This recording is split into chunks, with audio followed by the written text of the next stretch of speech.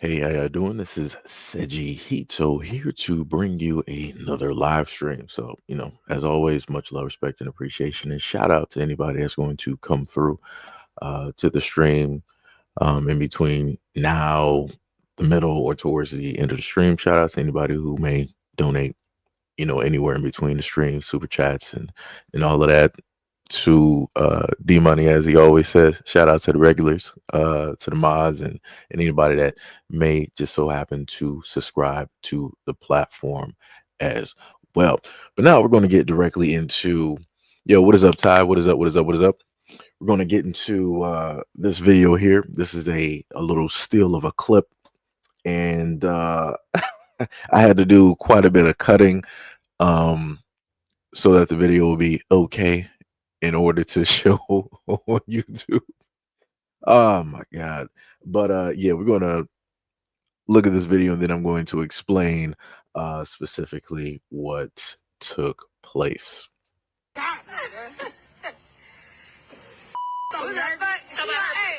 on whatever. My girl been in jail for so long that marinating. While you hopping in and dropping it all day, all day. No way. Hold this. I'm finna show you something. Hold this. What you gonna show? It's your phone. I'm finna show. Bitch, watch this. You wanna hear it? Bitch, you wanna hear it? Hear what? Stop playing. Oh, that's biscuit. Don't get my phone. Stop playing. Stop playing. It get wet in the field. It get wet in the field. No, I ain't heard. It get wet, bitch. Hold on, I'm finna show. Watch this. Yeah, My do it fingers again, is do it new. again. They talking about. So as you can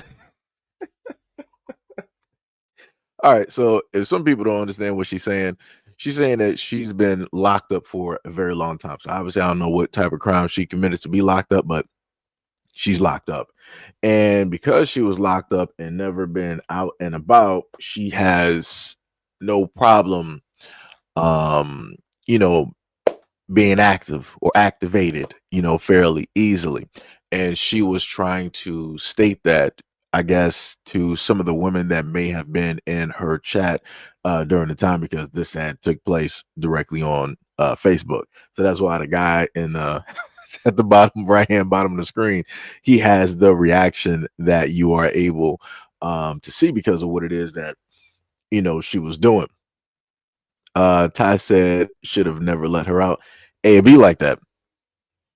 It be like that, man. So this is what was stated, right? See if I can zoom this in a little bit, right? So she said, expletive so wet it done broke the internet, right? Laughing out loud because she thought the whole thing was hilarious. So now I got to go to my side so I can zoom in. So this is what she stated. She said, good morning. I want to publicly apologize to my daughter. Didn't even know she had a daughter, by the way. She was acting crazy work. You're raising a daughter and you acting like that online, on top of the fact that you were locked up, probably just got out. Wow. I want to apologize to my daughter, mother, friends, and family. I let someone control my emotions and did something that was degrading to me. I am a young lady and also a millionaire in the making. I am still learning and growing and will continue to do everything I can to prosper to become a better me. No, I'm not proud of what I did. And to all the young ladies out there, don't let someone drag you out of character to prove something. Expletive them, especially when you're doing great. Um, the interesting thing is, whenever I happen to see women give apologies directly online, I go by and I look at their profile. So I was able to go through the comment sections online, took quite a bit, and I was able to find her Facebook, right? She got her beautiful child directly up there, and she has, pictures of herself, maybe some friends, different things of that nature. And I was scrolling through her timeline and I noticed, I'm like, oh, she made a somebody, or either she or somebody made a t-shirt. Either which way it goes, right? But she reposted what it is that somebody made, and somebody made a t-shirt basically saying it gets wet in the field, right? And she reposted it and she was laughing and all this other type of stuff. And she also has some other threads directly up there. I'm like, are you actually really apologizing? Are you actually really sorry? I'm like, just be honest. Like, this is you. You know you've been locked up.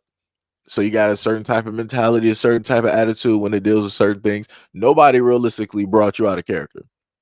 That was something that you decided to do. Not only did she do it, like, not only did she first talk about, like, this is her with her friends, right? They sitting up there smoking and all that other type of stuff, right? Not only are they sitting up there doing that and talking about it, it's also to the fact that she decided to do this not once but twice to prove to people what it is. That's some crazy work. That look so let me just go back and just again, like I told people before, I had to cut this in order for me to be able to properly play it on YouTube, because if I didn't, we would be running into some problems. We'll be running into some problems. So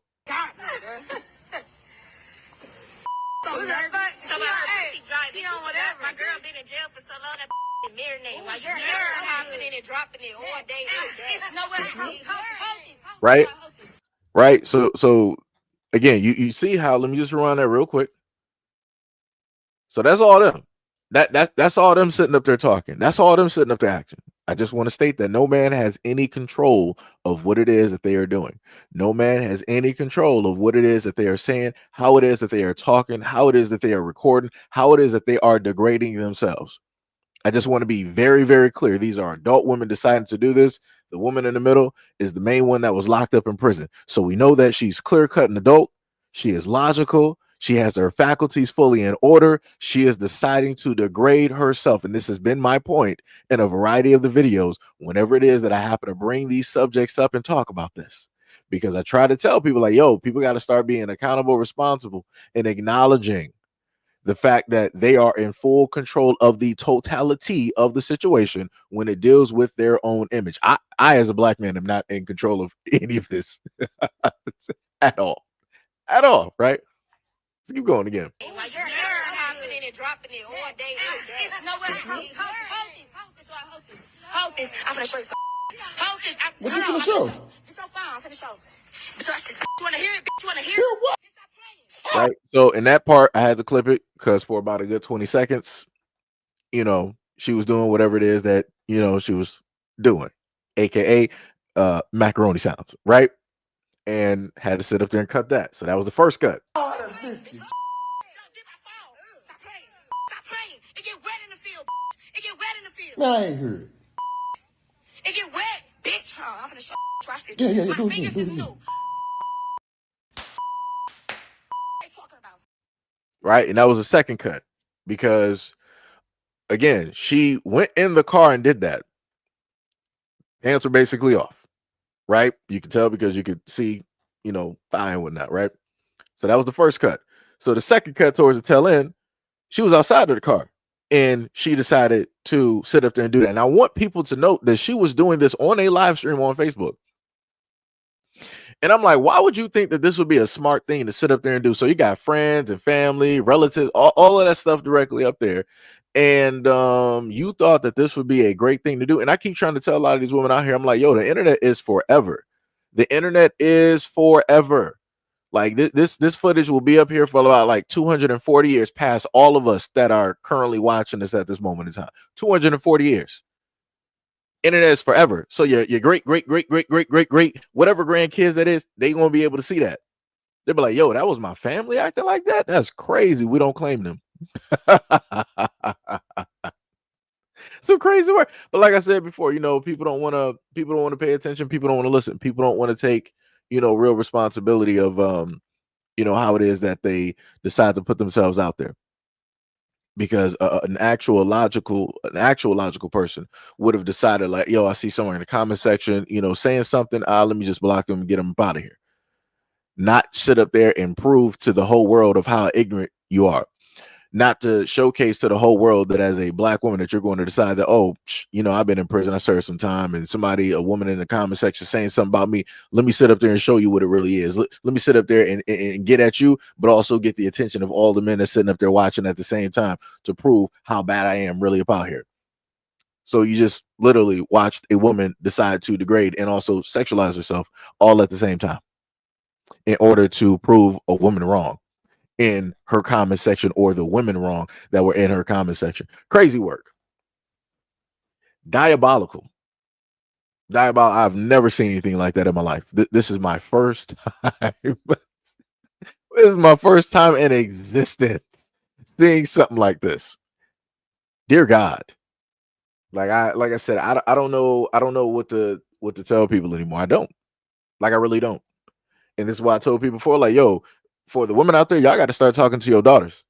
Like I said, I as a black man, I can't do nothing about this. You got three or more women directly out there, just like doing whatever, saying whatever, talking whatever. I can't do anything about that. If I were to go up as the black man I am right now and try to speak, positively and try to, make them see certain things, I promise you I'm getting cussed out. They might even try to sit up there and fight me. Who knows? They might even have a gun on them. I might sit up there and get sprayed real quick, and I'm just a body. So for the women out there, like, yo, y'all, like I said, y'all got to be the ones out here to talk to your daughters, to talk to your relatives, to talk to these other females out here to straighten this out. Like I said, I can't. There's nothing I can do about this. Nothing I can do about this at all. Nothing I can do about this at all. And that's a good point. Dwayne Williams said, I bet you she didn't even wash her hands. She touched a variety of surfaces and also touched herself. Ooh, infections. Diabolical. Hey, but like I said before, her body, her choice. She can do whatever she want to do. This is what women say all the time. They body their choice. It's hey, Dwayne, no reason to sit up there and worry about it, sir. Because it's not going to be your problem, buddy. It's because I ain't gonna worry about it. Hey, that's for her gynecologist and and everybody else to to sit up there and worry about. Some crazy work. Crazy work. Mm, mm, mm. Diabolical. Diabolical. Mm-mm-mm.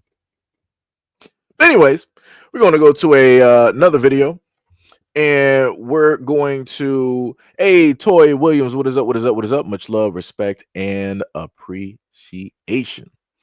Lovely Tim said that daddy needs to tell him. Hey, lovely. Let me tell you as a black man. Let me just try to tell you real quick. From my personal experience of trying to talk to women and the young women out here during my time of being in high school and everything in that nature, um, a lot of these black girls out here, they do have fathers or positive male role models.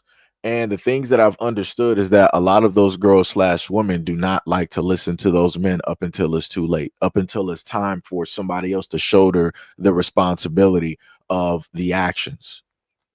So I need, like I said, I get what you have some women. Yo, what's up, Pink?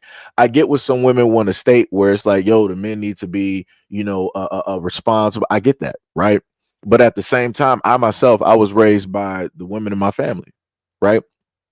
So I know that 9 times out of 10, I'm going to see the women in my family more than anybody else. And I can for sure say that when it deals with the young girls out here, when it deals with the young women out here, guess what? They're going to see more women than they are more than likely their male relatives. So, like I said before, the people that are dominantly there, which are the women, have to be the ones to talk to these young girls out here. Case in point, let me just go back to what the brother above said up there and stated, right? Dwayne Williams. He said that she was basically touching herself and touching a variety of different areas, which means that there's bacteria on her hands. A man can't sit up there and teach a young girl or a woman about that. I mean, we can tell them, but we can't really give the ins and outs and how it is that it can negatively affect their bodies. The only people that can really give them that information, forward them that from front cover to back cover, is a woman, because y'all have the facilities, y'all got the faculties, y'all got the inner workings of having to, deal with those types of things, going with a gynecologist, having to talk to your doctor and buy a lot of products and different things of that nature. Like I said before, there are responsibilities out here for men and there are responsibilities out here for women. When I see these young women out here acting like this, I need the women to start banding together. I need y'all to sit up there and start, teaching them. I need y'all to start getting in touch with them. Like I said before, I can go through different life, experiences and things that I've seen from when mothers are with their toddler daughters and what they enable and watch them and allow them to sit up there and do. I could talk about the daughters when they're single digits. I could talk about the daughters when they're in their preteens to their teens. I could talk about the daughters when they're in their 20s and so on. So it's like, like I said before, there are certain responsibilities when it deals with men. Like as a man, I got to sit up there and teach a young boy how to sit up there and, deal with his hygiene, how to sit up there and wipe, how not to sit up there and be musty, how to sit up there and clean around, your neck and to sit up there and shampoo and wash and, all of those other type of things. Right. I gotta, and then there's other intricate details if somebody is circumcised and uncircumcised that have to be taught that a woman cannot teach because women don't have that. Right. So, like I said, there are certain jobs out here that are suited specifically for men, and there are jobs specifically suited for women. Like I said, that's all I've been sitting up there saying this whole time. Anytime I talk about these live streams and try to, make these points and get these things directly through, be like that. Tim said, well, I'm not sure if you might be trolling or not, but you said your dad was a drug addict and an alcoholic, and he taught me to value myself. I don't know if you might be trolling or not. I oh no. Yo, K5, what's up, man? What is going on? What is going on? Happy Fire said was just about to say that. Oh, you talking about Mr. Dorsey? Oh yeah, shout out to Mr. Dorsey. What is up? What is up? K5 said we could tell them about hygiene, but they're going to roll their eyes like we don't know what we talking about. Yeah, like yo, the craziest part is K5. Let me tell you, son. The craziest part about this is that I remember being, let me see, it was about like 18, 19, and having conversations with some of the girls slash women around my age during that time and explaining to them about the human body. And I'm like, this is stuff that you should know as a girl. Like I'm thinking to myself, I'm like, how does this work? Like, how am I sitting up there telling you stuff about your own body that you should already, like a woman should have taught you this, your mother, your grandmother, your aunt, your older sister, a cousin, a woman on the street, somebody like a doctor, like somebody should have been talking to you about this. Like, how do you not know? Like, I kid you not, the amount of times I've been shocked that I've talked to the girl slash woman around my age during those times about their own body, about themselves, and been shocked that they didn't know some stuff is mind blowing. Cause I'm like, isn't this stuff that y'all taught? Like, don't women like just have these conversations like openly? Like, what do y'all be talking about?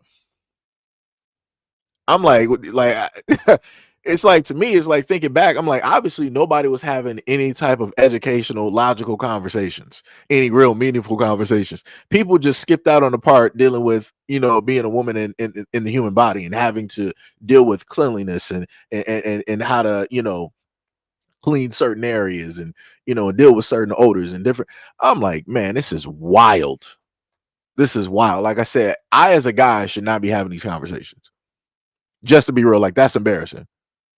That is like if I as a guy have to have those conversations, yo, something is wrong. Something is wrong directly on this planet because I should not be the one. It should always be a woman having these conversations. Like I said, I'm nice about it. I'm not going to sit up there and like dog somebody out, about the situation and whatnot or whatever. Like I know how to tastefully, come at, a situation and whatnot or whatever, but still I should not be the one to have to do that. Like I don't know what's going on. And then on top of it, like I said before, I don't know how if a lot of women got female friends out here, you might want to check your friends because if they're allowing you to walk out the house, or you might want to check the women around you, if they're allowing you to walk out the house and something ain't right, yo, those ain't your friends. I'm just gonna be real. I had to tell some people that too. I'm like, yo, your sister, your mother, your aunt, whoever it is that's supposed to be telling you certain stuff, they're not really for you. If they're allowing you to walk out, like that's embarrassing. That's embarrassing. Like that's wild. That is wild. Um, Love said the women that surrounds these women has failed. Yeah, I agree. I agree. I 100% agree. You said I'm not a troll, I'm for real. Okay, I got you. Okay, I got you. Because I'm like the way it was written, I'm like that kind of just like you know, called me real quick. I'm like, whoa. Dorsey said, why you think young boys are wearing cologne, brushing their teeth, showering daily, washing clothes? I mean, hey, I mean, true. I mean, this is this is true. I mean, I started technically at a younger age, like being a teenager. I'm like, yo, this is not this ain't good. I'm like, yo, I can't be walking around like I was. For me, I was always conscious, about certain things, and I was always try to be as much self aware for stuff. So, like I told y'all before, even in high school, I'm like, yo, I had a little travel toothbrush, had some toothpaste, had some mouthwash directly in the locker and whatnot or whatever. So after lunch, let me go run and brush my teeth real quick and go to class because I didn't want to be pulling up with whatever breath I had from whatever we ate during lunch. It could have been Chinese food with garlic or something, or could have had like some shrimp or chicken pot pie, whatever it is. You ain't trying to have that, and you're trying to converse with other people in the school. And then I would also have at least like 2 cans of Axe directly in the locker because I'm like, hey, we had gym. You gotta roll up and take a shower. We're gonna sit up there and take a shower real quick. I took a shower with shorts on. I wasn't doing that. Wasn't about that life. And took the shower, put on a deodorant, put on that Axe. We fresh. We out there. We're standing above the rest. So to say, standing above the rest. Right. So yeah, you know, try to do that. Long sleeper said the ladies inform the ladies and the men inform the men. That's facts. That is bars 100%. K5 said, yo, a lot of people don't know how to wash their feet right. That's true. That's true. That is true. That is true. That is true. Mr. Dorsey said most men pass on information to our teenage sons. That's facts. That is facts. Because guys are like, yo, I was you at one point in time. I know what it's like to just walk around and not be, self-aware. It's like, yo, if you're really trying to, get girls out here, you can't be smelling like this. It's smell like an open barn. It's like, yo, you gotta, you gotta start getting yourself right, stuff of that nature. Shout out to Kevin Samuels because he was trying to teach young men directly out here on how it is that they're supposed to dress, act, talk, be conscious, logical, how to dress, and put and place themselves directly out there, right, for the best results. Um, what was it? Lovely Tim said, "Wait, people don't wash their feet." Some people don't. Some people don't. I was raised that you wash your feet. Some people, I guess, they just get in the shower and they just let the water just hit their feet because the suds and the soap is already down there washing. So I guess that's how people count it. Hey, if it works for them, it works for them. Hey, I don't know what to tell you. K5 said, "Oh yeah, nice vid. You posted on Instagram about stop wearing fake hair. Oh yeah. As soon as before I did the live stream, I had to hurry up and post that. I'm like, yo, let me just sit up there and post this. Like, I like the song. It was like sort of like a Kodak Black, mixed with Bacardi, aka Cardi B, type of thing and whatnot. I liked it. I know there's going to be. I posted it on IG because I wouldn't be able to play it here because the music. People probably say it's copyrighted and whatnot, so I ain't feel like dealing with that. Um, but yeah, I felt like it was a pretty nice little tune and whatnot, and it was real. It was like it was mentioning about the chemicals, what it can do, and all this other. So it was like Mr. Dorsey said we also pass on information about certain women. That is true. That is true.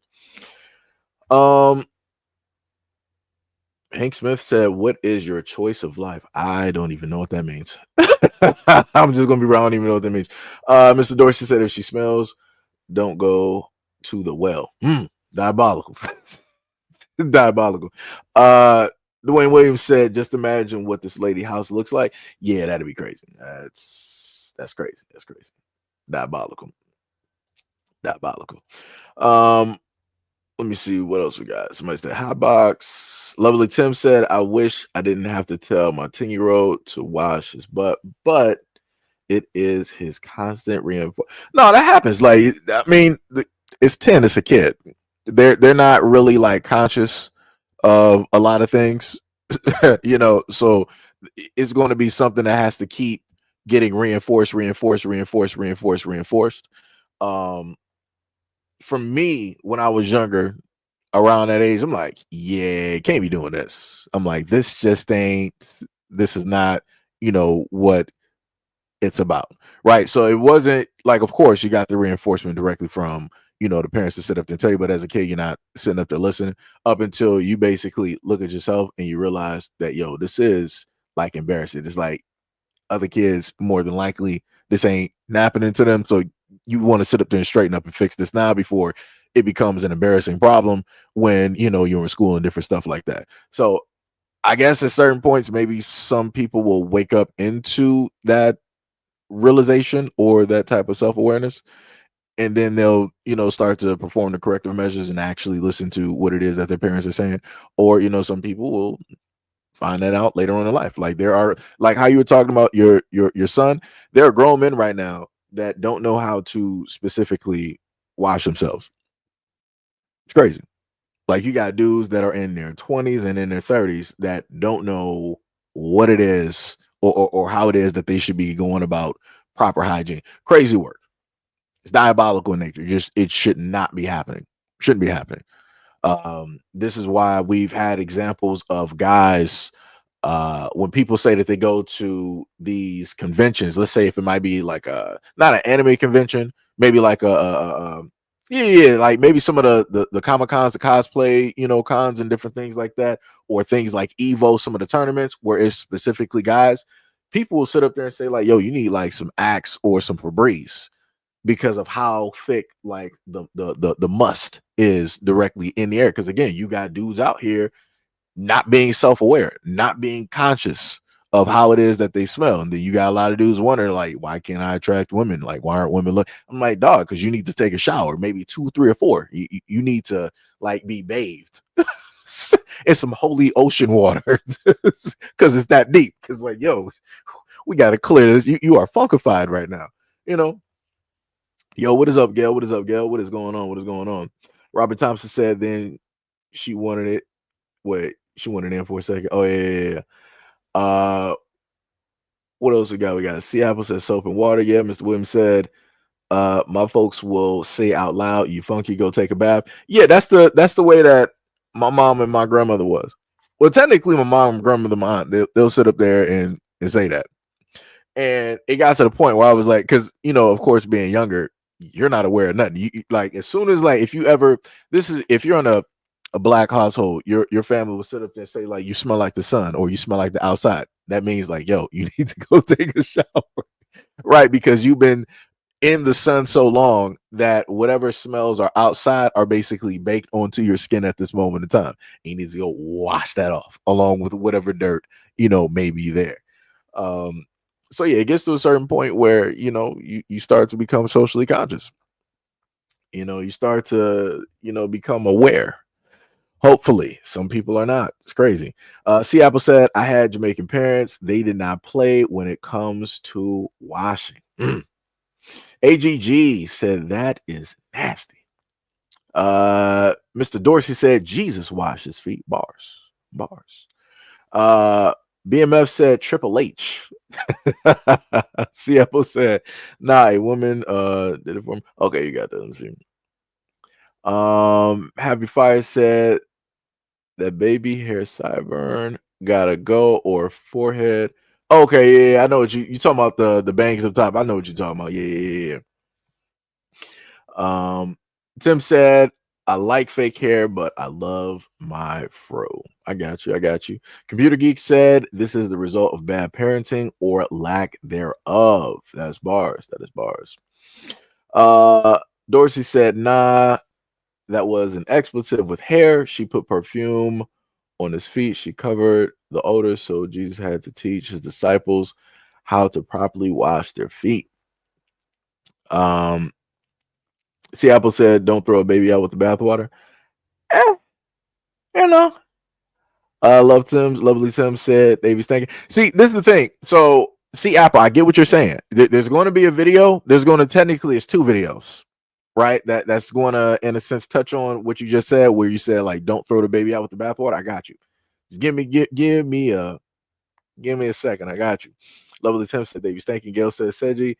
What have you recently experienced that has you in such a nothing at all, Gail? Nothing at all. BMF said Black Party smell like Axe, baby powder, and straight BO funk. Let me see. Have I ever? Nah, that wasn't anything I ever experienced. Well, I was coming from a different timeline. That wasn't anything that I experienced because anytime that me and my friends we were going out to like any type of engagement, like yo, we were sitting up there like this is how we would sit up there and roll, right? And we would make sure we would check everybody's like yo, do I smell like anything? Do I need some more deodorant? It needs to wash up under my arms. Like we would sit up there and like prep before we go directly out. So there is no type of like nothing. Like I even had, I think in one of the backpacks that I had, like I would also sit up there and carry like mouthwash and stuff like that. Cause for precautionary measures and and all the other type of stuff had to axe directly on deck or maybe I might have had like a little bottle of like cologne or something like that. I think I had Nautica back then, and then I would also have some mouthwash, at least like something to sit up there and so you can converse and all that other type of stuff. But yeah, we wasn't going out there just like funking it up. That was not us. It's like, yo, everybody's like checked out. It's like, yo, you don't got like no dandruff. You might need some oil in your hair. You might want to sit up there and pick out the side. Yo, you might want to either wash up on your arms or put on like a little bit of spray deodorant, real quick. Hit up some cologne. You might want to iron out your shirts. Like, yo, check your nose real quick. You got something right there. Go check that out in the mirror. Like that's how we was. That's how we would sit up there and roll. And I can promise you, of now, a lot of people don't do that. A lot of people don't sit up there and let other people know like, yo, hey, you got something going on, like you gotta ghost upstairs, like you gotta get that situated with that whatever. So like I said, everybody moved differently. That's the best way I can put it. Computer Geek said they don't care and got the nerve to be sagging. Yeah. Yo, that is crazy. That's the other thing too. Like you got some dudes out here that be full-fledged, like just sagging their pants and everything. And like I said, that's already a negative. But then on top of that, that you don't probably take care of yourself and you smell it. And then on top of that, you got the nerve to be getting in somebody's car like that. So they got all of that bacterium coming directly off of your underwear on their car seats, or you're on the bus, or waiting at the bus stop, or wherever. Like, it's bad. I'm not a germaphobe, but I see stuff, and man, let me tell you, I just want to disinfect everything. It's crazy.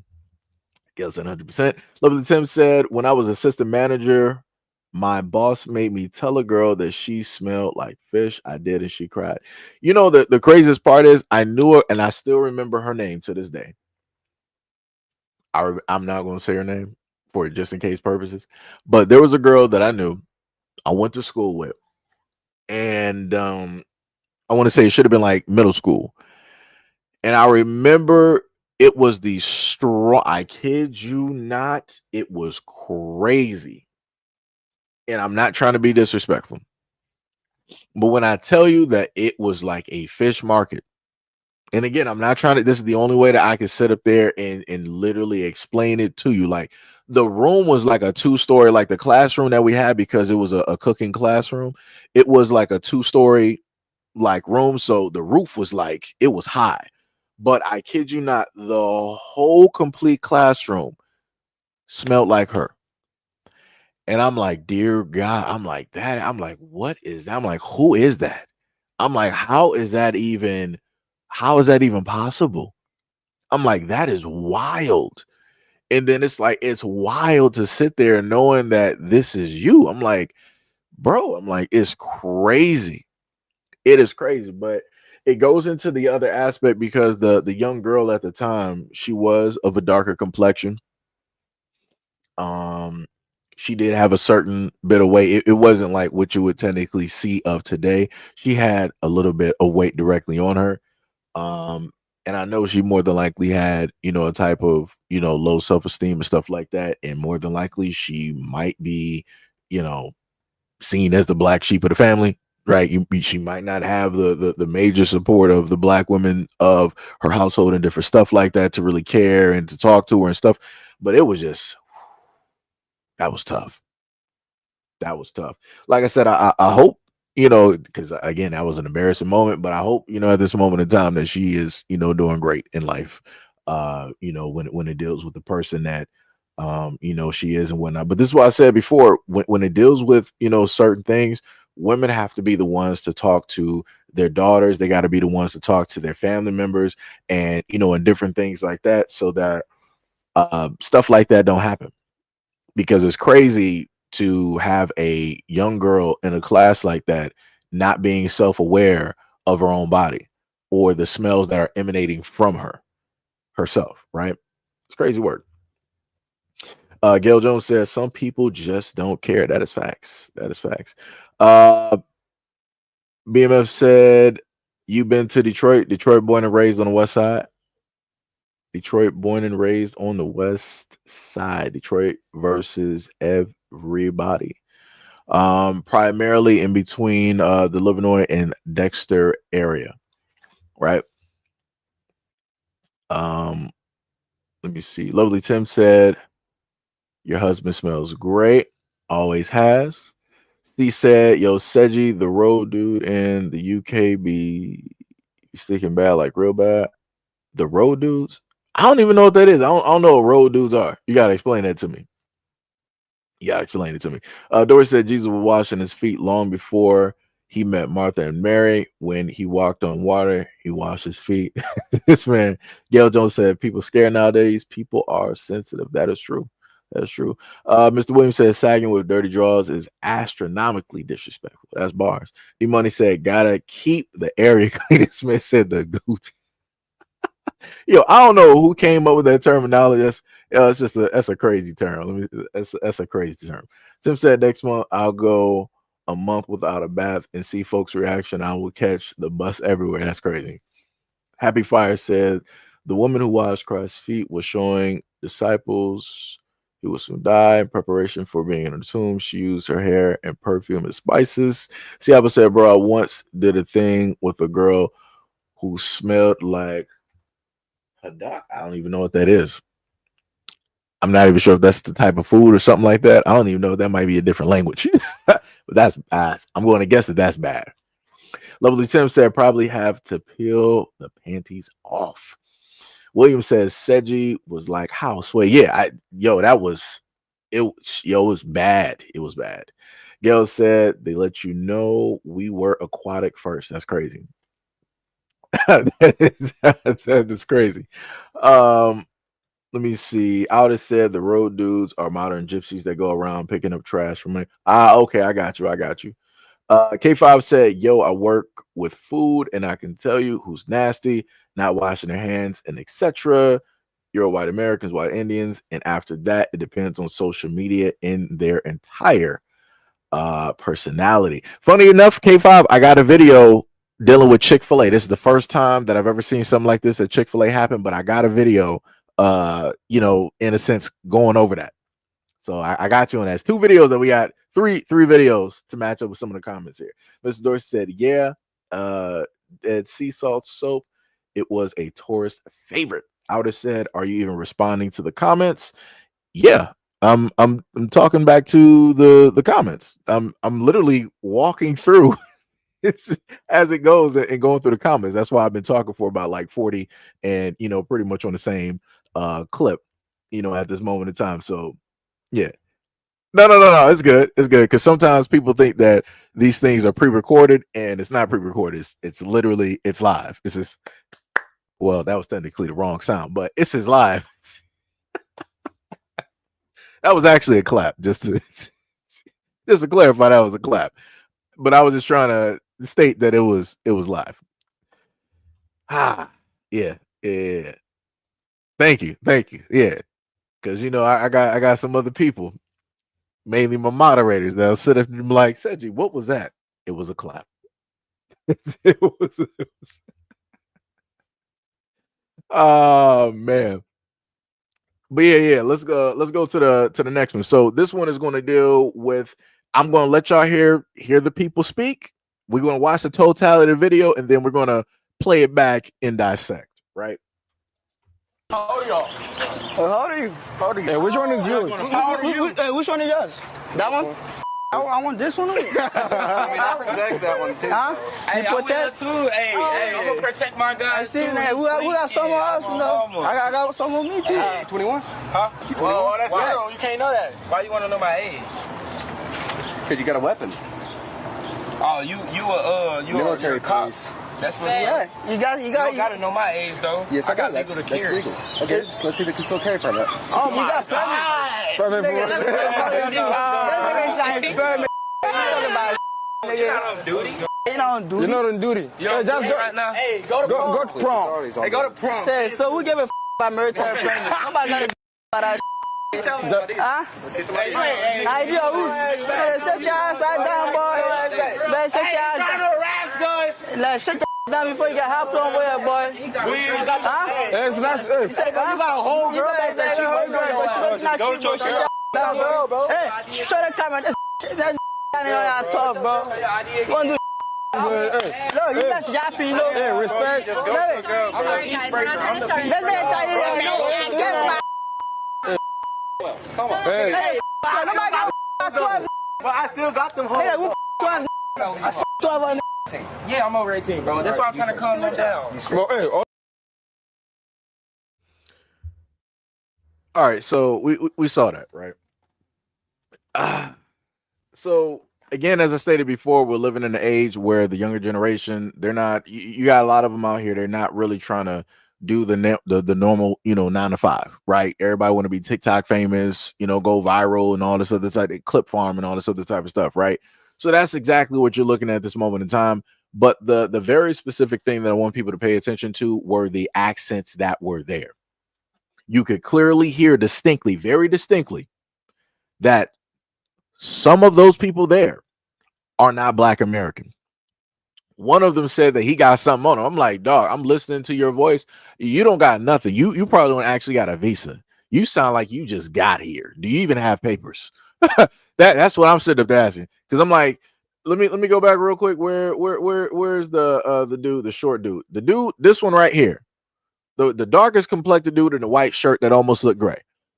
He was the one really moving his mouth and talking the most for no reason. And this is how you know that a lot of people are not Black American, because they're doing too much and they say too much.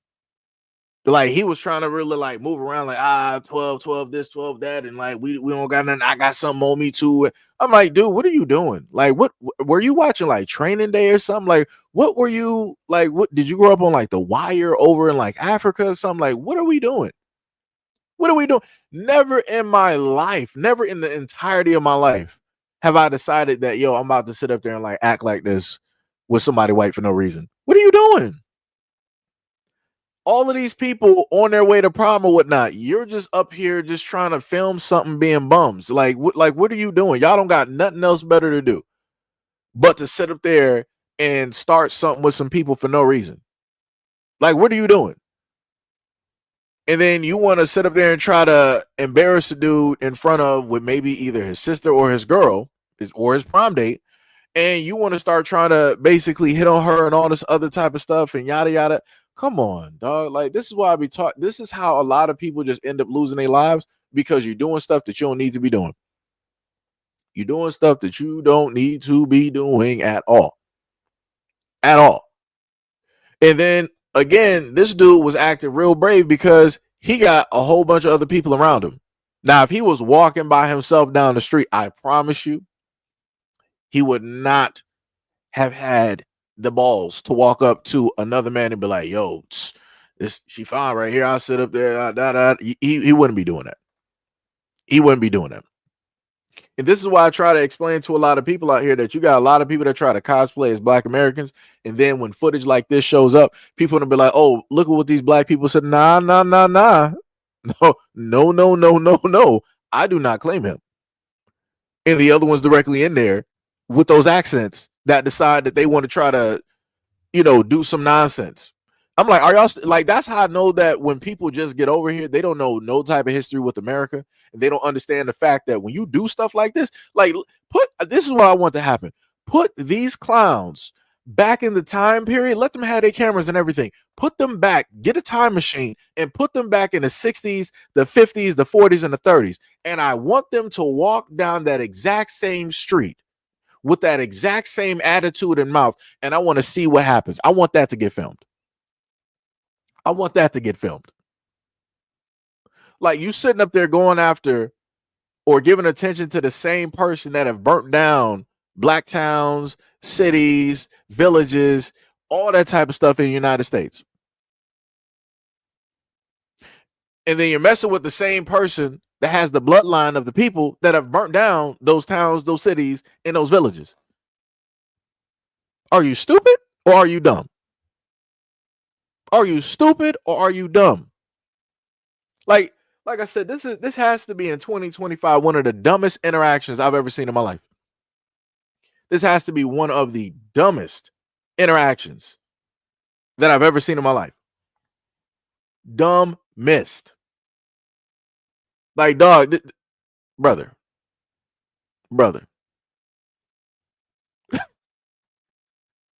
This is why you have a lot of black Americans saying that delineation is a thing that is happening, that needs to happen, because there needs to be a separation. I also got another video that's going to pair it directly up with this, and that's going to prove my point. It's a little bit of a longer video, directly within the live stream, but it's going to prove the point. Like I said, this whole interaction was directly stupid. There was no reason to start talking about weapons. I'm not even sure why that even got brought up. Right? The other dude, I felt that he brought up the fact that he was military police in order to get them to calm down, right? To get them to just like back down and just back away from the situation to scare them off. But they were like, you just military police, this, that, and the third, all this other type of stuff. So then they just kept going even more. I'm like, man, does nobody is nobody just logical in the situation? And it's like, I hate to say it. The two people that's technically that was sort of, well, one that was logical. Of course, you had the white woman that pulled up. She was like, hey, we're not even, because she saw what was about to happen. People getting a little bit too close. She was like, hey, let me put myself in the middle. Hey, we're not even trying to, do that. Let's just carry on about our day. You go over there. We'll go over here. That's it. And then that's when one of the other camera dudes, he was like, yeah, I'm 18. I'm trying to calm them down. All this. You're not doing a good enough job. You're not doing a good enough job, and you're rolling with them. And this is why I sit up there and tell people, when you are with certain people, people are going to think that everybody is everybody, right? So that means that if you got some people that are migrants, Africans or whatnot or whatever, coming in with black Americans, and you got people in that group acting stupid, people ain't going to differentiate. They're going to be like, oh, all skin color, y'all look y'all black. And then on top of that, you said that you were, 18 and all this other type of stuff, and you're trying to calm them down. It's like, dog, you need to do a better job, or you just need to be around different people. Like, stop being around stupid people doing stupid stuff. It's not going to end well, because luckily he ended up running on somebody that wasn't about that life of like, yo, I just feel like taking some lives today. Luckily, because dude with the cowboy, I'm just going to guess that this is somewhere down south. I technically want to sit up there and say Texas. I'm not sure, but I'm just looking at the cowboy hat. I know that's not the only place where people wear cowboy hats. I know, but I'm just sitting up here saying, luckily he was not one of those white boys that was just like, yo, I'm about to just like, it's going to be a whole different type of prom, and y'all going to be wearing tuxes at a funeral. Like, luckily, like I said, this type of stuff is stupid, dog. It's 100% stupid. 1000%. K5 said this is a stupid troll-ish. That's how that 18-year-old got. Yep. And I think I remember doing a video on that too, during a live stream, trying to kick in someone's door at 3 a.m. Yeah. Yep. Dorsey said, oh, that pack of dogs, young pups. Dorsey said, Swiss cheese, so many bullet holes. Hackman said, diabolical work. That's bars. Brandon V World, what is up? Said, shout out for the $2 dono. Said, here comes a new challenger. That's bars. Dorsey said he would not pull that BS in the hood because he knows it leads to bloodshed. Gail said, y'all going hard today. Good God. Mr. Dorsey said, you better educate that tether. I had to check a Haitian teenager for thinking that black people won't take them out. Yeah. Hey, like I said, some people got to learn the hard way. Like I said, a lot of these people that come from these other countries that are melanated, I need a time machine. I don't care who creates a time machine. I don't care if it's Elon Musk. Somebody make a time machine and let them go back to like the 1950s and let them act the way that they're acting right now. I want to see if they still going to be that brave. I want them directly in the sundown town. I don't want them nowhere else. Take them directly to them sundown towns where they about that life. Because everybody think they hard up until they got somebody that's sitting up there matching energy. Because a lot of people don't actually believe what it is that Black Americans had to go through and face up until they got to go through it and face it. Right? Like I said, it's crazy work out here. 100%. Angel said, do you think... See, that's some crazy stuff. You on that Fleece Johnson stuff. You know, you on that Fleece Johnson brigade, right? So this video this is also getting on another video here. You see this clown directly in the right hand corner. This dummy that's technically half predator decided that, and I'm talking about from the movies, Aliens versus Predator. You got the forehead and you got the locks, right? He decided that he wanted to be completely illogical and stupid, 100%.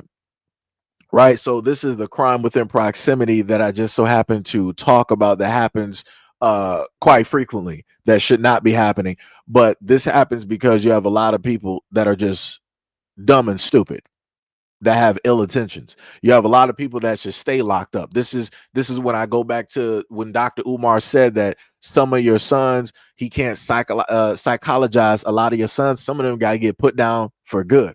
I don't know who raised this guy in the right hand corner, the predator that you see directly on the lower hand side of your screen. Your whole family failed you. Your whole family is a bunch of failures. Your mother and your father are a bunch of failures. Your bloodline is a failure. And the woman that you're riding with, her bloodline is a failure. So we're going to go directly into this so y'all can see it.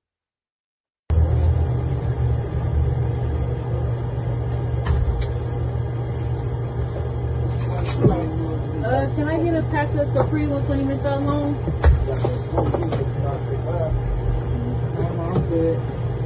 Right, so this is the outside gas station. So you see the predator, he's coming out. He has a weapon directly on his hand. That's why it's blurred. So I want to let me freeze it real quick. You can clearly see, right, who's aggressive and who is not. The predator in the right hand side of the corner, he's the more aggressive. He came directly out the car, automatically with a weapon in his hand, waving it directly at the dude's face and his body. The dude in the red, he was like, yo, man, come on with that. It's like, yo, it ain't even that serious. Like, da-da-da, all this. Like I said, his hands are up. He ain't reaching. He ain't grabbing for nothing. He's passive. He's like, hey, I'm not even about that life, man. You got the wrong idea, right? Let's continue. He's trying to explain.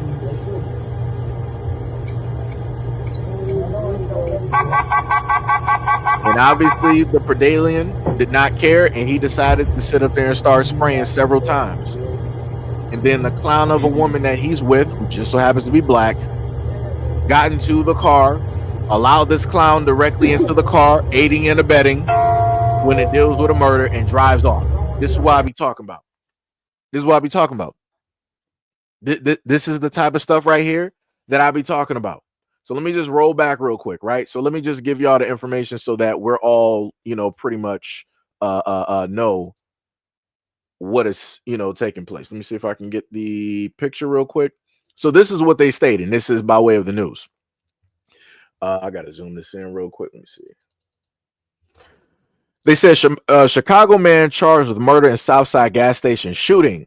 Donnell L. Patson, May 14th of 2025, Chicago, Illinois, United States. Facts. On May 14th of 2025 at around 1:15 a.m., 41-year-old Jonathan Robinson was fatally wounded.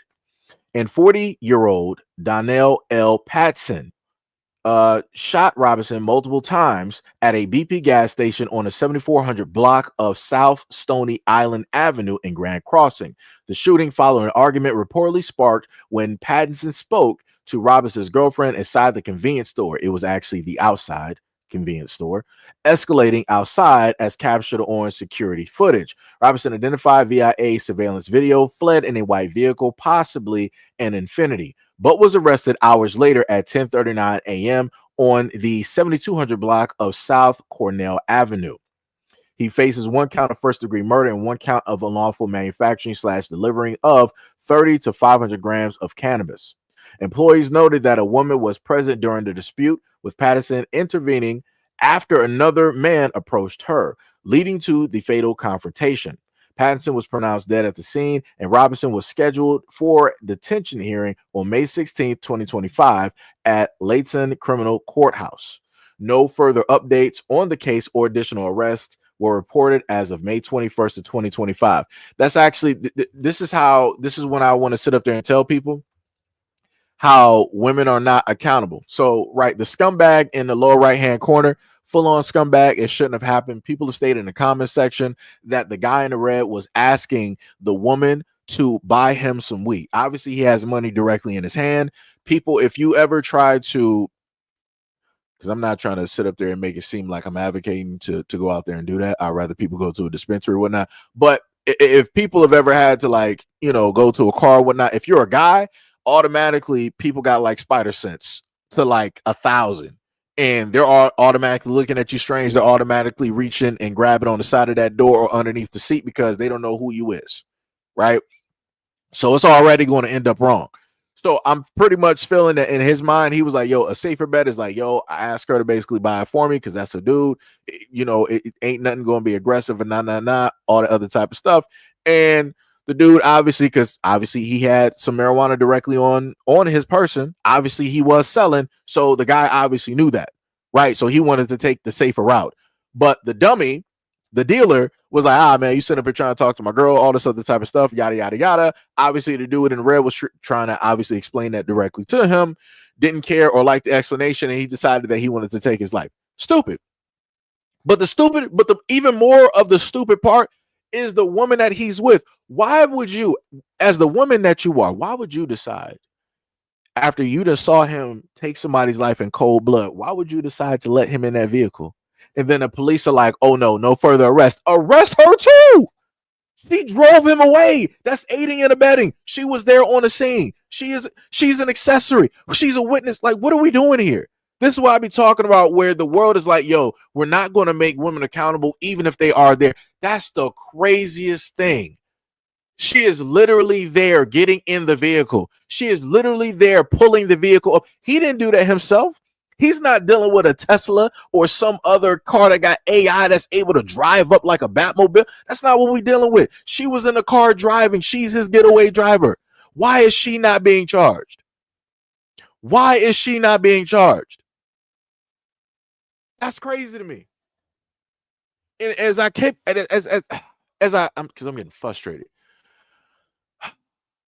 As I keep trying to explain to a lot of women out here, y'all wonder why it is that you got black men like this that you see in the lower right-hand corner able to get away. That's because you got women out here aiding and abetting, helping them escape, hiding them in the basement or the attic or whatever. It could be a girlfriend. It could be a wife. It could be a fiance. It could be a baby mama. It could be their own mother. It could be a sister. It could be a girl in the neighborhood. It could be a side chick. Any which way it goes, there's a woman somewhere in his life that is hiding these criminals in the community. You literally just watched it.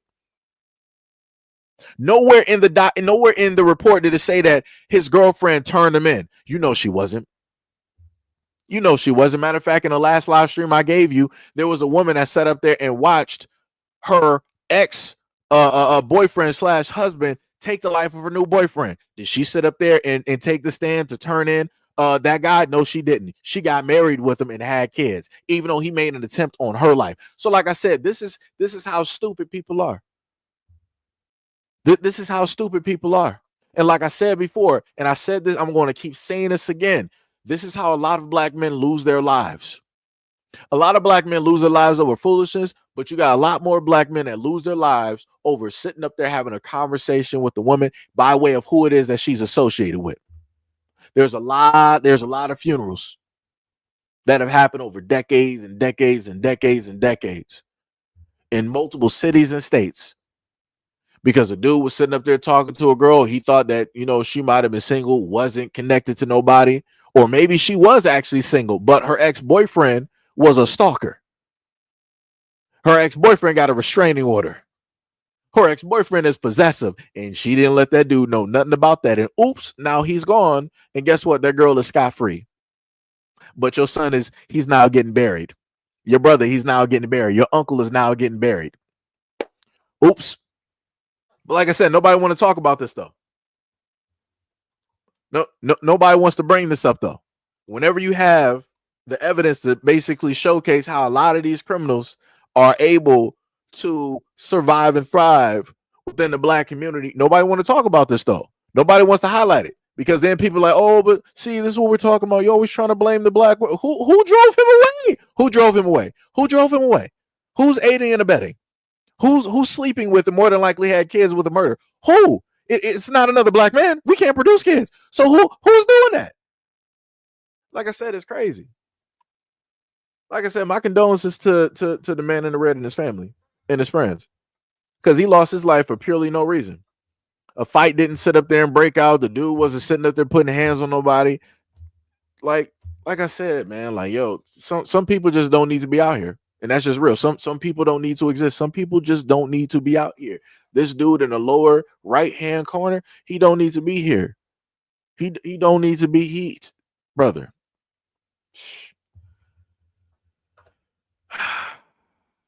That's crazy. It's crazy work. It's crazy work, man. Crazy work. Hackman says she should have drove off without him. She wasn't going to do that. Like I said, I got tons of videos where this exact same thing or other have taken place, and the main person driving these dudes away would be these black women directly out here. It doesn't matter the age range either. You got a grouping of black women that like these type of guys, right? Then you got the other group of black women that will happen to go for more logical and sensible guys, right? But those are not the ones, the black women that go for the logical and the sensible guys, they're not the ones that's going to get highlighted and put on a pedestal by other black women. The black women that happen to deal with these dudes, they always get pedestalized. They always get talked about. They always get flaunted around, and that's always like the ideal type of. Like I said, it's crazy work. This is like some Queen and Slim type of deal. Like I said, it's bad. It's horrible. This is not a thing. This should not even be a thing. This should not even be a dream or an ideal or a theory. Like it's like I said, it's crazy work out here. Chosen One said he stood over him. Yeah. Yep, he wanted to make sure that dude stopped breathing, because if he even saw like one breath, he was going to let loose again. He was going to let loose again. It's crazy. It's crazy work.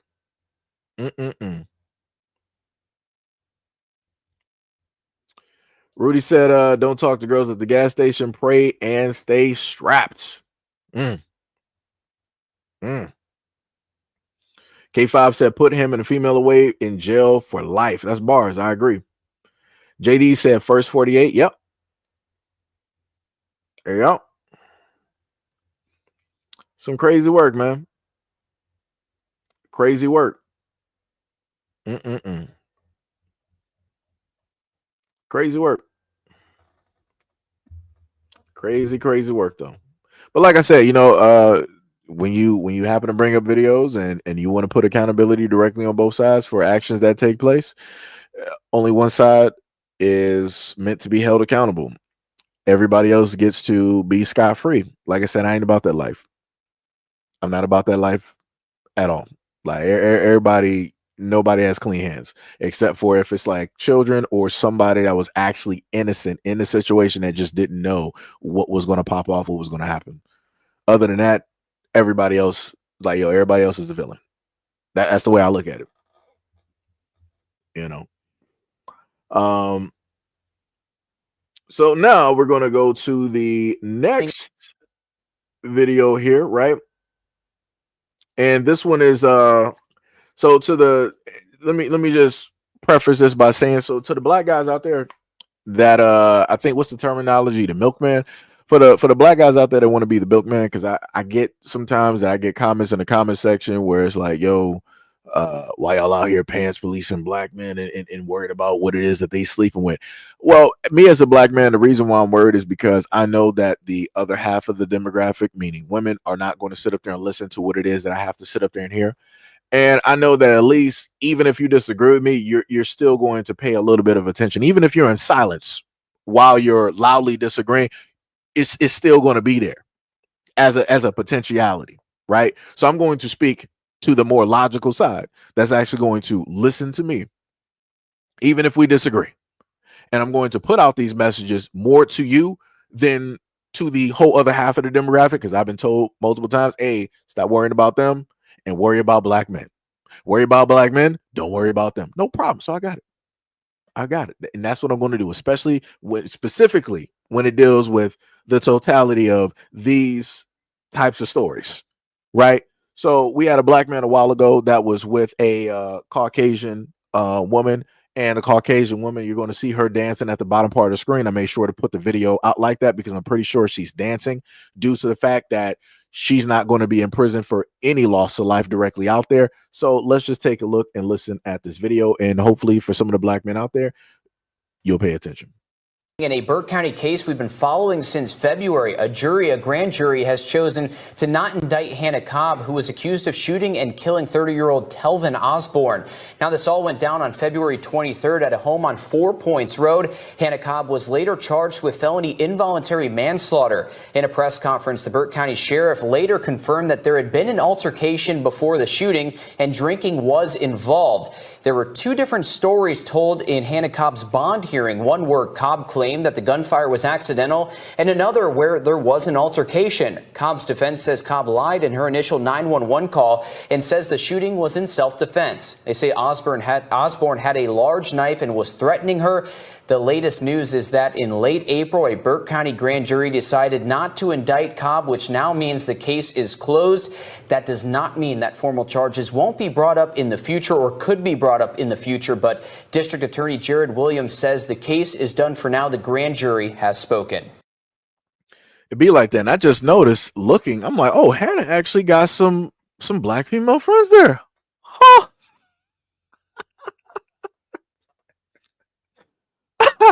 Yo. Oh my god, that makes it even funnier. Oh dear lord.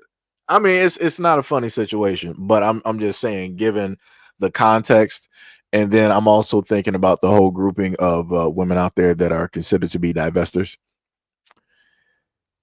Ah. I'm pretty sure that those black girls out there, I'm pretty sure they're going to be out there partying with Hannah. I'm pretty sure that they're going to be, clicking their wine glasses and whatnot. Because the most interesting thing that I noticed about looking at this story online is that the comments, right? When I looked at the comments, I saw people actually celebrating that this man is no longer alive. And I can only tell you the demographic that was actually celebrating. And the funniest thing is, it wasn't like I was looking at Caucasian Americans. It wasn't Caucasian people. It was not Caucasian people sitting up there happy and giddy that he's no longer here, making some type of jokes and all this other. Nah, it was only one demographic. And I'm like, that's wild. So I'm like, out of all of the things going on Twitter, you see fit to find your way directly to that story, a story of which you're saying that you don't care about, just to, in a sense, make a comment to show that you care in a certain type of way. What? But like I said, it's all cool though. So this is why I keep trying to tell for a lot of those women out there that do that, no problem. The same energy that you give, it'll be your son, it'll be your uncle, it'll be your father, whatever important black male relative or friend or coworker that you got in your life. Oh, best believe it's going to sit up there, that energy that you gave, because he's no longer in existence, right? So that energy is not going to be destroyed because he's no longer here. The energy is going to be sent somewhere else. So I keep trying to sit up there and tell people aren't going to really understand how much of a problem it is up until this happens to them, and then it's not going to be funny. then it's not going to be a laughing matter because those same women going to be online. Oh my God, I lost my brother. I lost my son. This is so wrong. I want justice. No, it ain't no justice because remember, like, some years ago, you made jokes about, this black man sitting up there no longer being in existence. It was, he. But now when it hits your doorstep, now you want justice? Nah. Give that same girl the same justice that Hannah got. Because it's funny. It's a laughing game, right? Crazy work. But like I said before, to the black men out there, again, this is just a simple reminder that this could easily be you. Like I said, I made sure to post a video down there of Hannah just sitting up there dancing. And you could tell she ain't dancing to country music. She's dancing to rap because she got her hands up like she's sitting up there spraying up the scene. Right? White girl wasted, as they like to sit up there and call it. It's crazy though. She got black friends. Diabolical. Diabolical. They all there too. Crazy work though. But it'd be like that though. But like I said though, to the black men out there that always be like, yo man, why you always this is why. Like I said, you got a brother out here that cares. No matter how stupid you may want to be or how invincible you think that you are, you ain't. God can only protect you for so long, and God don't sit up there and protect stupid.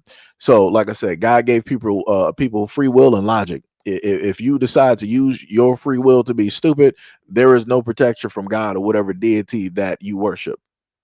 So, just gonna put that directly out there. At least you got somebody out here that cares like me versus a lot of other people that's just wishing the utmost harm directly on you. So, just saying.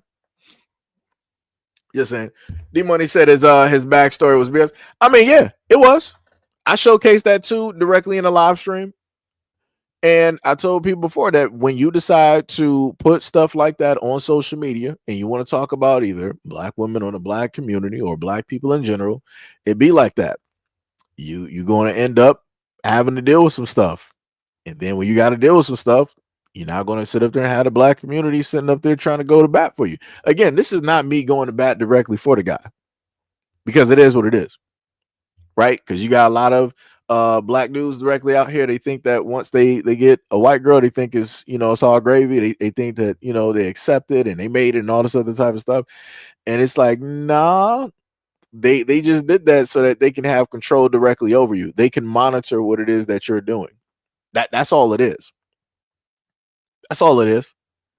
Right? They got the ones that they can call on whenever something breaks out. It's like, oh, they found out that I was like racist. Hey, let me sit up there and call this black dude real quick. Do.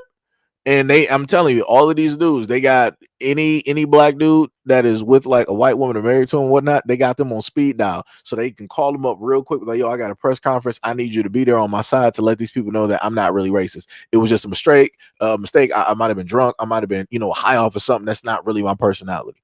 And that's what they do. It's crazy work though. Crazy work. Let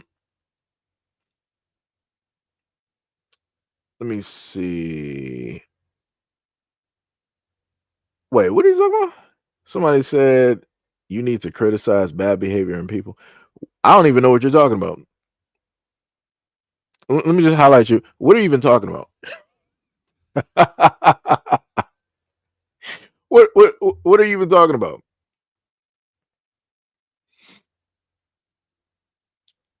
What are you even talking about right there?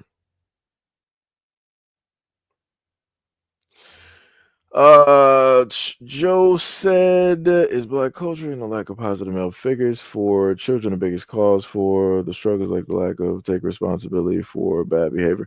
I don't even know what you're even talking about. I'm a little bit confused. I need people to like specify because people just start writing comments and I'm like, this is the part of the what's the name that we're on. And I'm like, I don't even know what people are talking about. Brandon Royal said racist insurance. LOL. Yeah, it'd be like that. It be like that. So now we're going to talk about, we're going to allow this woman to talk about Memorial Day and everything that is associated directly with it, because you got a lot of people out here that figure that black people don't add anything into the culture, into the United States as a whole, or we don't create any types of things of that nature. So we're going to allow this black woman to speak. and hear what it is that she has to state.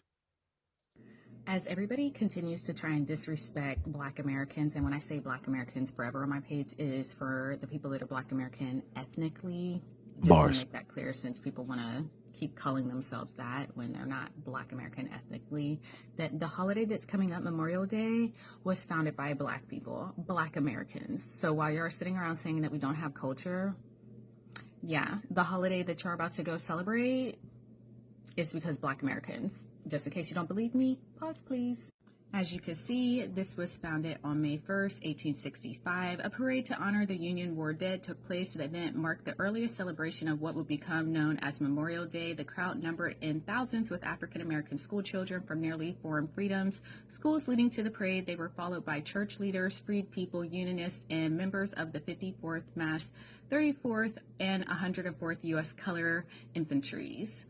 Just in case y'all were unaware. And with that being said, Black Americans, what y'all putting on the grill? What are y'all cooking? What are y'all doing this weekend? Oh, it came with the facts. Let me just leave it right there. Just leave it right there. Let me just leave it right there, because like I said before, ain't nobody gonna pop up and sit up there and try to say nothing. Because like I said, you can't. Those are the facts right there. It's written directly right there. 1865. Ooh. Like I said, if you ain't gonna sit up there and talk about this, it ain't no reason for you talking. Don't try to move the goalposts. Don't try to don't try to go nowhere else but this picture. But this still. Like I said before, it's crazy. It's diabolical in nature. When people always try to come here and they always try to state that Black Americans don't have this, we don't have that. 1865, that's a long time. That's a long time, ain't it? Documented. Is that written in stone, as a matter of fact? Matter of fact, just for intents and purposes, I'm just gonna say it's written in stone. Written in stone. Sitting right there. Look at that. The crowd number in the thousands, with African American school children from newly formed Freed Men's School leading the parade. They didn't say nothing about persons of colors. They didn't say nothing about no immigrants. They didn't say nothing about nobody else. They talk about us. Our people. Black Americans. Color me surprised. Diabolical. I love it. That's dope. Like I said, shout out to the Black Americans. Shout out to any and all vets, directly out there for your service in time, in protecting the country and everything, that you did and gave up. Shout out, much love and respect. So now, Gil said, all right, I'm back. Oh my goodness. So now, because I saw somebody, because I'm going to make sure to have this. Let me see what it looks like if I do this. Yeah, I don't want to do that. I'll leave it like that, right? So now we're going to get into a more serious topic, because I had somebody earlier, right? They said something about somebody Black mentioning color, right? We had this person real here said, imagine that, a Black person talking about race. You never see that, right? So I'm going to leave this comment directly up here, right? Because I want y'all to pay attention to this person, this not our person, right? Because you always got people that want to come up and they always want to talk about, Black people, you guys are always talking about race, and right. So let's just pay attention to this video, because there's a very specific reason why that guy in the right hand corner, he's not Black. He ain't no other ethnicity but one, and that is the face of the United States, right? There's a very special reason that I got him on this video. So let's take a listen. All right, guys, we have this little girl, her name Kiara, and this guy right here, there's one that's looking right here, asking her what's her penny size and asking her if I'm a virgin. if she's a virgin. He asked you that? What'd he say? He asked if I was a virgin, and then he told me that he wanted me. And he said he wanted her. So we finna go confront him. You wanna go confront him? Huh? The dude asking her if she's a virgin. Who? Dude with the brown hat that was sitting over there? Yeah, right. I'm finna put him on, he finna go viral because he's nasty, Hey! bro. Why are you asking a little kid if she's a virgin, bro? I didn't. Yes, you did. I did not. Yes, you did. No. Why would she lie? No, I wasn't even talking about her. I was talking about something else. No, you wasn't. You I asked wasn't, her. she might have misunderstood me. That ain't nothing. That No, ain't you asked her what's her nothing penny size, bro. Why? Why you asking that, bro? I was singing a song. I wasn't talking to her. No, you wasn't. Yes, I was. I was sitting right there. I had the phone. Bro, she 10 years Sorry, old, bro. I don't care. I She ain't 10. nothing. What's your I'm name? that way. What's your name? Huh? Steve. What, Steve? All right, Steve. That's weird, bro. Why would you do that, bro? She's scared, bro. She's scared of you. She's scared of you.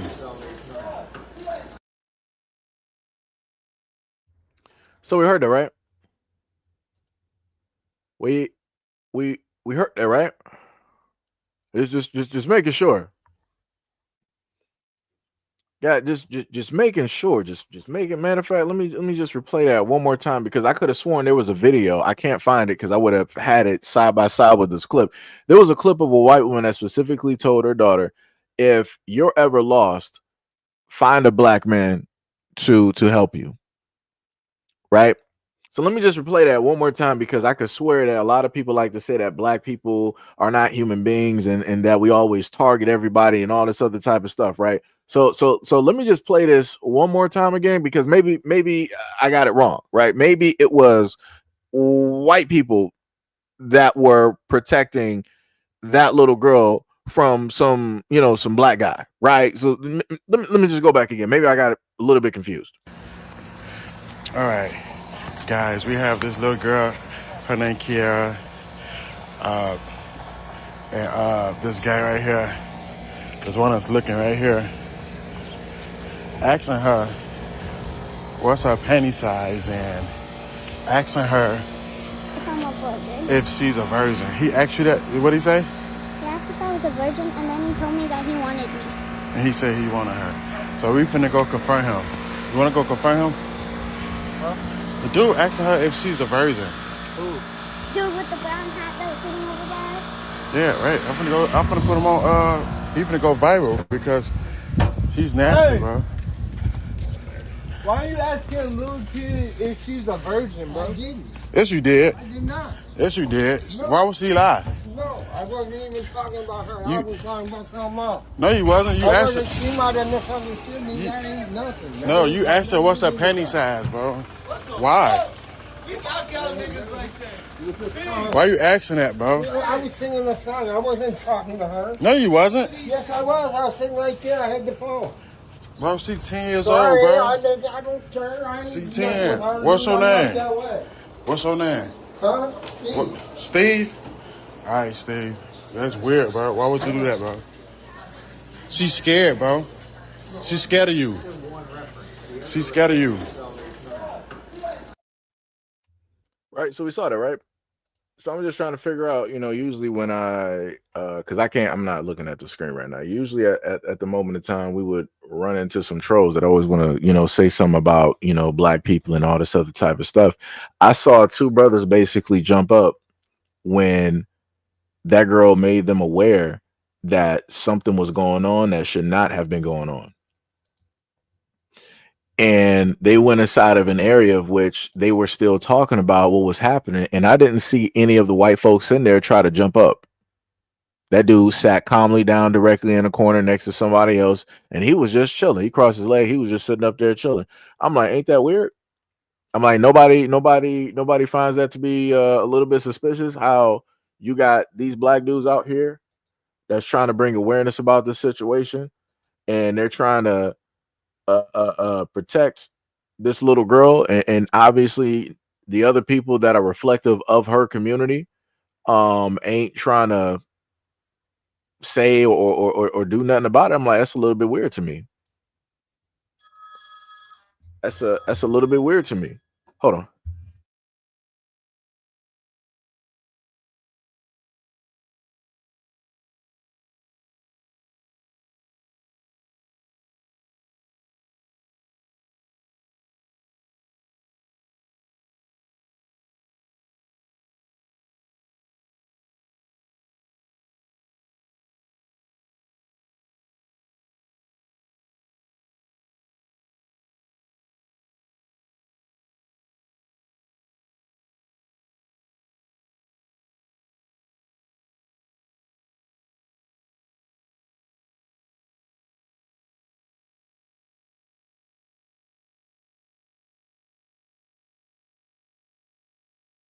My bad, I had to sip and take that call.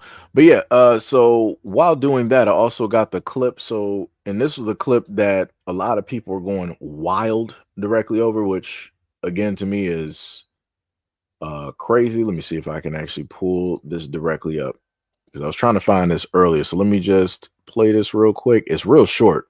I thought it was longer. You get lost. Find a big black guy. You find a big black guy, and what do you tell him? And that I die. Right? So that's a little white girl, right? And her mother is specifically telling her what again? What do you do if you get lost? Find a big black guy. You find a big black guy, and what do you tell him? And that I die. Right? If you ever get lost, what do? I find a big black guy. And why is that? Because I'm lost, right? Or basically something is wrong. So then we go directly back to this video here where this little girl, let me see if I can, right? Let me see. This little girl right here sat up there and specifically told the black guy, like, yo, something is weird with this older guy that you can see in the right-hand corner. Something is weird. Like, he was asking me questions and saying stuff to me that he shouldn't be saying. And immediately as he said that, dude started recording. Other dude heard. He was like, oh, word? That dude sitting up there, he moving weird? No problem. We're about to go down there and have a conversation with him. That's crazy. And, you know, the other part is a lot of people like to say that black men are not protectors. Ooh, that's some crazy work because we obviously know that this is not the child of either one of these black men. This is a complete stranger from a whole nother community. But this little girl is basically in distress. Obviously, she's not able to protect herself or speak up for herself, and ain't nobody going to listen except for the black men there. She sat up there and went to them. Why is it that little girl couldn't go to the men of her community to get help? Huh? I wonder why is that? That's a little bit weird. That's highly questionable. Wow. Man, oh man. I ain't trying to hear nothing. You talking about some black people be tripping. I ain't trying to, we ain't talking about that though. Is that what we talking about? Hold on. Let me highlight you real quick. No problem, I got you. But who we talking about? Who, tell me whose face is in the lower right-hand corner, because now you're moving the goalpost. Now, see, this is what I'll be talking about. The moment in the time that you can show proof to talk about what it is that black men are actually doing, here you go with somebody sitting up here saying, but black people be tripping. We're not talking about black people tripping. If you wanted to talk about black people tripping, we had videos earlier. You could have caught that wave earlier and you would have been good. But no, you wanted to come on this video right here where you got two black men protecting this little girl. She specifically went to these guys and asked for help. She could have went to anybody else. She could have. There was a white dude in a wheelchair. Why she didn't ask him? There was a white dude hanging out of the tent. Why she didn't ask him? Before they made it into that door, there was another white dude sitting there. Why didn't she ask him? More than likely, when they went into, let me go back here. Hold on, let me go back here real quick. Let's walk into let's walk into the building here. Let me just mute this real quick, right? Let's just walk into the building. Because it was already, let me just let you know something. It was already about to be time because you saw the other black dude in a beater. He was already behind the other dude. He was about ready to sit up there and lay this dude out. I just want y'all to sit up there and understand. I knew what he was about to do. he second thought it. He was like, man, let me relax. I might got some stuff on my plate right now. This might not be the time. It's the right decision, but it's not the right time, right? So let's just keep going. let's just keep going directly in here, right? There's a white person right there walking, right? Little girl didn't ask that person, right? There's another white person sitting directly there on the curb. She didn't go to that white person, right? Right? So let's see as he keeps walking. There's two more people directly down there. That little white girl didn't go ask them for help, right? 10 years old, right? 10. Now I just want to pay when people pay attention. That's a 10-year-old girl in distress because there's an older gentleman reflective of her community that is acting very weird, very strange, right? So let's go inside the building real quick because people want to sit up there and act stupid. They want to pull up to the comment section acting stupid, right? So we go up in here. There's more than likely some people behind the counter. She didn't go for those people. There's more than likely people sitting directly in here. Didn't go for those people, right? There's a white woman sitting directly in that corner. Why didn't that 10-year-old go ask that white woman for help? Real suspicious, huh? And then he goes to just, as this conversation is loud, still having a conversation. There's another white male right there. So why isn't he sitting up there outing this guy for the strange type of behavior that he is being accused of by that 10-year-old girl? There was umpteen white people out there, both male and female. Why didn't she go out there and ask them specifically for help? Why would she specifically go to a black male, somebody that is not her protector of her community, somebody that is not the representative, somebody that did not give her life? Huh? But you want to come up here and you want to try to move the goalposts. Oh, black people be tripping. Nah, we ain't talking about black people. We talking about the demographic that's right there in that corner. Like I said, I got FBI stats if I need to go back over and put your name in the rafters again. Because we can do that. That's crazy.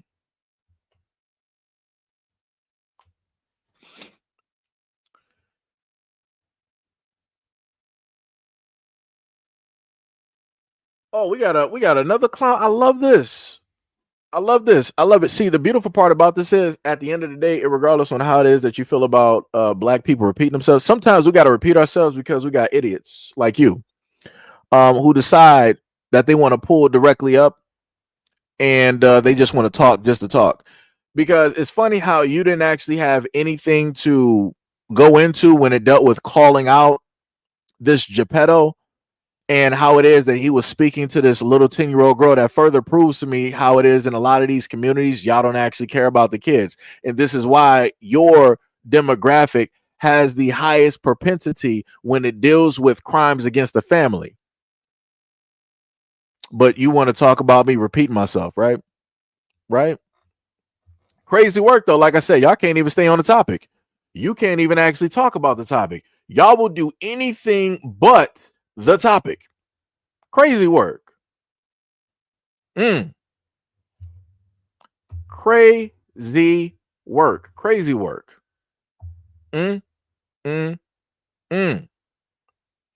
Uh-oh, we got somebody talking about low IQs out here. Diabolical work. That man that's representative of your community seems low IQ. Why would he be sitting up there trying to talk to a 10-year-old, asking her about panties and if she's a virgin? Woo, a little bit weird. But like I said before, y'all would rather, because you're part of this demographic that tends to side with these individuals.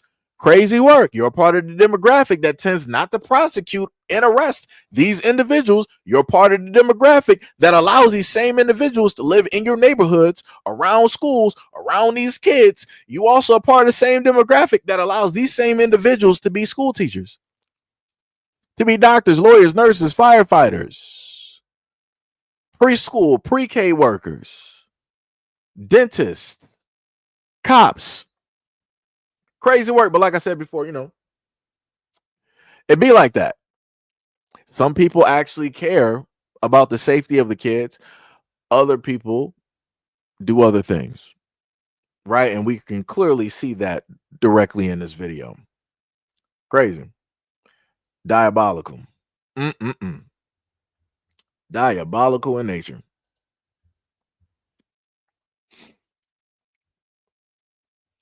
So you're talking about something dealing with Africa? I don't have nothing to do with Africa. So you should go talk to an African about that. If that is something that you are really worried and concerned about, go talk to those Africans. And matter of fact, if you want to talk about the demographics of people being with people of specific ages, you might want to talk about your own demographic in the United States. Matter of fact, I covered a story where you got a man who is Caucasian in age. I forgot his name. Let me see. 20-year-old.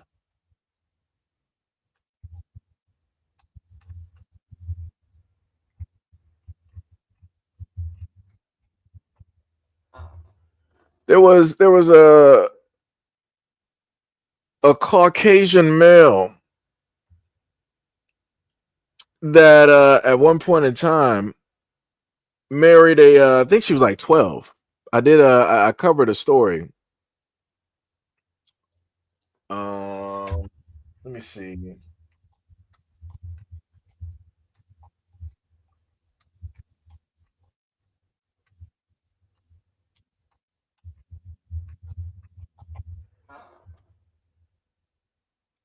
Thank you. Yes. Yeah, buddy. Got it. Because people want to be stupid. No problem. I got you. I will accommodate your stupidity, right? Because I see people wanting to start bringing up some names. I got you. We got a name that you can bring up real quick. Let me show you some facts real quick. Let me just bring up this image. You see this? You see this? Because I see people actually like bringing up names, but I don't see y'all bringing up this name, right? That's some crazy work. What was she? Was she 14 years old during the time? And he was 24? That's some crazy work. They said Heather was a quiet middle school child with light blonde hair, freckles, and a toothy smile. She loved to dance and watch. Oh no, that was a whole different one because they were about to sit up and say Dora the Explorer. I was about to sit up and say that. That was a whole different one. That's crazy. Woo! Let me see. They got some stuff. They got different stories. 1971.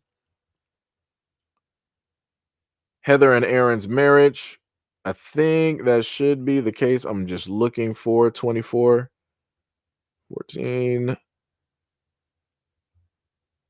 Let me see. Let me do one more extra step.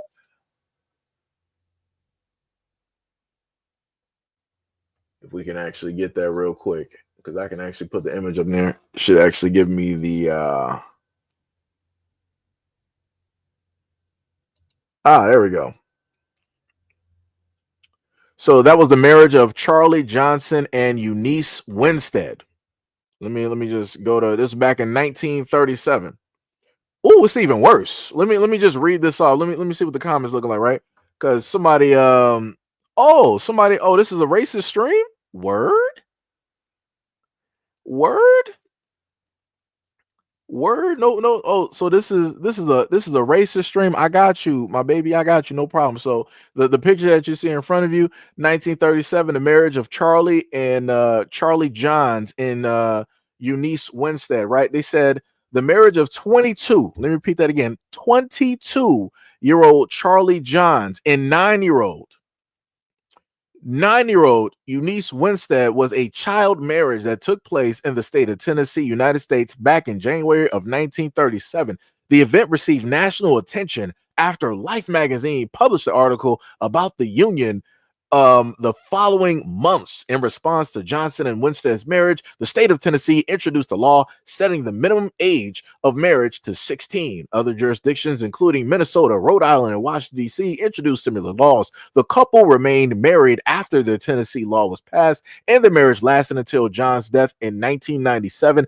John and Winstead had 9 children. So I want people to understand that things like this, because I'm actually gonna put this together so that people can read it, because I see some people want to pull up to the scene, whenever I happen to start talking facts. People want to start getting mad. People want to start trying to move the goalpost around. It's crazy work. Because like I said, we can do this all day. And don't let me sit up there and make it going during the time of going through your famous rock and roll Hall of Famers that are still alive today. Let's not do it. It's some crazy work out here. It's diabolical. It is diabolical in nature. So as we can clearly see, right, I'm going to just put that as is. Let me just print this out for myself. I said print like this is back in the day. It's crazy, right? So we're going to put this directly out there because people want to clown around. No problem. We can all be clowns together. We can make this one big giant circus, right? Because I don't want to leave people out. I don't want people to think that, Seji's just being racist. No problem. Like I said before, it's funny that whenever information gets put directly out, I get deemed as being a racist because I'm actually factually putting out truth. Anything that people can just so happen to look out or look at. And whenever it is that I explain these things, right, you got people pacifically, and I say Pacific because it's that deep. You have people pacifically deciding that they want to move the goalpost. Isn't that shocking? Actually, it's not. Because whenever it deals with black people trying to point out the wrongs in the United States, this is what we have to deal with. We have to deal with people that can't specifically deal with the facts. We're looking at the fact that you have this 20-something-year-old that got married to a 9-year-old. White people, what did y'all decide to sit up there and do when y'all find this out? Y'all changed the laws. Y'all was like, 9 is a little bit too young. No problem. We're going to move it to 14. Let me see. 9, 10, 11, 12, 13, 14. So y'all moved it up 6 years? That's it? That's all y'all did? Y'all ain't try to sit up there and put this dude in jail or nothing. Y'all just let them sit up there and be married. And the marriage lasted up until 1997, up until the dude was like gone. Word? And they had 9 kids from that?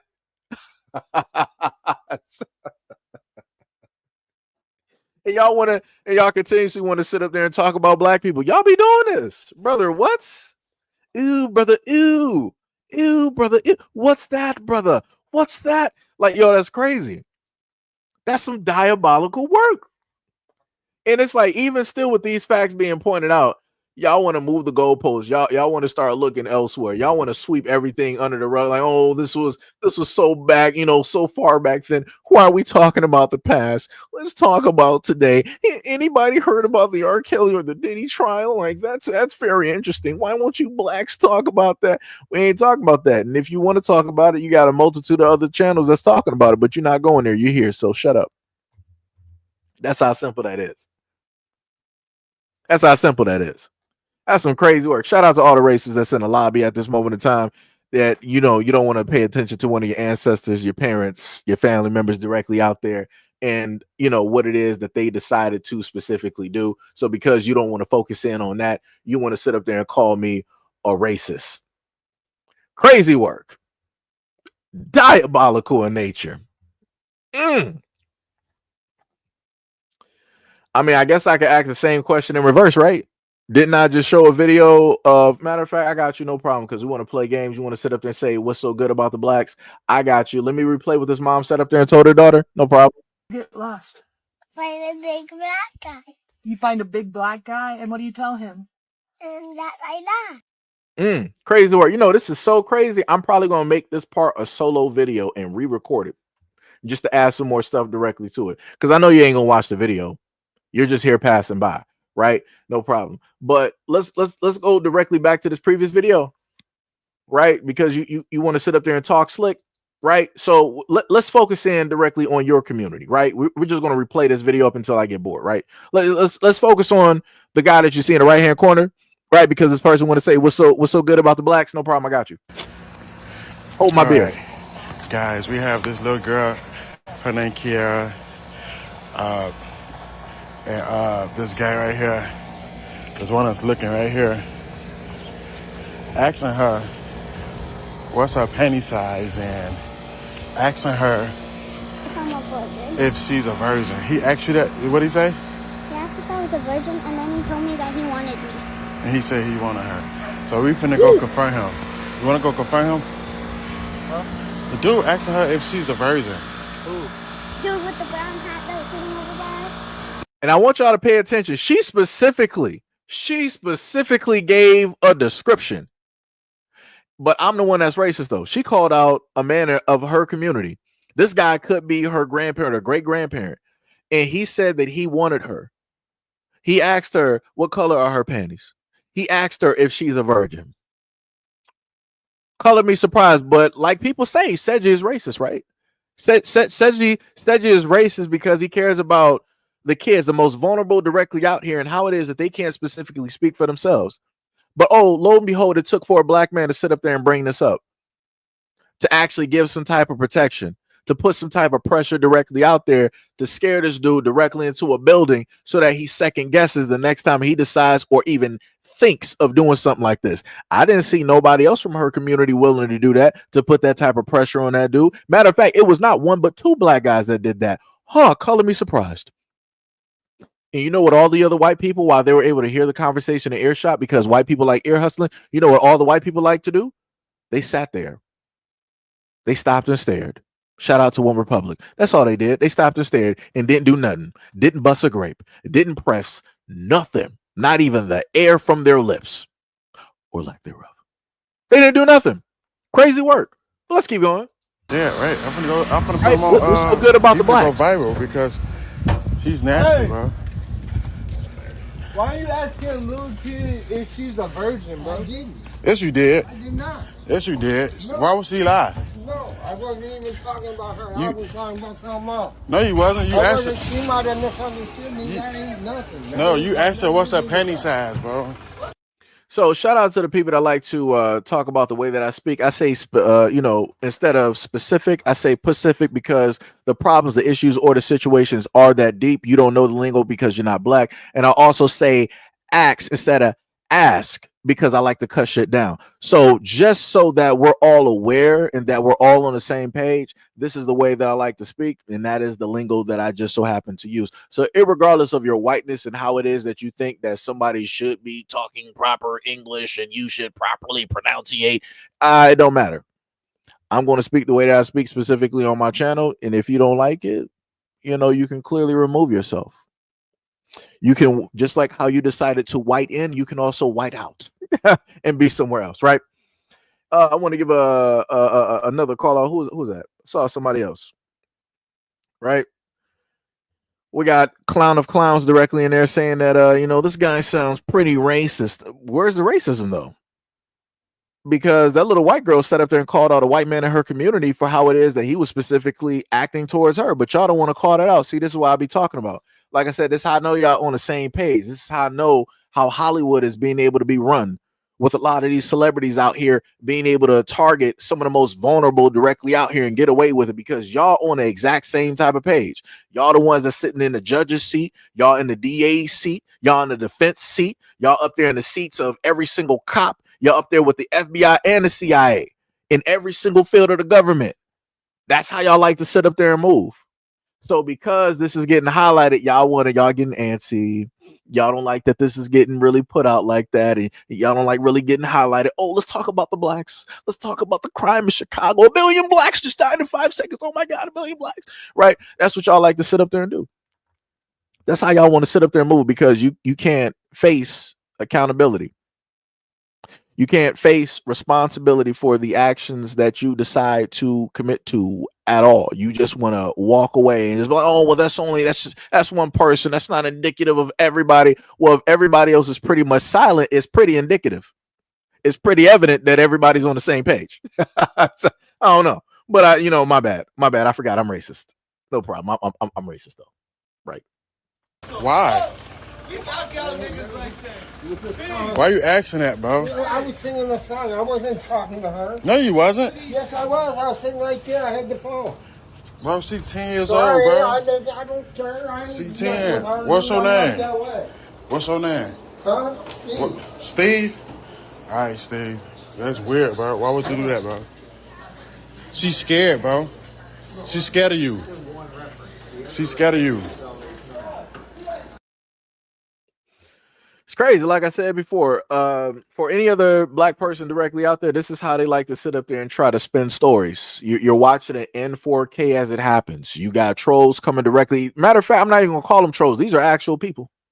These are actual people. These ain't bots. These are actual people sitting up there, coming up to pulling up to the scene when we're talking about an actual real issue, and they want to be like, what about the blacks? This lets you know that they don't care about the kids in their community.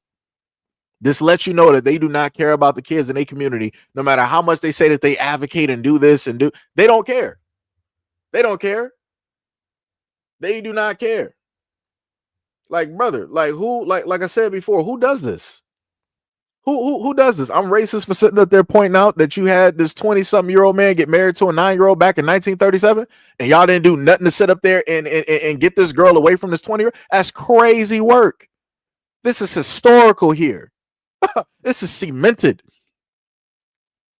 But like I said, y'all never had problems with it. But you know, like I said, when I happen to highlight this stuff, y'all like, but what about Africa? If you care about Africa, then go over there. Then go over there and fix those situations and those problems. Then how about that one?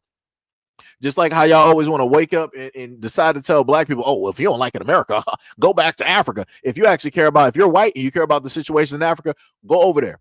Go over there and sacrifice yourself and go fix those situations. You won't. And you know you won't. You're not going to catch no plane, no boat. If Elon makes a teleporter, you're not even teleporting there because you know better. You're not doing that.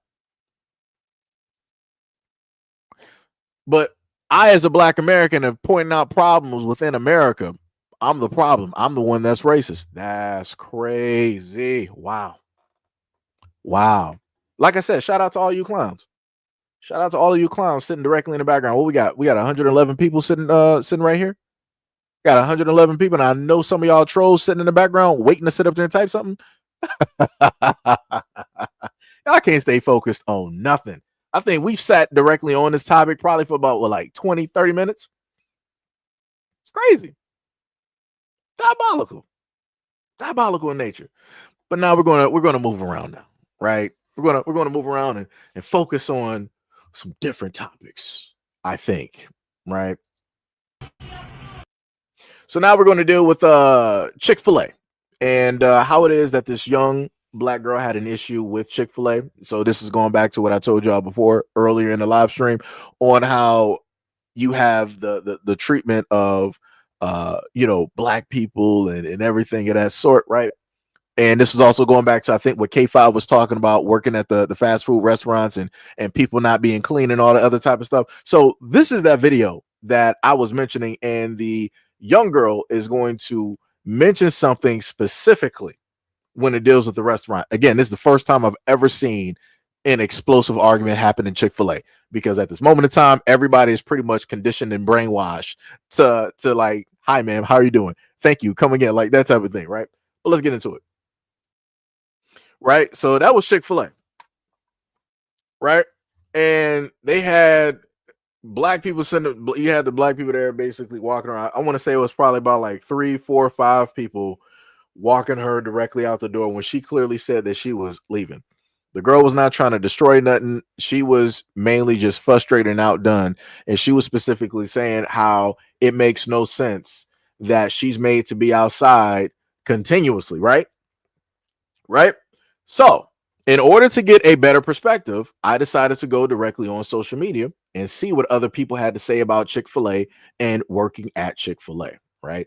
And these were some of the responses that people were giving online. You may be able to see them. You may not be able to sit up there and see them, right? What was that? Somebody said, typical ghetto, ratchet, and racist. You're a straight clown. Straight 100% clown. I don't even know if you're male or female. I don't even know what you are.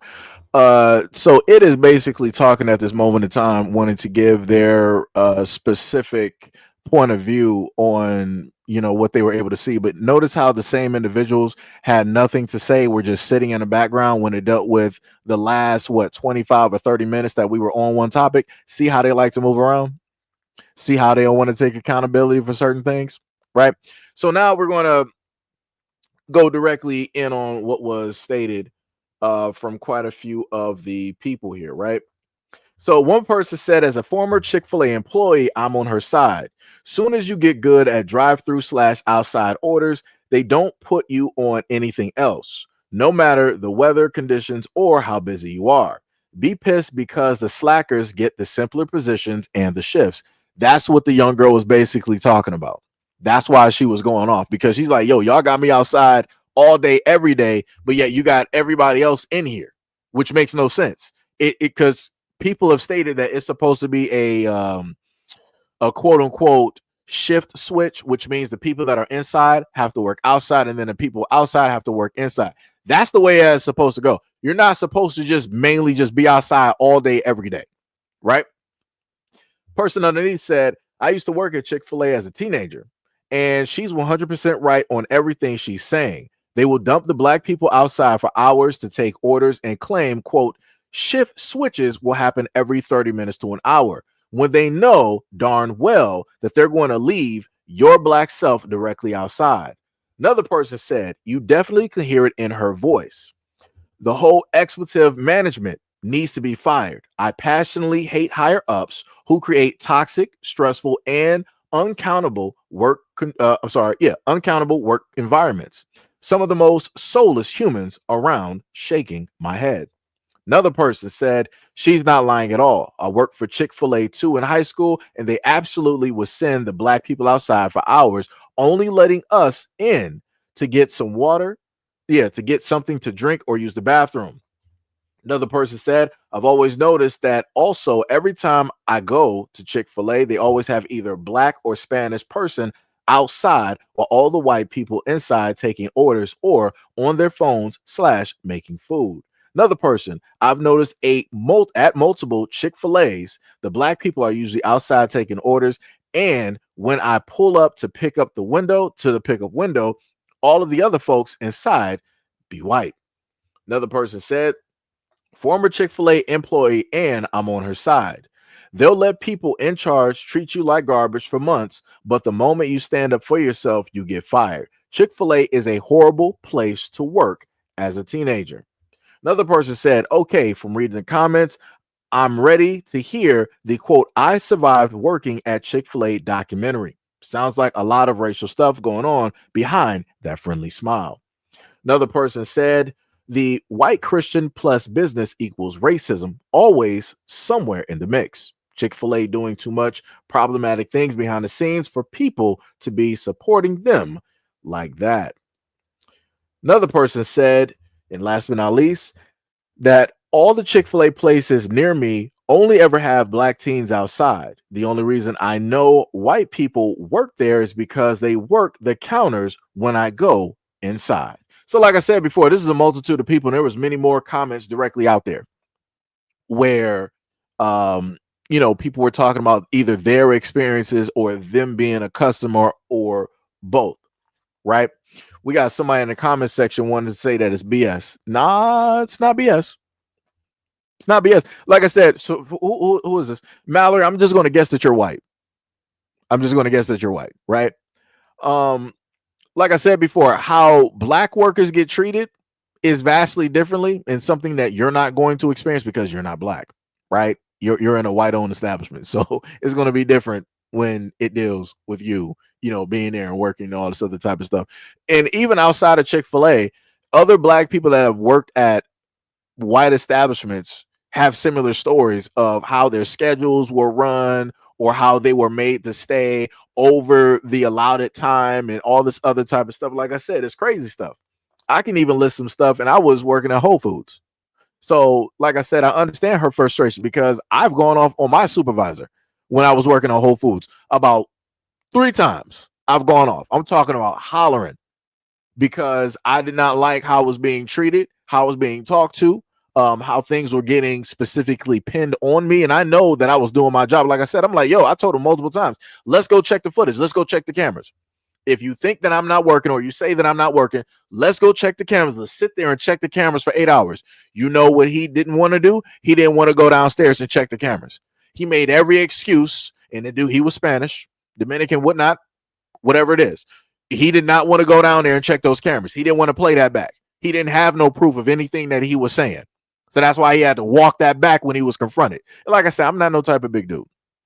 I'm not no type of dude that's always trying to rah look for a fight. But no, once for me, when I know that things are unfair and I'm being harshly judged for no reason, and you can't even give me an ounce or a shred of proof, oh yeah, now you're going to sit up there and hear my mouth. Now we're going to sit up there and have a conversation about it. Because I'm like, yeah, we're not doing that. So, like I said, I understand her frustration. And I hear her frustration because I've been there. I understand that. It's crazy work. It's crazy work. Diabolical. But yeah, like I said before, you know, we got clowns directly in the comment section. Oh, shout out to the clowns. Shout out to the backyardigans. You know, shout out clowns. Shout out to the clowns. And like she said before, like, yo, they don't be washing their hands. I believe it. If anybody white want to disagree, I will go back and replay some videos where I got y'all on podcasts talking about how y'all wash your hands after y'all do number 1 or number 2. Let's not do it. Let's not do it. You know, we don't want to sit up there and make the whole live stream about that. We don't want to do that. I'm not trying to. You know. D said, "What's up, Seiji? Wow, I missed out on 20 to 35 minutes. Yeah, you know, it probably did happen like that. It probably did happen. But it's all good though. It's all good. What's up? We got one of many in the building. What is up? What is up? What is up? What was it? One of many said Chick-fil-A is white Christian. I'm not surprised. Yeah. Somebody said, who cares? Leave and move on with your life. Stop feeding this beast. If people are frustrated, people are frustrated.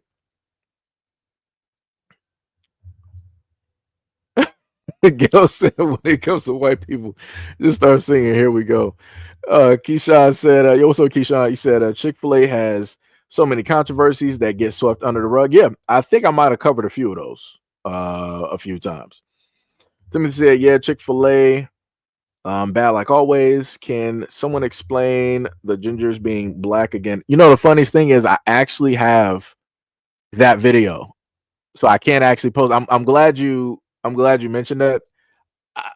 I can bring that up because there was a guy that mentioned the video. Let me see. Did I gotta roll back now. I gotta roll all the way back up. I gotta go. It wasn't yesterday. It should have been. No, maybe it was yesterday. Yeah, it might have been yesterday that I collected that video. So it's gonna take me a quick second. Let me just see some. Make sure this don't have no music to it. Let me see. All right, I got you. Yeah, we got that. Oh, it's not gonna work like that. All right, so I got to do it like this. Hold on, I got you, Tim. We're gonna just because you mentioned that, we're gonna pull that video right up real quick. Get off of today. Got to go to yesterday. Let me see. Scroll through. It was that one right there. Oh, okay. I got too many videos up. No problem. So let me just take video down right quick. Go back to videos. I wish you were able to just hold more videos directly up there to make it a lot easier. Black. You see a right. So I got you, Tim. So let me just finish reading through the comments. Thomas said, if they like eating, people spitting badly fluids, let me stop giving them your money. Like, people get your own business and eat at home. I mean, yeah, I agree. So would you say this is a form of oppression? Don't even know what you're talking about. Somebody said, what's going on in here? Let me know. Talking about a variety of videos from the interwebs. David said, never worked for Metro. These racists tried to tell me I didn't know how to use a drill. One of many said, one of my coworkers be touching the trash can, then throwing food on the grill. I believe it. Casey said, not taking showers as well. Yep. Timothy said, when did they start washing their hands? Reeducated said, let's not do this. Yeah. I be trying to tell people like, yo, I'm nice. I'm a nice, cordial person up until people start acting a fool and start acting stupid. Then I got to start, going to other places. Like I said, I be trying to be nice. I try to be nice. It be everybody else coming for me. I don't be doing nothing. I don't be doing. I just be minding my business. Minding my business. Um, Let me see. So I'm a ginger. What's the whole thing about us? Hold on, I got you. No longer sleep said, I believe it or not. I still see people leaving without washing their hands. Yeah. Timmy said white folks don't wash their hands because that's their seasoning. That's crazy. Only said Chick-fil-A isn't good at all. BRB said I started at work today. Well, congratulations. I'm not sure if you're saying you just started a new job or you are starting work at the moment, but either way it goes, have a good day. One of many said embrace the villainy. I have, trust me. I have.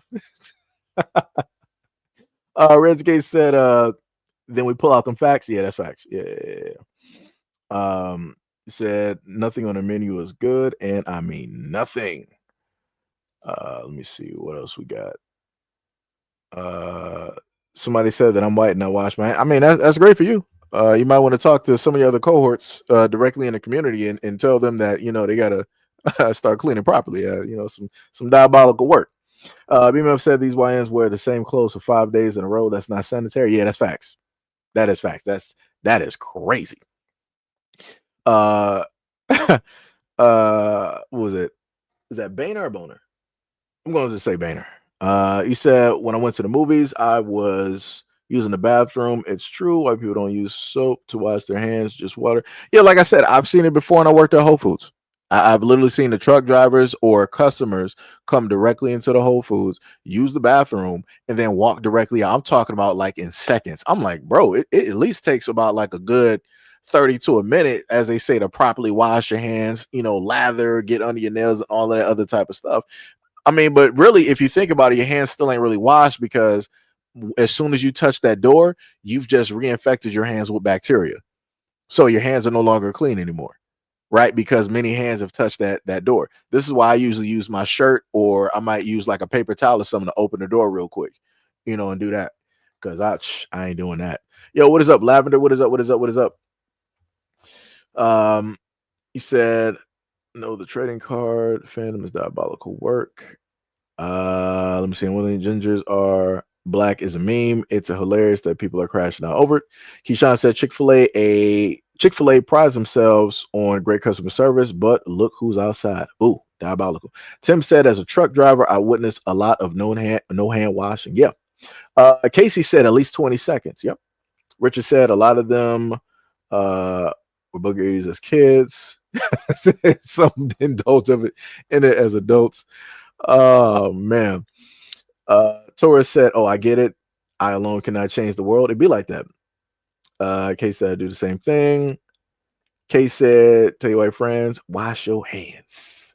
Reeducate said they've stated several times that they don't need to practice cleanliness because they feel that it's like the one dude on a stream, he set up there and said that he doesn't bathe with a washcloth because that's for poor people. He really wanted to say that's for the blacks, aka poor people, but he just said that's for poor people. And like I said, when I look at people talk on a podcast and I see how they word stuff, I'm like, I know what you want to say, and I'm like, why don't you just say it? I'm like, oh, that's right, you can't because you will lose sponsors.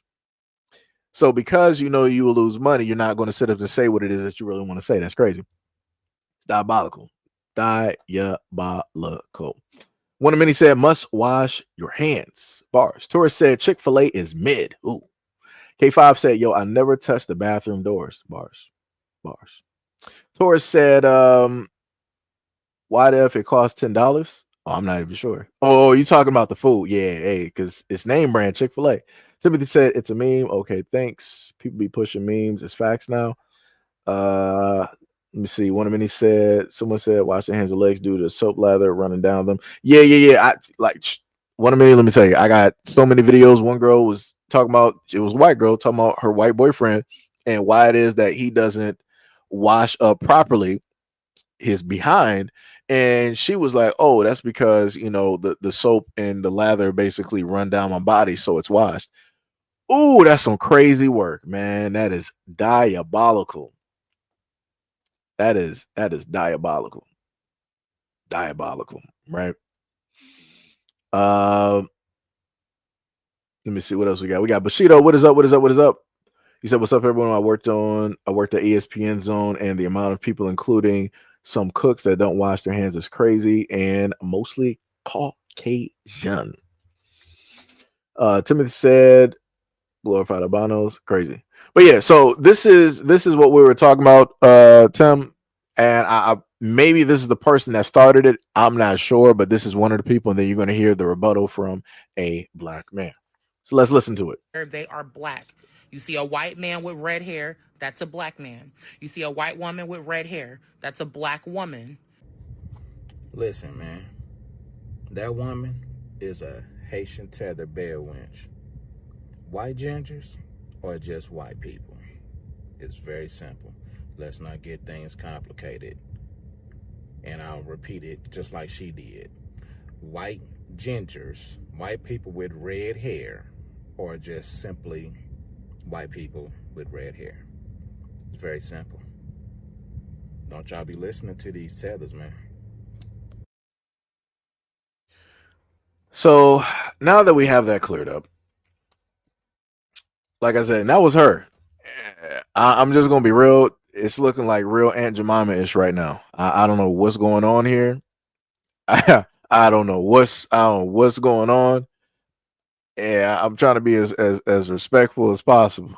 But it's looking real, Aunt Jemima-ish. It's looking like some back in slavery days, type of feelings that I'm getting listening to her. That's some crazy work. Some crazy work. But like I said, this is what she wanted to sit up and say. And I'm guessing more than likely the person that she is with is a ginger, and she wanted to do something to not only elevate that person but others directly out there. Like I said, that was her. And things of that nature. The one thing I'll sit up there and say is this: it's great that from this thing that black people decided to do and carry directly on with, that the gingers out there felt a certain type of way where it was therapeutic. Because somebody, again, that I know doesn't get talked about, because I met a few gingers in my life and I've seen how white people actually treat them, and they treat them like a stepchild. Like, they treat them horribly. They ostracize them, make fun of them, and all that other type of stuff, right? You can even look at Lindsay Lohan. A lot of people wasn't trying to mess with Lindsay Lohan like that. A lot of white people was trying to, be chubby buddy and whatnot with Lindsay Lohan. They treated, her a certain type of way, and different things of that nature. But it seems as though that video slash meme or whatever people want to refer it to as, it allowed them to be or have like a cathartic or therapeutic type of thing where they were just able to release a lot of like feelings and whatnot or whatever, because they've never been accepted by the rest of white society. And like I said, it'd be crazy out here. People always want to talk about, oh, black people are so divided. You should really see white people. White people are some of the most divisive people, and that's just over freckles and the color of your hair. Diabolical work. You can't change your freckles. If you're born with freckles, you born with freckles. You like what you want somebody to do with that? You got somebody born with like red hair. Like, hey, that's like I said, that's some crazy work. But people don't want to talk about it. It'd be like that. It'd be like that. I don't know. It'd be like that.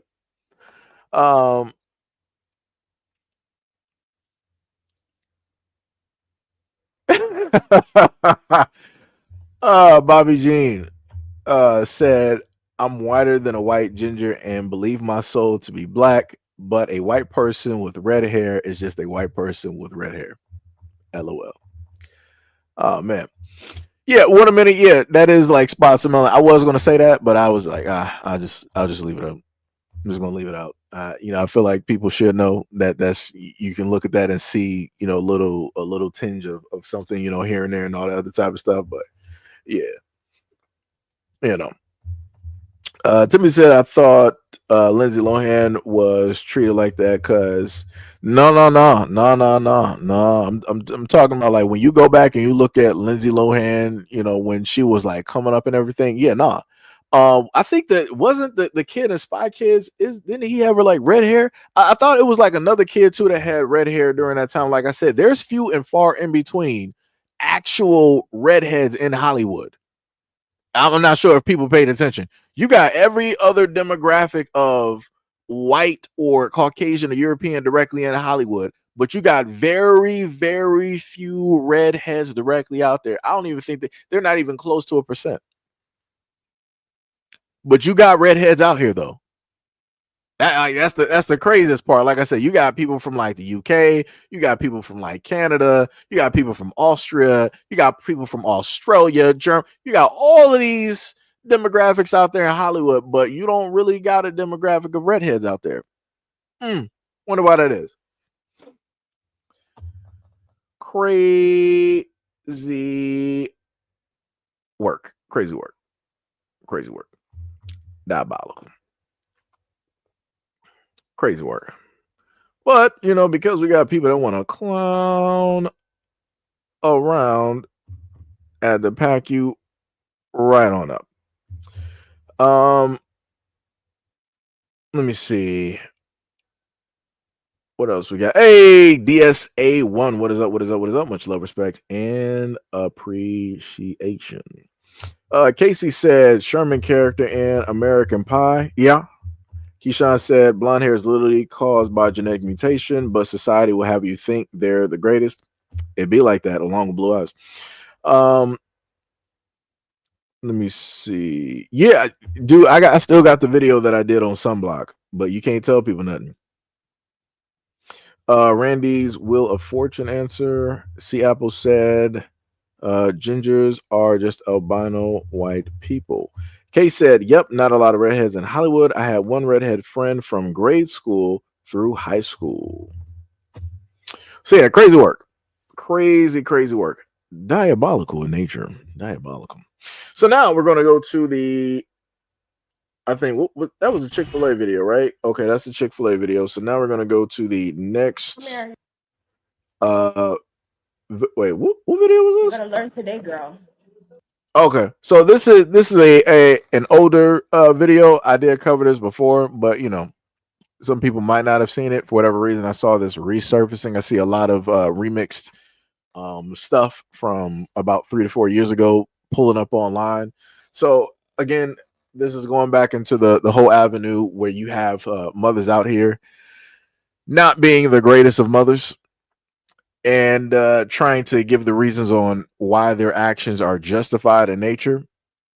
Like I said, this is back during I want to say should have been during a time period of, or on the tail end of the time period where you had parents online shaving off their kids' hair and whatnot or whatever, and having them go to school like George Jefferson or Homer the Clown.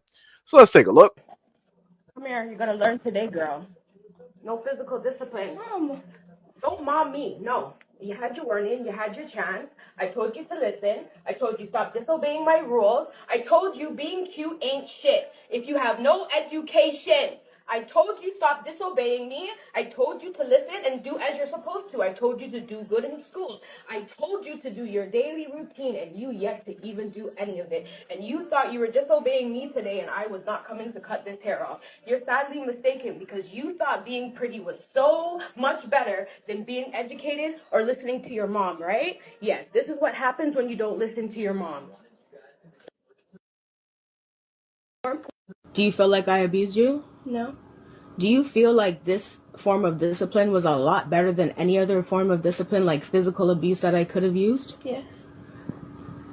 You know I love you, right? Yes. You know I got your back, right? Yes. You know what I'm doing right now is to make you a better person, right? Yes. How many times have I spoken to you about this? A lot of times. How many times have your teachers called me? Multiple times. How many times have you not handed in homework? A few times. Funny that you guys all took it upon yourself, over thousands of people, to pick up the phone and call the police on me. And they didn't come because they know about my kid. And just because you won't do what you have to make sure that your kid is saved and protected, doesn't mean that I won't. That's crazy. And I'm listening to that woman's accent, so I know where she is. Know who she is. I don't know. To me, that's crazy. That's crazy because the way I imagine that, right? Because she's treating the child like that is like just her property and stuff of that nature. Just imagine if she had a husband and the husband was like, "Oh, you thought you going out to these single bars and with your single girls and talking to guys and dancing on them, you thought that was cute? You think leaving this house, being married to me and having my last name and giving birth to my kids, you think that you can do this?" Just imagine if a husband did that to his wife. He started cutting off her hair. Do you understand how women online all over, didn't matter the race, you understand how women online would have been just, it would have been World War IX. It would have been scorched earth. It would have been dragons blazing everything, right? People would have lost their minds. But I've seen women do this online and it doesn't get that type of fanfare. And I'm like, oh, that's a little bit weird. So it's a little bit weird because let a guy do that to his wife. People losing their minds. Now, I will note that she said that some people sat up there and called the police. That's great. That's cool.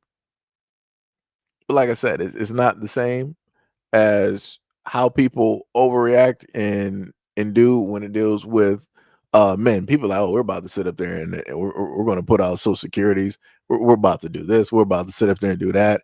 Matter of fact, we're going to get in contact with your parents. We're going to sit up there and tell your third ex from the 8th grade what it is that you're doing in the video. Like, people do so much detective work, crazy work. But like she said before, people try to get the police involved or whatnot, or whatever, and it didn't happen. I don't think they were supposed to get the police. They were supposed to get CPS. CPS would have been the ones that would have pretty much rectified the situation and probably would have got her on up out of there. But it'd be like that. But I am going to sit up there and say this. I don't know.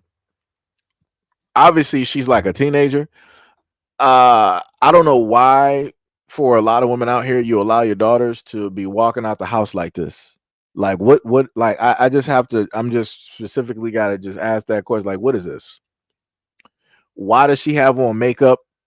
Why does she have on eyeliner? Why does she got on fake eyelashes? Like what, she got on lipstick as well too. I just noticed that. Like that's crazy to me. Like that's too much. That's too much. Like that, like I told people before, like you got women out here teaching these young girls the wrong values at the wrong, like give this to them, like, all right, maybe they're like 18, 19, whatnot, or whatever. Like she shouldn't be having all of this stuff. Like this is something that you would see somebody, let's say like a woman that's like 23 or something. All right, cool. You're an adult. You got on all this makeup, these chemicals that's going to negatively affect and impact your body, such as your ovaries, giving you cysts or maybe ovarian cancer, all this other. Cool. Let them 20-year-olds do with that. Why are you as a woman sitting up there allowing your daughter to put on all these caustic chemicals directly on her face? Like that's crazy to me. That's crazy to me. Like, you can't sit up there and tell me that you are the most intelligent and logical people directly out here, and you're allowing your daughter to put on chemicals that literally cause you all types of cysts and different types of cancers in your body because the female body is highly sensitive to a lot of these toxins and these chemicals, which have been found directly in all of your products. How intelligent are you if you're allowing your daughter to do this? Not much. At least when I sit up there and look at it. Like I said, that's crazy to me. And I know what I'm talking about because I've done a multitude of videos talking about the chemicals that they found in these eyeliners. Chemicals that they've set up there and found in certain waxes that women use. Chemicals that they got in certain types of foundations and name brands. But like I said, I'm the villain though. I'm the villain. But then when she comes up talking about like, oh, she got a cyst and she got to get like some type of surgery. She got, a cyst that's like 3 to 4 centimeters or something like that directly on, on her uterus or whatnot or whatever. And she in deep pain. Like, bro, like, what are we doing? What are we doing? What are we doing? But like I said, I guess people got to learn the hard way. When it ends up happening and you got to sit up there and deal with it. All right, then you got to sit up there and deal with it. Like I said, it's crazy work. And that's why I keep trying to tell people there are certain roles for men and other roles for women. No man out here can sit up there and dictate to a woman like, yo, don't have my daughter in that stuff. Because the argument that's going to happen with a woman, they'll be like, this is my daughter, this is my child. I carried her for 9 months. You can't tell me. Like I said, this is why a lot of guys don't like dealing with the conversation. Because for a lot of guys, we've been there. Even if you didn't specifically have a child, if you were like a stepdad, you've been there in these conversations. Even if you weren't a stepdad and you might be you might be the brother and your sister has the child. She will, like I said, it don't matter where you go. You could be the grandfather, you can be the brother, you could be the uncle, you could be the coworker, you could be the whoever you are that's a male. The moment in time you try to sit up there and direct them on how it is that the child should be seen and things that a child should be doing, automatically the child is a possession. It's no longer yours, it's theirs. And they're the only ones that get to rule and say what it is that they got that they're able to do. Because like I said, there's a multitude of videos of mothers out there doing this to their daughters where they're cutting off their hair and all this other type of stuff. I haven't bought it was a video where what was it? It was a father. He sat up there and got his daughter's hair done. Some people said it was by his new girlfriend or it was by somebody else. And then the father brought the daughter back to, because he had, the custody for the time of the daughter during the day. And the mother was coming there to pick the daughter up, and the mother started cutting out the beads out of the daughter's hair. And I'm like, dog, what is wrong with you? And then you literally had women in the comment section like, oh, she wasn't actually cutting her hair. She was just cutting in the added in hair. I'm like, you're justifying such ignorance. And I'm like, this is, like I said before, hey, as long as you got other women out there justifying this type of ignorance out there, like I said, as a man, there's nothing I can do. I wash my hands of it. I let everybody else figure it out. I let everybody else figure it out like that. Like I said, that's crazy work. Crazy work. Crazy work. Let me see. Kay says she probably snuck and put the makeup on after she got out of the house. I promise you, this ain't the first time. Trust me. I done seen a lot of mothers even walk with their daughters as they're wearing like makeup, lipstick, all this other type of stuff. And I'm like, dog, you gotta be kidding me. Like I've seen little girls as old as 5 with like makeup and stuff on. And I'm like, dog, you need your children taken away from you. I'm just gonna be honest. I'm like, this ain't no type of, like I said before, you got dudes out here that are just watching stuff. And it's like I try to sit up there and inform women all the time, like, yo, you got these dudes out here, these Geppettos out here that's monitoring and watching stuff, dog. Like you gotta be on everything. Like you gotta try to, protect your child as much as possible. You gotta foresee everything. Like I said, don't sit up there and make them like a neon light stick in the dark. Like, don't do that. Like, do everything possible to make sure they're just incognito, like they're just being overlooked. Because I promise you, you got these dudes out here that will sit up there and be looking at her, and they'll be sitting up there plotting. Like I said, shout out to Chris Hansen, because he's one of the real ones out there sitting up there getting these dudes one sting at a time. Like I said, I'm happy that show is back too. Shout out to Chris Hansen. Like I said, it's crazy work out here, man. Like none of these little girls out here needs to be wearing none of this. Like this is straight foolishness to me. This is straight vanity.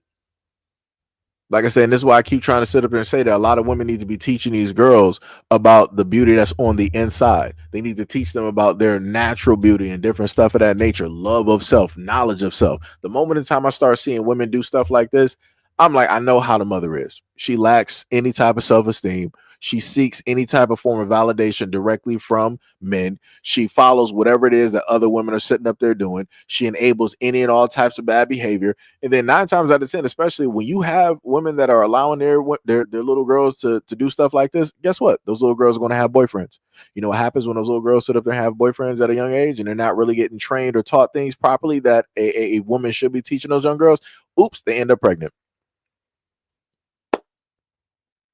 But like I said, what do I know? I'm only a guy. I'm just a talking face directly up here. You know, I'm a racist, as people like to say. You know, you know, I don't know what I'm talking about. It's crazy. Diabolical work. Mm, mm, mm. Bars. Shout out to Chris Hansen. Shout out to that man.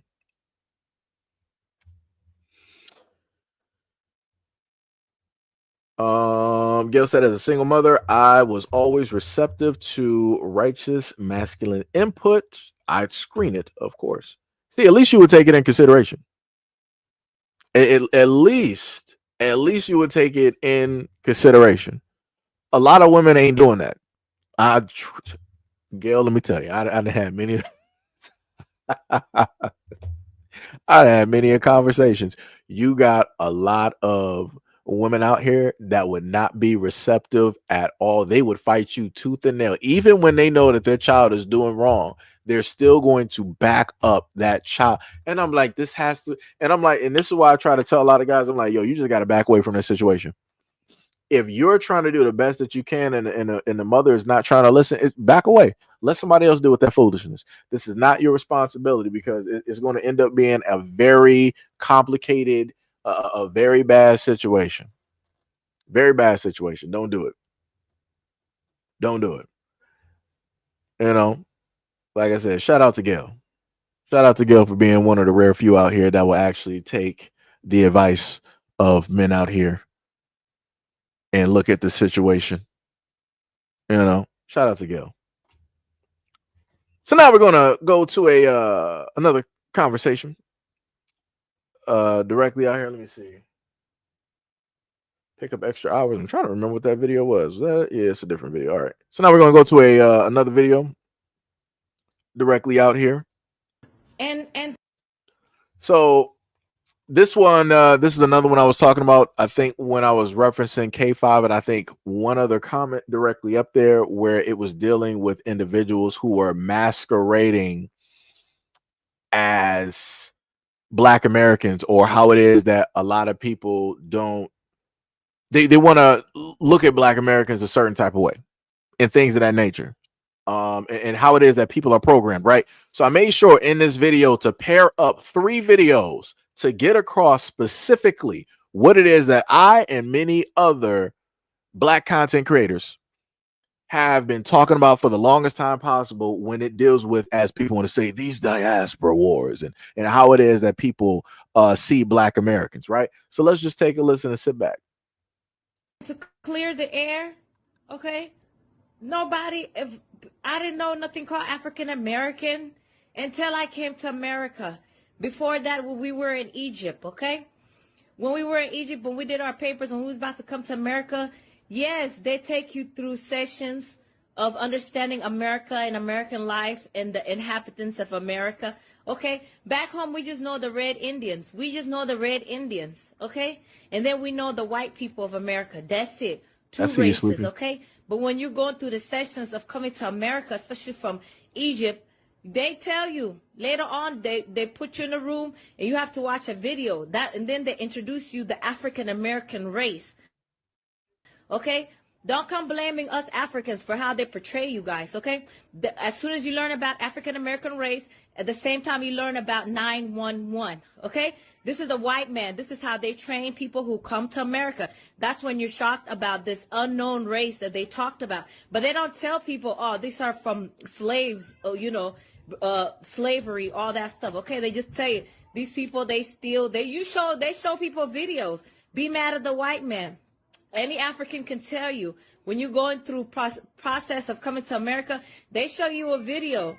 They show you a video of a Black man with a white T-shirt, blue jeans, walking around the neighborhood. And as soon as the Black man keep walking, maybe the 3rd time, then you call 911 and a white officer will come through, okay? Because then they show you these people, they steal, drug dealers, they kill each other, blah, blah, blah. So this like a warning, okay?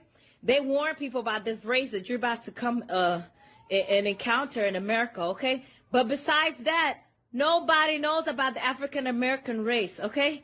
Furthermore, when you start going to school here, then Kunta Kinte history and stuff like that, then you learn about the slavery, okay? Before that, no such thing as African American existed, okay? So African American is it's a group of people that has been kept very hidden in America, okay, by the white men, by the slave owners. They kept that very hidden, and they introduced you guys very vicious, okay? Drug dealers, killing each other, gang banging, all this stuff. They're not supposed to be trusted. They walk around your house. The third time, call the police, and then the police come, and then the police will handcuff the black guy. And that's how they introduce you guys to us, okay? But some of us, we know the difference and stuff. And then later on, you start to learn. You start to learn what really happened, okay? And that's what happened. What the hell? We don't know any of that stuff. We know the red Indians and we know white Europeans in America. So we heard it, right? The problem that I have directly with this, we already know how America is going to deem and treat and see and tell other people about Black Americans. The craziest thing to me is to hear an African, and a lot of Africans will sit up there and say that they are the smartest of the smartest, right? That they are highly intelligent. So how can you be so intelligent, but at the same time so unintelligent, to the fact that you didn't do any type of studying, you didn't try to get any type of books, you didn't try to do any of your own, intellectual education when it dealt with trying to learn with this new area that you're going to live in, that you're going to assimilate to. You mean that you're so smart that you came over here, assimilated, and just fully within the totality believe the lies that the system told you to be fact, and you just live directly up to that? That don't make sense to me. And then you're like, oh, we didn't even know that y'all even existed. Huh? So you mean to tell me you're smart enough to know that other ethnicities around the world exist, right? You know about the Arabs, of course, Arab slave trade and all that other type of stuff, right? You know about the Europeans, right? You probably know about like the Vikings, the Australians, you know about all these other people, Asians, right? You know all about that, right? But when it dealt with America, all you knew was just what? White people? Huh? What? That's like saying that y'all didn't know Black people existed here up until y'all saw Obama become president. What are we talking about? What are we talking? This is why we talking about how people don't want to be responsible and accountable for their own actions. She's just like, oh yeah, it's the white man's fault. It's the white man's fault, as if to say that they're innocent and we're both, as they are African and we're Black American, we're on the same team because we're getting deceived by the same people. Nah, sweetheart. No, we are not on the same team. You're the only one that's getting deceived. And you're willingly getting deceived because you're getting incentives in order to be deceived. Like I said, I know what it is that they set up there and told you, like, hey, what we're going to do is we'll allow you Africans over here, right? But we're trying to, pretty much uproot and get rid of the Black Americans. So your job is to basically, usurp the throne. Your job is to basically replace them in every single facet of the culture and everything like that, right? You do that, and we'll give you any and everything that you want. Supposedly, you go with the plan, and we'll work some things out a little bit later, but only as you go along with the plan, and we see how much is really going and how fast the plan is really. We'll figure some things out. That's pretty much how it is. Because every single time I turn around, when I look at the culture, I start seeing Africans talking about their part of hip hop. They created, all of the dances that Black Americans have, all of the inventions, the lingo that we sit up there and use, the way that we dress. I'm like, brother, where did y'all even come from right now? Because I'm like, y'all didn't exist up until, really recently. Just being honest. Y'all wasn't really here like that. But now it's like y'all feel like y'all got enough of a presence that y'all want to really start showing yourselves. Y'all want to try to have Black Americans bow down. It's like, nah, we ain't doing that. Black Americans, no matter where we go, we try to show respect. We go over to Africa, we try to show love and respect and admiration and value directly to those people and the things that they have to go through, their land and their traditions, religions, and all that other type of stuff. Like, we really try to be in there. But the moment in time that it deals with us, ain't nobody sitting up there wiping off their feet when they come to our house. That's what I noticed. Ain't nobody sitting up there, being respectable, to us or instilling a certain type of like value or a certain type of love. That's some crazy work. But yet black Americans have always done that. I know myself, for my part, even from a very young age, I've always tried to sit up there and do that. Like I said, shout out to Daul. He was one of the main dudes, the fastest runner that we had directly on the track team. I was second.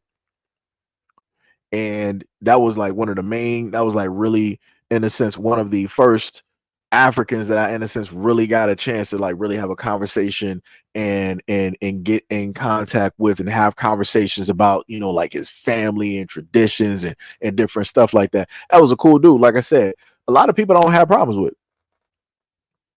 But now it's at a point in time where everybody got problems with black Americans. And that's crazy work. Like I said, I've done nothing throughout my life but try to show love and support to Africans and the many others out there. But, you know, black Americans been getting, you know, disrespected. So now things got to get rescinded. Now things got to get pulled back. You know, now we got to circle the wagons because people don't respect things up until it's gone, right? You don't understand or miss what it is that you got up until it's gone, right? So it's going to be a lot of people that's going to be missing a lot of stuff. And we've been seeing just a little bit. It's not even a full 50%. We've gotten like 1, maybe 2% of people basically missing certain things. You've seen white people like, oh, where's the support from the black community? You've seen the Latins, where's support from the black people? You've seen the other immigrants from the Caribbean and Africa. Oh, where are the right? But like I said before, it's because ain't nobody appreciate us. So it'd be like that. So now we're going to just, you know, try to work on and give that love and appreciation to ourselves. But that's not the end of the video. You know, it's crazy. Then we got somebody in the comment section wanting to talk stupid. Why are you always just playing that victim card every single time without fail? Why is it that none of you Caucanites want to show up when I was specifically talking about a 20-year-old getting married to a 9-year-old? Why is it? It's like y'all got all the mouth in the world when we move away from that topic. But when that topic was specifically there for about 30 to 40 minutes, almost an hour, y'all were nowhere to be found. If you weren't going to speak or say anything on that topic to call out the people in your community, please kindly shut up. Respectfully. Disrespectfully. Right? That's all I'm saying. Crazy work. Diabolical work. Let me see. So now, let me see. Let me roll up.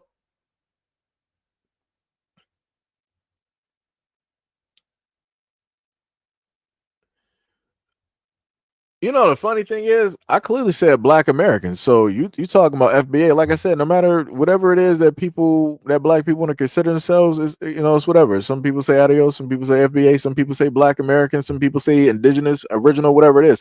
This is my thing though. If black people have a certain name for themselves, it shouldn't be nobody else's business.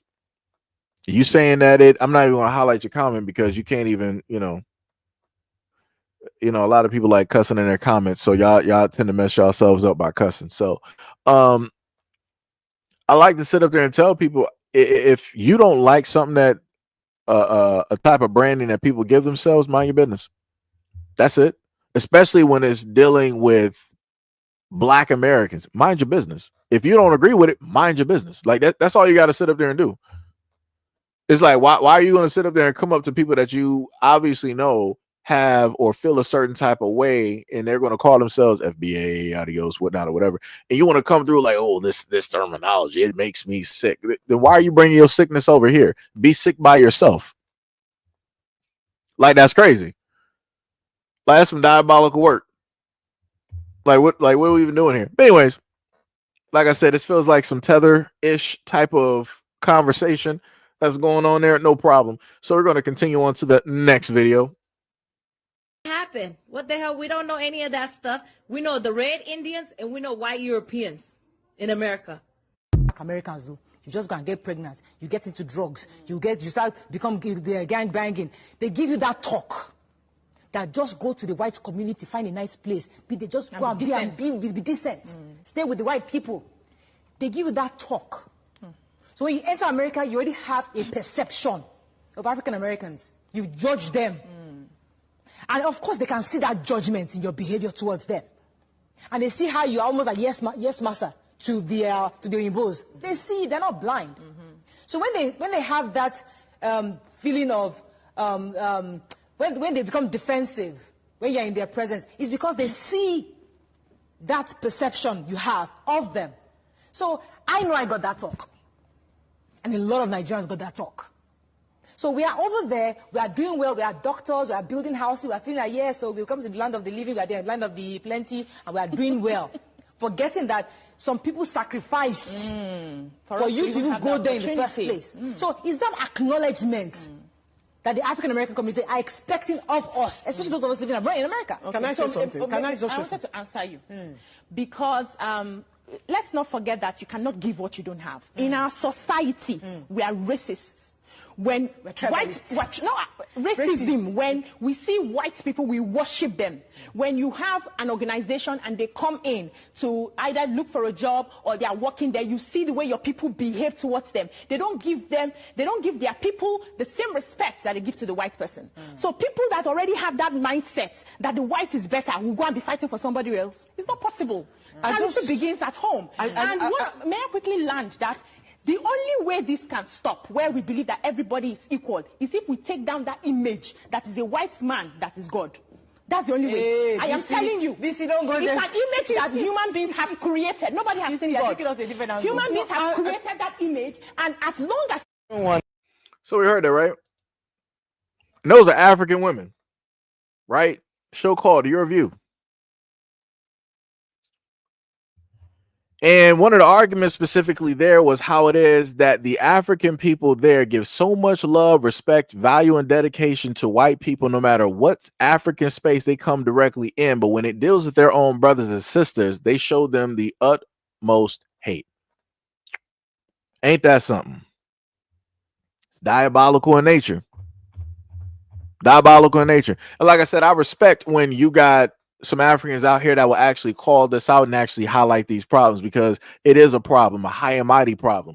This is why Africa is being, as I would like to call it, Neo-Africa at this moment in time, where it's getting recolonized again in 4K and everybody can see it. You got China all up and down Africa, and Africa is allowing it. You only got a few nations there in Africa that are standing up against Europe, and everybody else is just bowing down. That's some crazy work. That's some diabolical work. So to the man that was up there, wanted to say that, you know, there's a lot of studying and stuff that needs to be done. You might want to take that same ideology that you had. You want to take that to the peoples over there in Africa, because y'all getting recolonized again. Y'all giving up lands again by way of both selling off the land, selling off the people, right? And allowing them to be enslaved again in a variety of areas, right? On top of the fact that you're allowing these Asian men to come directly over there and formulate families with your women. And that's another way that they're going to be able to have land rights. They can just have a kid with them and dip off and go back. And y'all allowing this to happen. Crazy work. Like I said, getting colonized all over the place. Then you got the United States on the side doing what they do. You got Russia up there doing what it is that they do. You know, you got France trying to, you know, get back in friendly terms and whatnot, because they ain't trying to get cut out. Like I said, it's a lot of stuff going on. And I'm sitting back as a Black American. I'm sitting back and I'm watching this. And I'm like, yo, why is not all of Africa waking up to what it is that's happening? Why is it that it's only so few nations?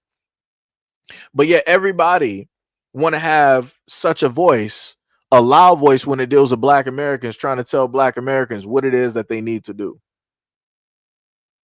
how it is that they need to move.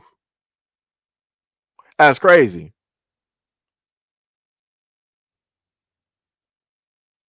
That is crazy. So no problem. Let me see something real quick.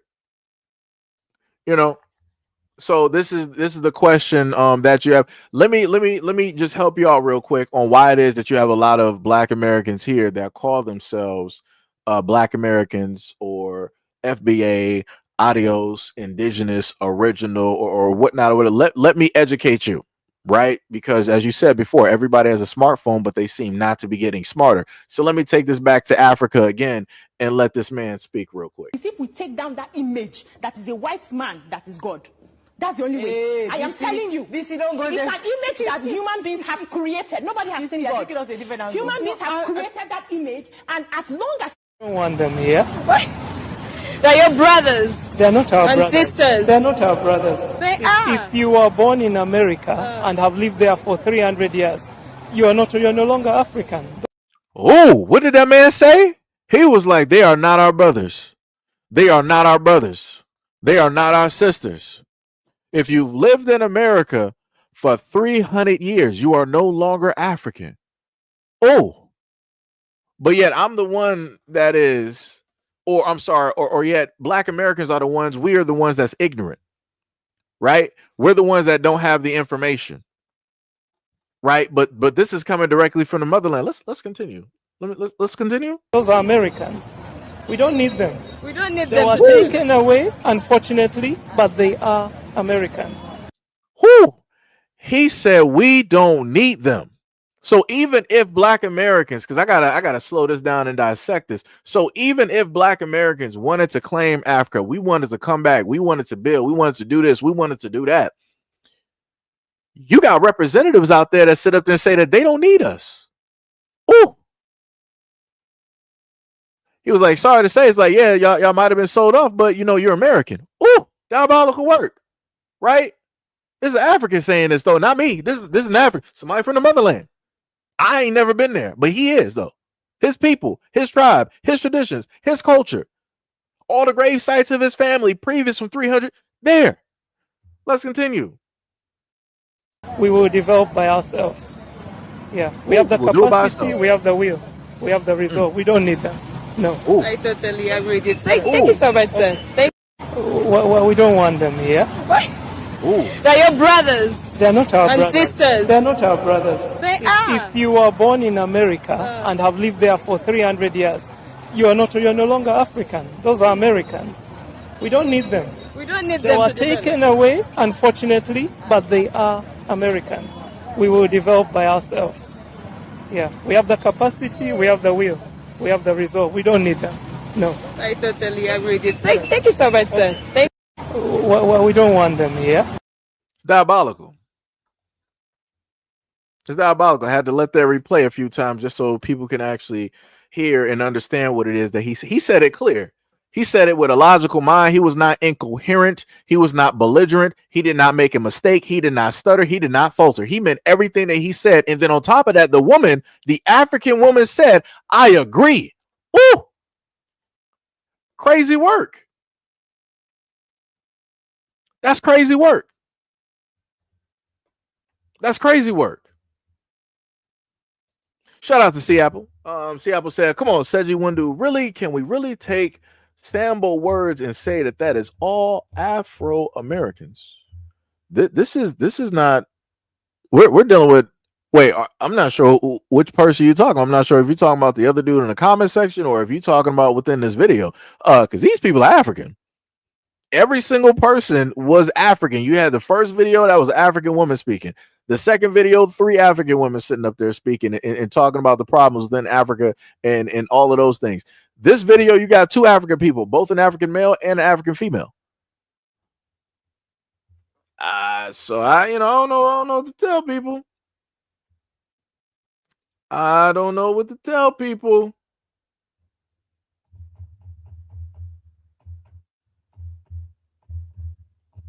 I don't know what to tell people. Like, this wasn't no type of, this is clear cut English. Clear cut. There was no slang in there. I heard every single word, made them out. I made sure that just in case I might have misheard some stuff, I put captions directly up here so we can all hear it and see it. That's some crazy work. That's cool. And I clearly said African people. Africa, on that continent, there are people, correct? So when I say African people, I mean just that. So that means the large swaths of people directly out there. You got African peoples, right? I can sit up there and say Latino Hispanics, right? Of course, we know that there are different types of languages and different things out there, but nobody's going to really be like, all right, let's go one by one. And also let's look at the tribes that are specifically in the Amazon that have never had contact with any human civilization. Nobody's about to do all that. Nobody's about to do all that. Let's just be 100% clear. Nobody's going to sit up there and try to count one by one every single facet of every single society. Let's not play around. Let's not play around. That's some crazy work.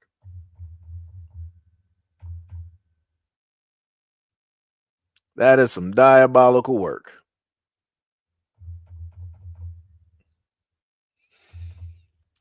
See, I said in this video, bro, he does not speak for all Africans the same way how when Sambo in the United States is not for all black people. Let's take Candace Owens. She doesn't speak for all the lot of you. But I will sit up there and say this. There's been certain times when it dealt with very specific issues, like when it dealt with women and different things of that nature. Candace Owens was correct. There are certain debates that Candace Owens, like when she is actually on something, she is actually on something. Like I said, I could sit up there and admit where there is people that I severely disagree with. They have some points that make sense. We align directly on those points. Just like I said, there's a lot of things that Charleston White says that I do not agree with. But then there's points and times where Charleston White is like, you know what? You got it, brother. You got it. You are in your bag directly on that one. Like I said, I can go through a variety of people. And there's been certain points and times, like I said, I'm not like everybody else. I can actually take the time and listen to somebody that I disagree with to understand or see where their perspective is directly coming from. And I've been honest in saying that a multitude of times directly on this platform. But again, when we talk about the depiction or the description of Black Americans in the United States, the craziest part is everybody wants to be all in and buddy when Black Americans are doing well. Everybody wants to claim it. But when it deals with the bad side of the culture, let's say with the gangs, the thugs, and all this other type of stuff, shoot them up, bang, bang. Oh, this is when people want to delineate themselves, right? You got people who are Haitians. That's not us. We are not them. All this other people who are Caribbean. We are not them. They're not us. Other people from the islands do the exact same thing. Africans will do the exact same thing. Africans that move to the UK do the exact same thing. Africans who move directly to Canada, looking at Black Americans, doing the exact same thing. So, like I said before, it's crazy how we can sit here and say that one person does not represent a whole group. But magically, when we have positivity in the Black community, people don't try to say that that is automatically descriptive or indicative of the whole Black community. But in unison, I will literally watch and see the whole world say that, oh, if Black people are sitting up there having crime within proximity, right, these gang battles in Chicago or any Black area, they'll say that that is indicative of the whole of the Black community. That is indicative of how it is that Black people raise their kids, their beliefs, how it is that they value and love one another. So it's a little bit crazy to me. It's a little bit crazy to me. You know?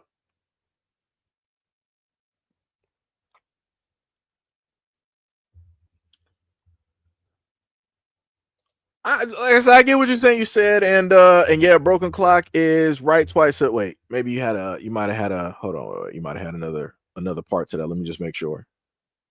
Okay. So that was a continuation from the. Okay, I got you. So you said, and yeah, broken clock is right twice a day, and he don't speak for all Africans, bro. A house divided will always fall. We have our issues with each other. Sure, but we should have each other's back. Like I said, I don't have a problem with a lot of people. The moment in time that y'all will hear me start speaking is when I obviously start seeing a lot of people start talking about Black America. I don't got time for it. When I was younger, of course, I was unaware of it because I was in the world of like a child. I was paying attention to other stuff. Now that I'm aware of a lot of these things, now I'm on 100 every single time because I don't got time. Because this should have, like, a lot of this stuff should have been stopped before I even got to this point of my age. It should not even been like having here. Like, I wouldn't have to have these conversations and these discussions if people older than me would have straightened this out. But that's the problem. I got to sit up there and take on the baggage of all the other adults that are older than me. Why is that? Why is it that the adults that's in their 50s, 60s, 70s, 80s, and whatnot, why didn't y'all sit up there and fix this? This realistically is not my job to sit up there and fix. I shouldn't have to sit up there and gatekeep and make sure that the Black community, that Black culture is not being attacked the way that it's being attacked online. But yet the torch has been handed to me unwillingly. And this is what me and my generation have to now sit up there and do. So because other people's decided to be lackadaisical on this and didn't want to move around, I'm on 100. I'm on 100. That's where I am at this moment in time up until further notice. So the moment in time that I sit up there and see other people speaking about Black Americans in a negative type of light, yeah, we ain't doing it. I'm 100% on guard every single time. I get the whole thing of everybody got their own problems. You are correct. You are 100%. And this is when I sit up there and say to the African men and women directly over there in Africa, I wish the best for them. I hope the best for them. Right? I want them to sit up there and gain their freedoms directly from Europe, from Russia, from China, from the United States, and be able to stand 10 toes down and become a superpower that you should realistically be with the land resources and materials that you have. But I know that is a very difficult mountain to climb because of the logistics of everything that is taking place in every facet of that society. Like I said, it's great that Africans have their culture, traditions, but it doesn't help having all of that stuff and people are still brainwashed. It doesn't help having all of that stuff where people still believe that Jesus is white. And the only person that can save them is the white man. That's crazy work because white people help put you directly into the circumstances that you're in and keep you in those exact same circumstances when it deals with your land, resources, all of that stuff. Because like I said, it's crazy to me that Africans have all of their land and don't own any of the resources. Crazy work. Like I said, I was sharing the videos I played for y'all where I think I think it was in Congo. It was in a few places where some Africans were digging and they sat up there and hit gold. I'm talking about they were going in the ground. Everybody was pulling up. I'm like, yo, everybody from the village pulled up to the scene. It was getting pieces of gold. You know what that African government did? They were like, oh, this land of gold is now under the policing of the government, and everybody that is taking a piece of gold, you are to return that gold now because it is not yours. Woo! It's crazy that the government could come in on something that they didn't know about and say that it's theirs and that you can't take pieces of it in order to enrich and better your own people. So when you say that we have our own problems that we got to deal with, yeah, y'all got, for Africans, y'all got some pressing issues at this moment in time that I, as a Black American, there's nothing I can do about that.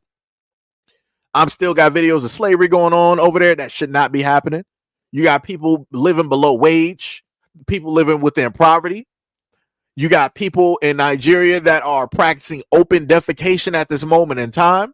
You got people over there dying from simple disease. Like it's all types of stuff over there. I, as one Black American, I cannot do anything to bust a grape in any of those situations to cause any type of movement. People gonna be looking at me like, yo, you an outsider. Like, yo, worry about your own thing. And I'm like, you right.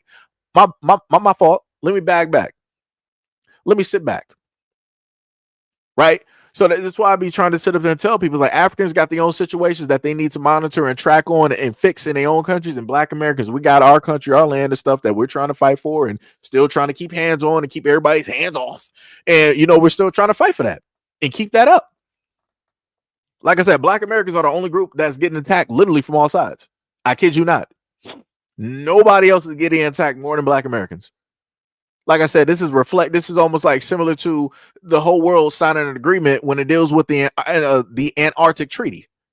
The whole world came to a common thing where it's like, yeah, we're not going to war, on this land here. We're just going to do military and scientific, types of research and data, all of that stuff. It doesn't matter your religion, creed, color. That's the only place where everybody's equal. Antarctica. Color me surprised.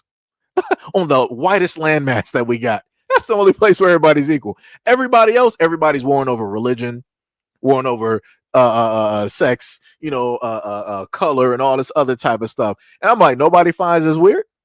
So the whole world is fighting everywhere else, but these places, nobody's really fighting in the North Pole. Nobody's fighting in Antarctica. Nobody finds that weird. Okay. But yet, just like how the whole world can agree on the Antarctic Treaty, the whole world can also agree and try to tell Black Americans, oh, you guys think that you're just American? No, you're not. You're actually African.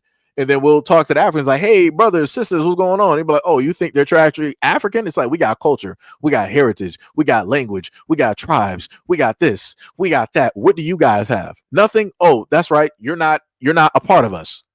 You're American. We're like stepchildren. Nobody wants us. So now we got to sit up there and cut out our own square.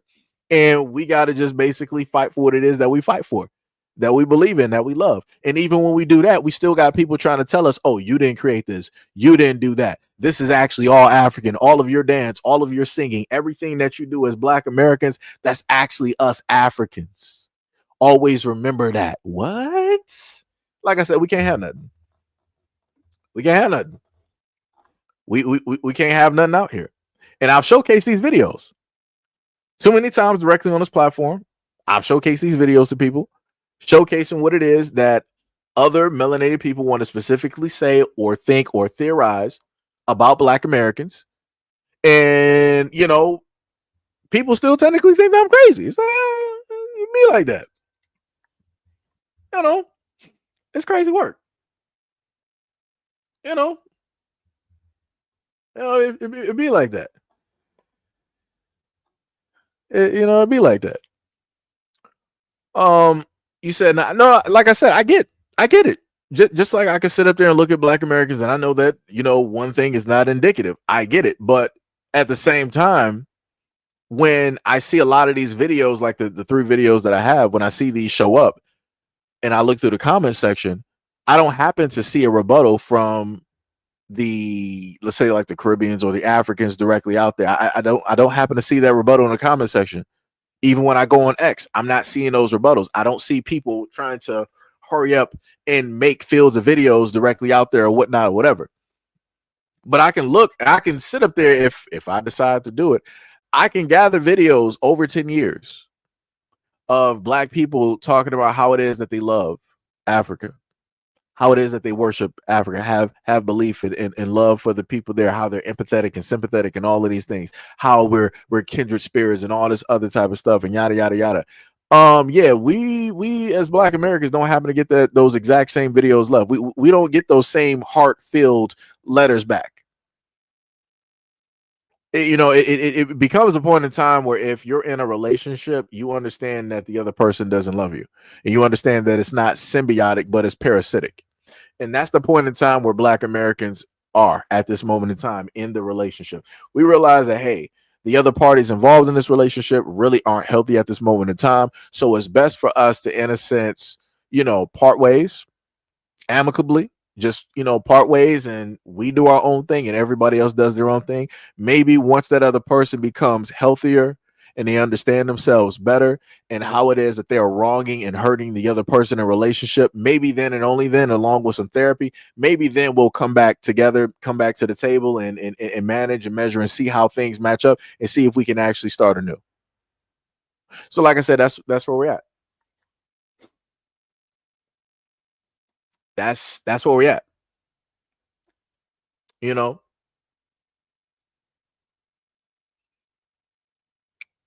It's crazy work out here. Shout out to the trolls directly in there talking about Chicago. Like, that's crazy. Like I said, it never ceases to amaze me when it happens. Never ceases to amaze me. But yeah, that's pretty much where I'm at.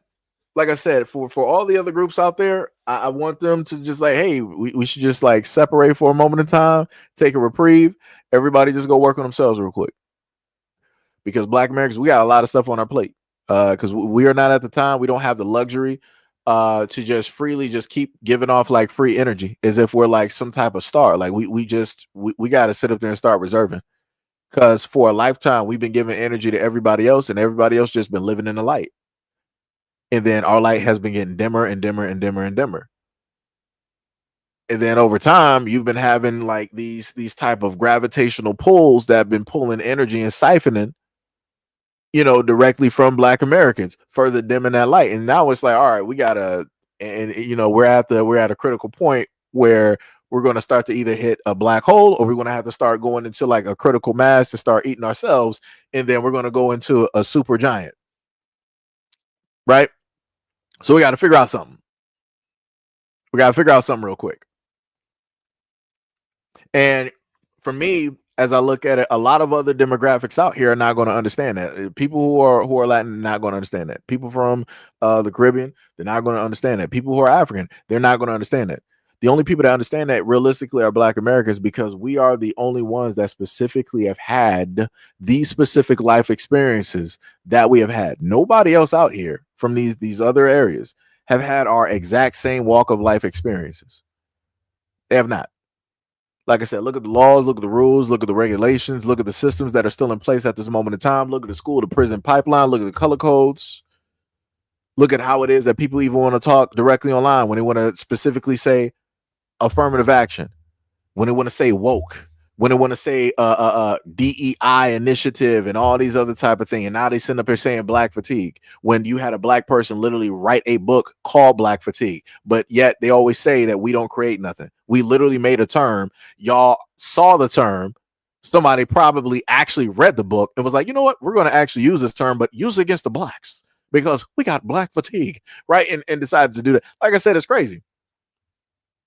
This is like the same thing how white people was up there like, oh, what Dave Chappelle did, that's racist because it's whiteface. There's nothing called whiteface except for a mountain somewhere in the United States. Whiteface is not even actually a thing. But like I said before, white people keep trying and keep doing and whatnot or whatever. You know, the other funniest thing is, right?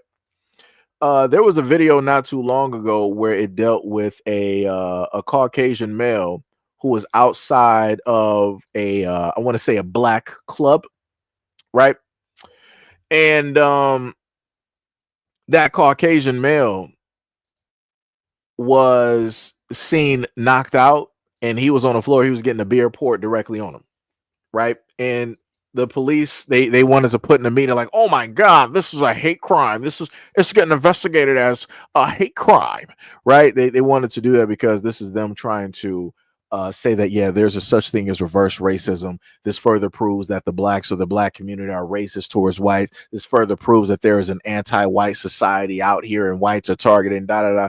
But then, oddly enough, that came across my desk today is that there is footage of that man in said club and he's dancing and having a good old time and everything like that. I'm going to show y'all the video in a second.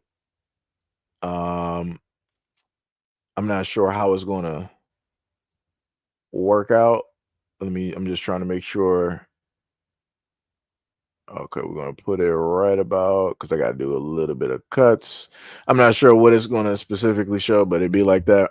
Wait, let me see. I'm going to try to get this as quick as possible. I'm trying to just roll through it real quick to make sure things are cool. Okay.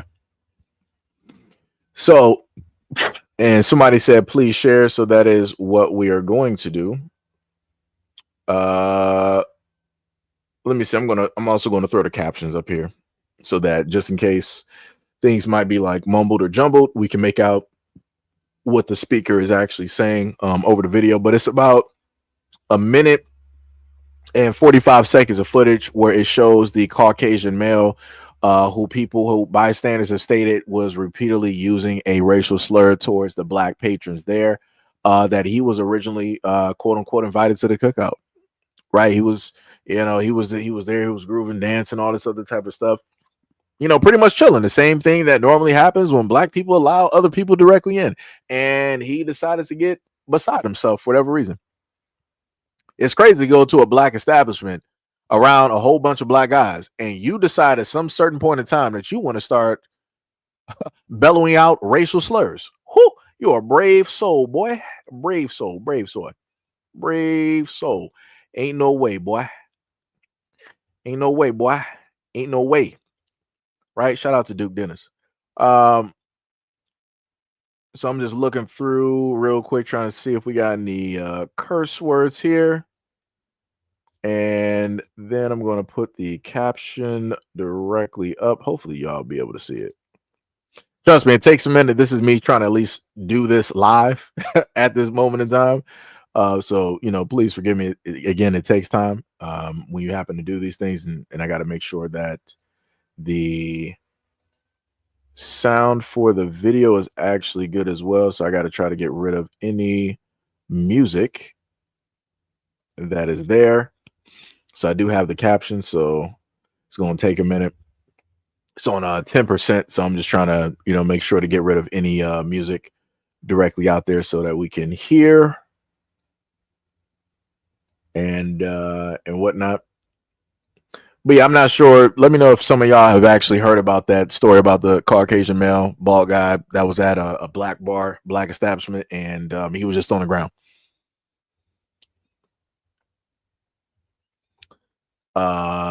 Casey said no more invites to the cookout. Yeah.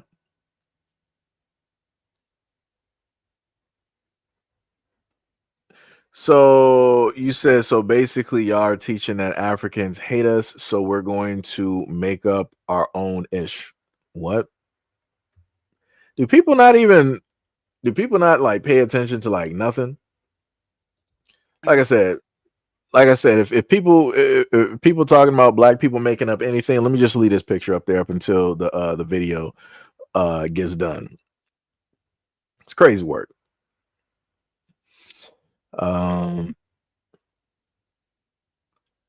He said, my grandmother said that she was never a slave. She said that the only reason why did they breastfeed the babies is because the mother didn't want to do it and they would die otherwise. I'm not even understanding what you even talking about there. Gail said whoever invited him to the cookout won't never live that down. Yep. I don't know who let that dude in. Like I said, I guess people didn't see Sinners. Some crazy work. Diabolical. So basically, y'all, let me see. Incarnation. Casey said it happened in Mississippi. Only said I didn't see any Africans event. Nothing the world is using. Everything from the streetlights to the toaster. Reverend Love said that is so true. I said SEIJIHITO Black Fatigue is our thing. Yep, because we literally got a book. Nobody else is talking about or mentioning that as even a word up until black people created it. It's crazy work. What was it? He said, I got love for him, brother. I got you. Like I said, I don't really. The only time I'm telling you, as I feel as though that I'm in a sense like a representative due to the fact that I got a space. I don't really got problems with people up until people got problems with Black Americans. Like I said, that's the only time that people will hear my mouth. If people just leave us alone, I don't got nothing to say. I'm good. I can focus on other stuff. But like I said, when people start talking, wow, this, it be like that.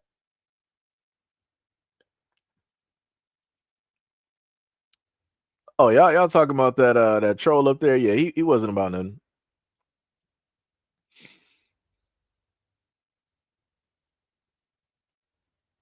This dude talking about he in the middle. Dog, I grew up, born and raised in Detroit. That is another black city. It was a murder capital like 3+ or whatever years running.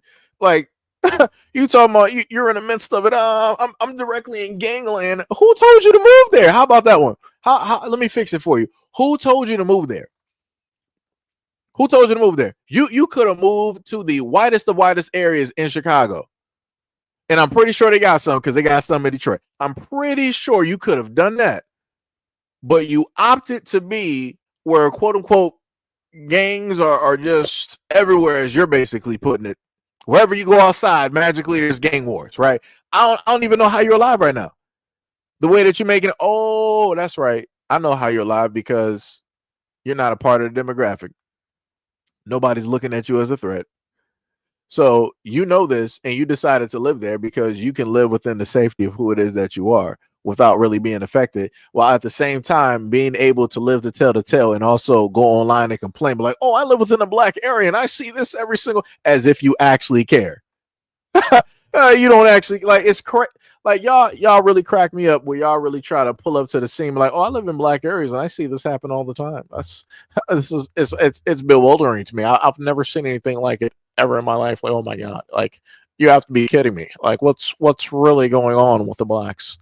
Like, why do you guys do this? Like, try to help me understand. Why not trying to make yourselves victims? and blame the white man, right? That's how you guys like to, pull it. Crazy. Crazy work. Diabolical.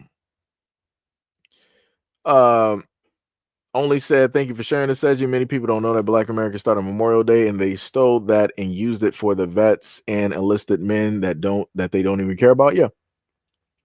Yep. Oh, matter of fact, my bad. I think that video is done. It is, so I can actually get that real quick. It's probably going to take a little bit long. Actually, it won't take that long. Now my computer is actually revving up, so sorry if you're able to technically hear that. That's my graphics card working, exporting the video at the moment.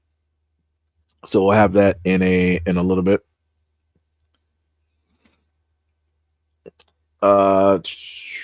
You said, please help me understand. What is there to understand? What is? See, I can highlight this because it's not. There's no this is my thing for Gizmo and many other Caucanites directly out there that live in Black communities. The reason that you guys, I just want to make this very clear for a lot of other people because I grew up, born and raised in Detroit. When Black communities are actually doing pretty well and pretty decent, you guys tend not to live there, right? Once crime and everything starts going high, once some type of depreciation for the neighborhoods and the houses start happening and whatnot, this is when you guys come in like vultures and decide that you want to live amongst Black people. Because I've seen it, I've watched it. And I'm like, that's a little bit weird. I'm like, you guys always talked about, the suburbs and all this other type of stuff, right? Y'all got the suburbs and all these other places, the countryside and whatnot or whatever. I'm still trying to figure out, why is it possible that white people decide that, oh, I want to sit up there and live in the blackest areas where I know that some things are not right and some things are going on, and then I want to complain about said things going on. That don't make any type of sense. I'm a little bit bewildered by that because you opted to be there. You chose to still sit up there and live there wherever you are directly in Chicago. Like, that's some crazy work. And then you want to come to a Black platform talking about, explain to me about the Black on Black crime. Explain to me historically why it is that you got Caucasians that are so violent. Explain that to me. I'll wait. Historically speaking. Because that's what I'm trying to figure out. Because that's wild to me. That's wild. And then you're in Chicago complaining about the crime. Since you're in Chicago, explain to me about the St. Valentine's Day massacre. That was one of the bloodiest massacres on the United States soil, right? Explain that to me. That had nothing to do with Black folks. That's in Chicago, right? Had nothing to do with the Blacks. So explain that to me. Why historically speaking, why was that even a thing like that, right? Everybody was just trying to get money, right? Everybody was trying to have their little side of the town. Why did everything have to come down to bang, bang, shoot them up? Why can I sit up there and look at videos of people doing drive-bys? Like, what's happening?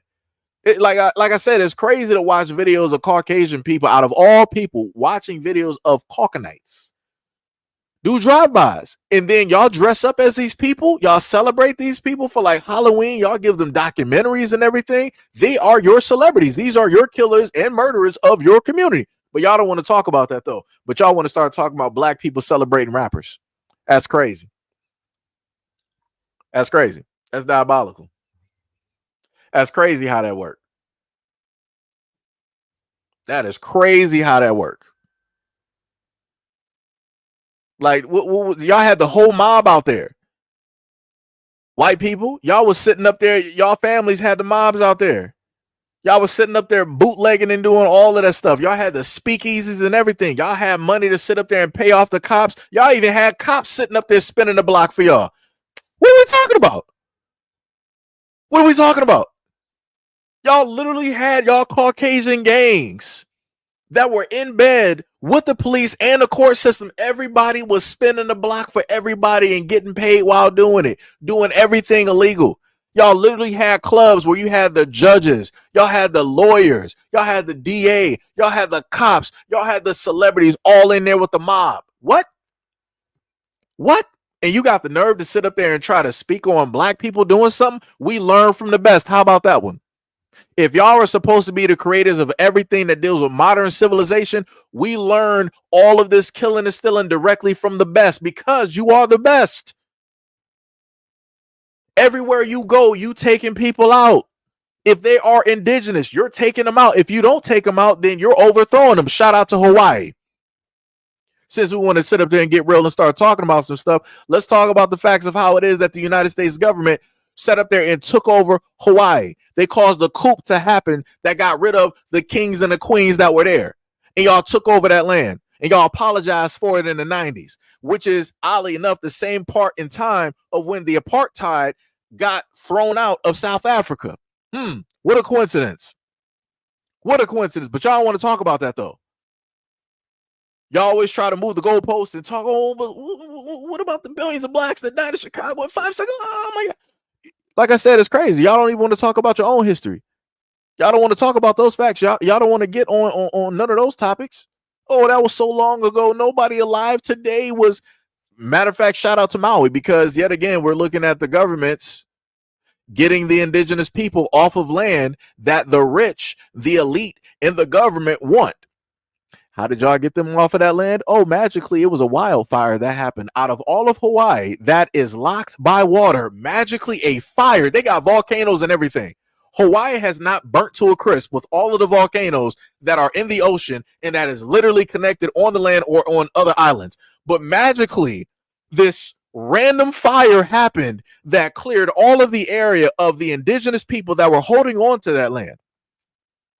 And you know what the insurance companies wanted to do? Hey, we heard that your land is worthless. We were seeing if you wanted to cut a deal so that we can buy your land, since you can't really do nothing with it. It's pretty much ashes. It's worthless to you, but we may be able to revitalize or modernize this for the rich, not you. And we'll figure it out. Right? Shout out to the Jamaicans out there. Matter of fact, that's what the government did to Jamaica, right? Because the Jamaican people really aren't able to go to their own beaches. Ain't that crazy? Ain't that diabolical? That's some crazy work. Look at that. And that's because of the same group of people. Matter of fact, there were some areas, I think, was it Mexico or South America, somewhere, right? Wherever there are Spanish-speaking people, you have some Americans basically come there and they try to partition off or privatize the natural beaches that are a part of that land so that the natural Spanish-speaking people cannot go there. Color me surprised. I wonder who did that. Guess what? It wasn't the blacks. It wasn't the blacks. It was you. But y'all don't want to talk about that, though. Y'all don't want to talk about that, though. I can keep going. No matter where y'all go, y'all always causing some type of destruction. Matter of fact, shout out to Australia. What happened to the whole of the indigenous population there? What happened to them? What happened to all those folks? So I'm like, that's crazy how there's more Europeans there than there are indigenous. I'm like, that is wild to me. Huh.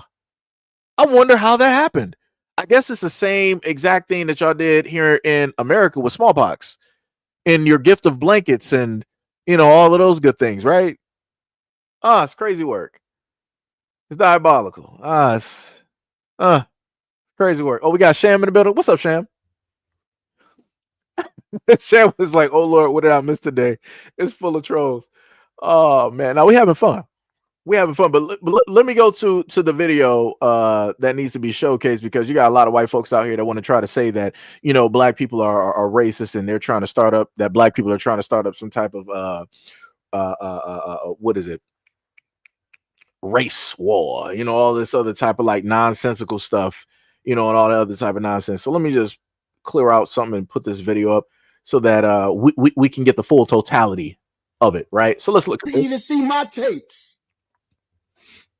Right, so now, this look, is gonna go and do him a little shuffle back on the right. So the black guy's showing you the guy that's dancing. Let me start it back. So the guy that you see in the black shirt and the cap with the, I guess I'm going to just say those are khaki shorts, right? With the black shoes, that is the white guy that everybody was able to see on the news that was knocked out and he was getting beer poured on him. He was basically embarrassed. They sort of stripped him and poured beer directly on him because he decided he wanted to get loud and proud and racist, right? So he ran up and got done up, right? So we're looking at the first initial parts of the video that the media, again, the white media, did not want to show. this is what I try to sit up there and tell a lot of black people. Don't fall for none of the nonsense when it deals with the white media out here, because they will sit up there and lie. They can find any and all footage. They can pay people for the footage. They opt not to do so because they want to put out a specific sensationalized, type of title and or article. And they know they can do this by, if it's anything negative dealing with black people, they sitting up there selling it. They putting it directly out there. It's running 24, 48, 72 hours. It's getting remixed. It's getting diced up and everything. And you know what's going to happen? Their main demographic, of which the mainstream media news was created for, they're going to thrive off of this. They're going to feed off of this. They're going to send it out on Twitter. They're going to be like, oh, look at what the blacks are doing. This is why we got to arm up. This is why we got to get militant as whites, because this is how they see us, and yada, yada, yada. So let's look at how this guy came to the cookout and what took place, right? Now, look, he gonna go and do him a little shuffle back on the dance floor. He having him a good time. Nobody told him he couldn't come in there. Nobody disrespected him. He had him a good time. I'm gonna say it. Ain't no such thing as the white people can't come in here and CJs. We got white people that come in here. We got Hispanics that come in here. We got all races that come in here. We ain't exclude nobody to come enjoy themselves. I'm just giving it to y'all. I gotta give it to y'all in this long length of time so y'all can see what the lick was. He danced and he came in the club with another Caucasian gentleman. He's somewhere lost in the sauce in the party having him a good time. He ain't even paying no attention to the man he came with. He having him a good time. I'm just gonna give it to y'all all the way up until it was time to go. That's when things got crazy. Now, he need my security guard with aggression. My manager and my security guard. The light's on. It's 2 o'clock. It's time to go. I'm going to shut up so y'all can hear the vocals.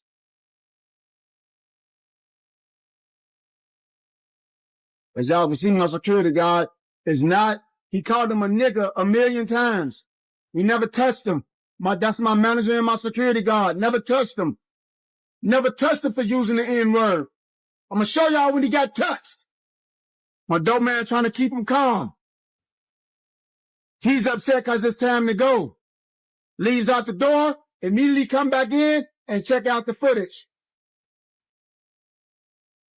Oh yeah, he ran up in there being aggressive. Yeah, see?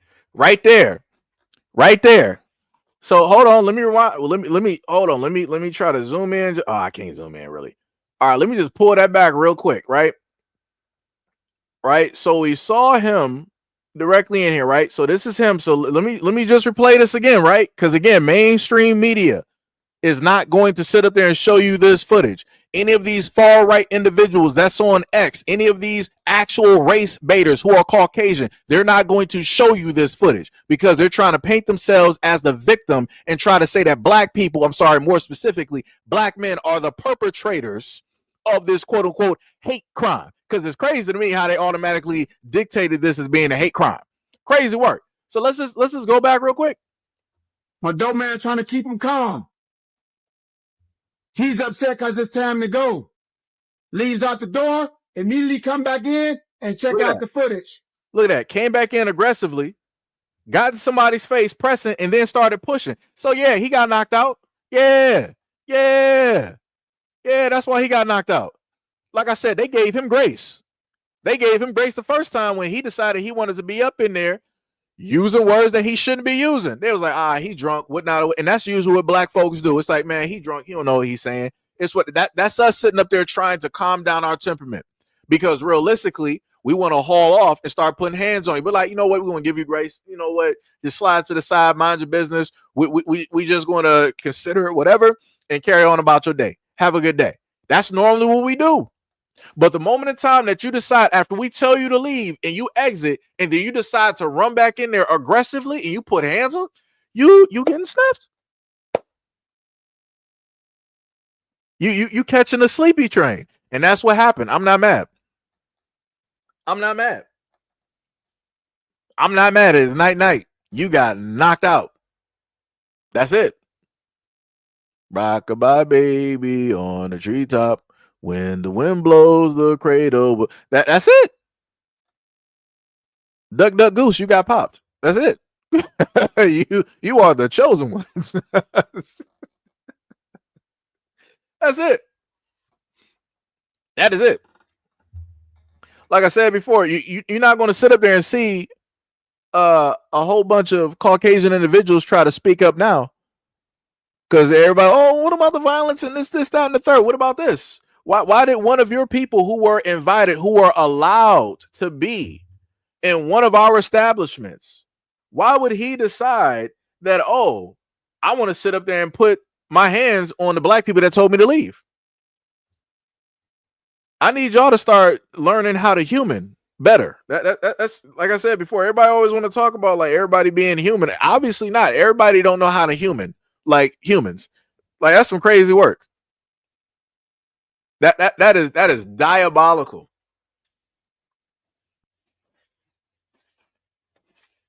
Diabolical.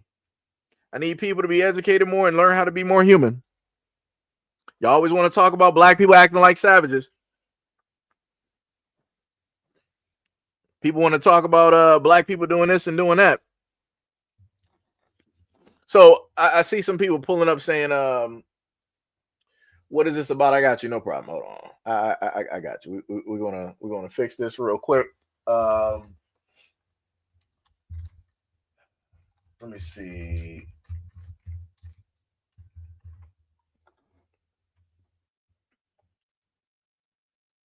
Let me see. Let's see if I can get the video real quick.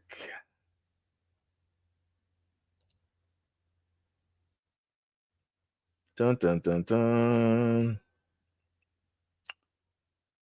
I had the what's the name too. Man knocked out at bar is not gonna work. Let me see. Bar fight.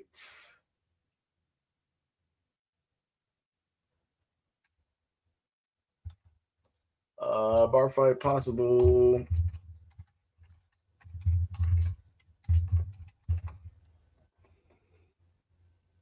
There we go. Man stripped naked and beaten with poles after calling people the N-word, right? And they say that it may be looked at as a possible hate crime, right? They said so let me just read this real quick because we're on this. They said a man was attacked after walking into a Mississippi club and using racial slurs. According to police, the attack happened at CJ's Lounge in Marshall County.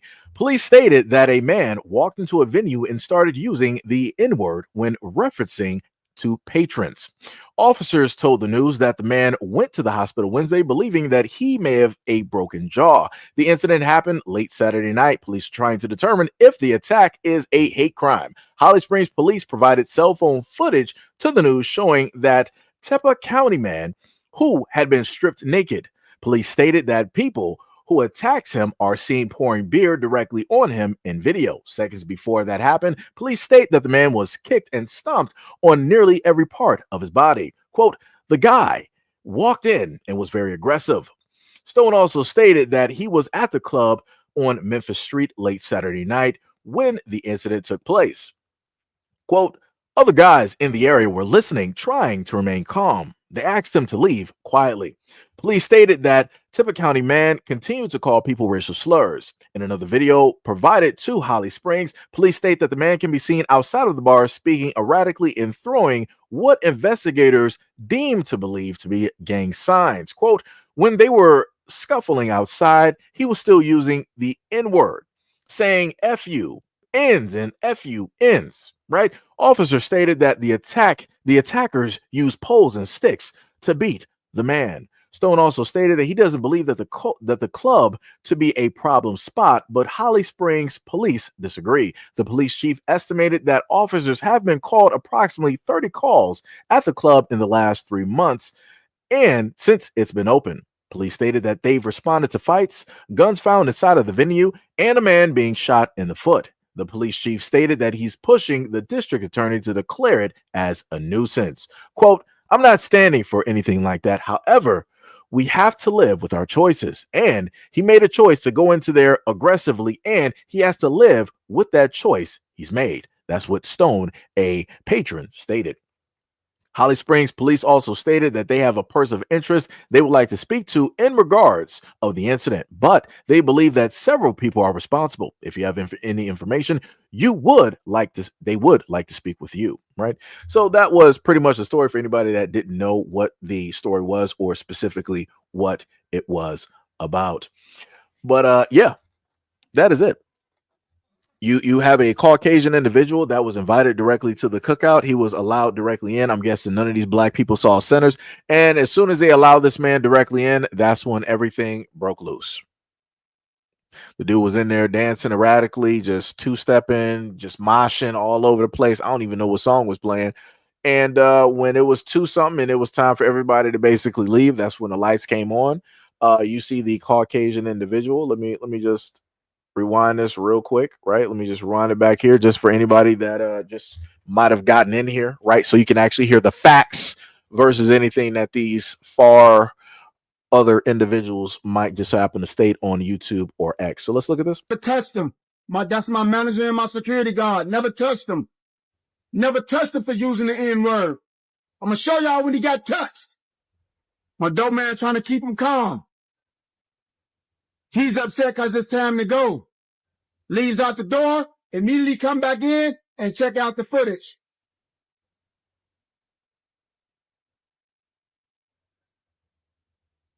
Right?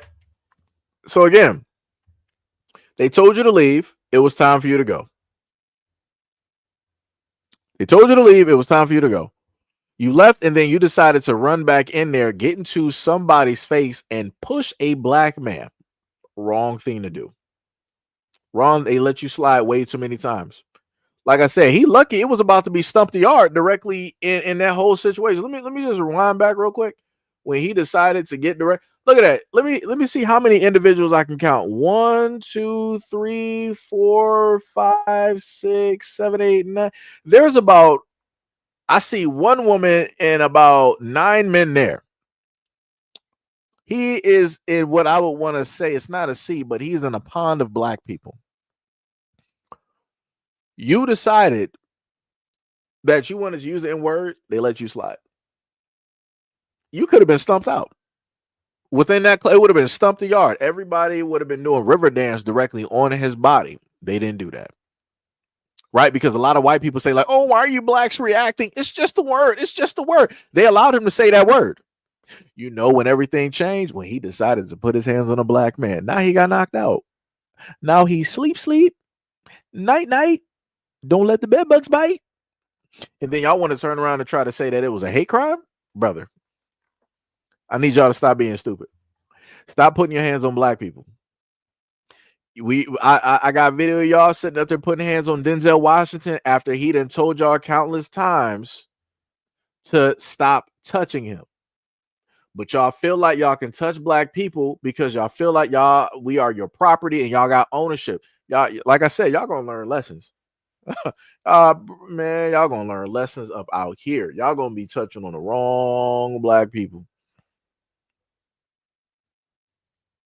That is crazy. That is crazy. Oh, we got somebody else being a victim.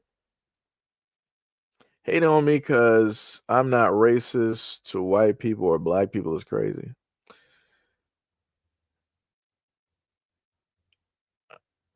I don't even know what this person I'm trying to look back. Let me see. There's bad and good in every race. Oh, here we go with this stuff. Oh my God, here we go. Oh, we're all human. There's good and bad in every race. Oh, why do we have to be like this, guys? Shut up.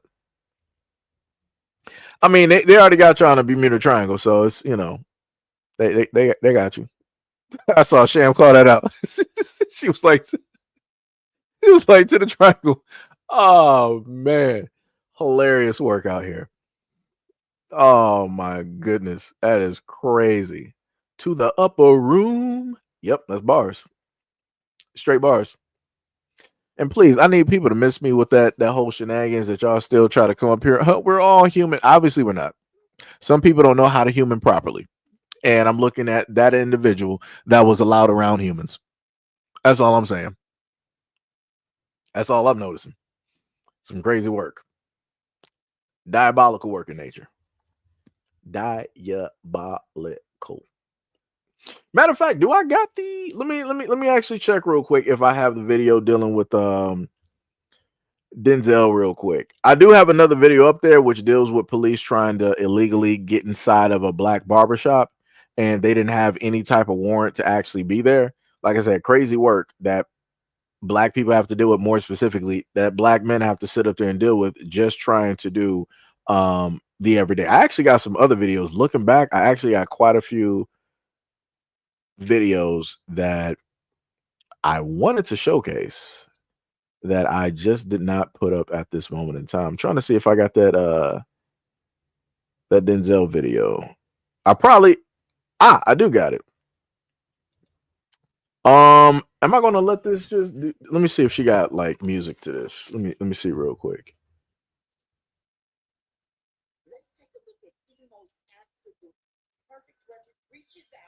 Okay. Wait, did she cut? It don't even matter. This live stream that already went through a few things already, probably. So it's probably it's not gonna matter.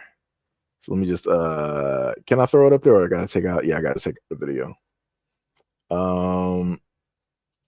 Let me take this out and let me put this video up for you guys here. Let's just take a look at this, because like I said, some people fully believe that you don't got proof. They always want to, oh, where's proof, right? So let's look at the video where they were putting hands on Denzel when he told him not to, right? Take a look at the most absolute perfect representation of white exhaustion in real time. Oh wait, oh, it does have music. So actually I gotta, I love this. We got white exhaustion, right? So you guys want to basically whitewash, and y'all want to take black fatigue, no problem. We got white exhaustion, no problem. No problem. I got you. We got that. Give me a second. Let me just cook for a minute. Let me just go to the background and put this video through the mixer, so I can make sure that the music and whatnot is directly up out of there. We're not trying to have no complications or no issues. Not trying to have no complications. Not at all. So like I said, also much love, respect, and appreciation for those who've been staying directly through this live stream as I've been showcasing videos / editing. Like I said, it does take a bit to edit these videos and whatnot. Let me tell you, it takes a little bit. But yeah, shout out to the Caucasian people up there. Oh, I got black fatigue. I've been on this channel for a minute. You ain't been here long enough. I don't even know who you are. You have Viking blood. Who are you? I see you never in the comment sections. I'll tell you that. What live streams were you a part of? We don't know you here. Talking about I've been here for a minute. Oh, I've been here for a minute. Look at that.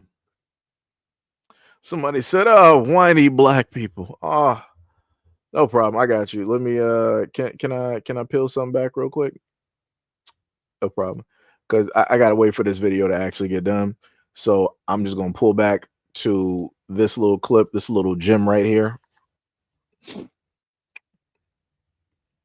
Because we got Caucanites directly out there wanting to talk. So while y'all chilling on black fatigue, let's deal with that white exhaustion and look at the marriage of Charlie Johns and Eunice Winstead. How about that one? Right? Daddy has to work for a minute. We got to do some editing in the background, right? I know kids can be very impatient, so we're gonna take a little bit of time, right? We're gonna add some. Does she have captions? She doesn't have captions. You know what? We're gonna add some captions, right? We're gonna shout out to Bob Ross. We're gonna add some trees, some squirrels, some rocks. We're gonna add a nice little pond. So it's going to take another minute because I'm just going to put some captions directly up there. I like throwing captions and stuff up there. Again, shout out, much love, respect, and appreciation to anybody else that is currently here, during this live stream. Casey said it's the weekend and they are amped with the Meath Malice. Uh-oh. Yo, Big Rob, what is up? You said, what is white exhaustion? You said that you don't, you say that I'm unintelligent, right?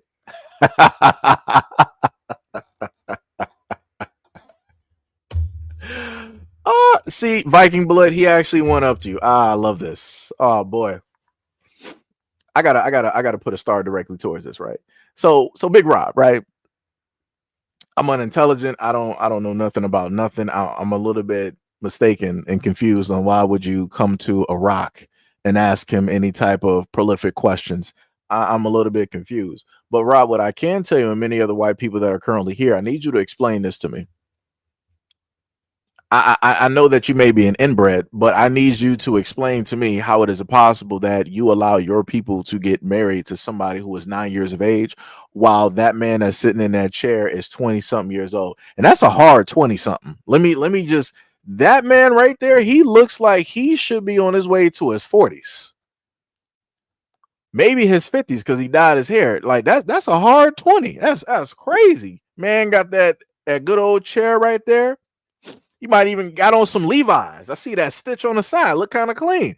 But his wife is 9 years old. So I need Viking and what was it? Big Rob, I need y'all to explain that to me. This is your man's. This is your man's. I heard they called him in 4K.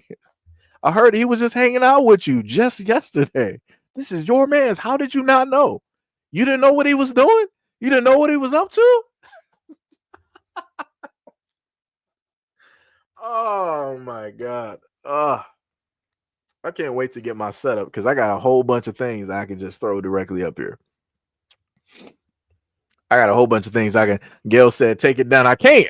This is what is the main thing that people say that we need to get rid of Black history, right? So it just needs to be American history. This is American history, right? This is American history at its finest. American history. Big Rob, explain this to me. Unless my mods got rid of you. I don't know. You might be in a triangle. You might be able to hear me talk to you, but you won't be able to respond and be like that. But yeah, Viking, Big Rob, anybody else that wanted to troll directly through here, anybody else that is white sitting in the background. Oops, I guess we actually lost some people because now we were at 80 something and it flew down to 76. That's a shame. That's a shame. Psychological warfare out here. Whew. I guess it'd be like that. I guess people don't like history. It'd be like that. Be like that, Some people want to, really come at Black people sideways, but it'd be like that. So now we're going to export this video. It might not take that long. It's on 4%, 5%, 6%. All right, we're at 10%. So yeah, it'll take less than 60 seconds, possibly. So we'll just let that go. Gil said I turned my hair for 1 minute, then boom. It's crazy work out here. Diabolical in nature. It's crazy. Like I said before, I know I got a lot of Caucasian people, Caucanites directly in the background, Christians, pagans, all of that good stuff. It's crazy how none of y'all want to speak on this. Y'all sit back there silently. Y'all are willing to sit up there and pipe up and try to be racist. That's the other thing too. Whenever I have a racist or whatnot or whatever come into the chat, and I know y'all can see it, it's a magical how a lot of y'all white folks out there, y'all don't say nothing. It's crazy how a lot of y'all other people out there that want to kumbaya and say that we're all human beings, y'all never shut down the racists that come into this chat. So please miss me with that Jesus, that Christ, that Holy Bible, the Holy Trinity. Miss me with all of that. Miss me with all that nonsense. Up until you are coming directly after the racists that come in this comment section, then we can sit up there and talk. Up until then, please shut up. Sit idly by just like you've been doing and don't say nothing. Just like how you sit idly by and patient as I talk about this and bring this up and y'all don't want to say nothing. Crazy work though, but let me start talking about Chicago. Let me start talking about Oakland, California. Let me start talking about Atlanta. Let me start talking about Brooklyn. Let me start talking about Miami, Florida. Let me start talking about Georgia. Right? Let me start talking about Houston. Let me start talking about anything dealing with Black folks dealing with some type of crimes or whatnot or whatever. Now y'all want to speak y'all piece. Now y'all want to say that y'all in the thick of it. It's crazy work. Diabolical in nature.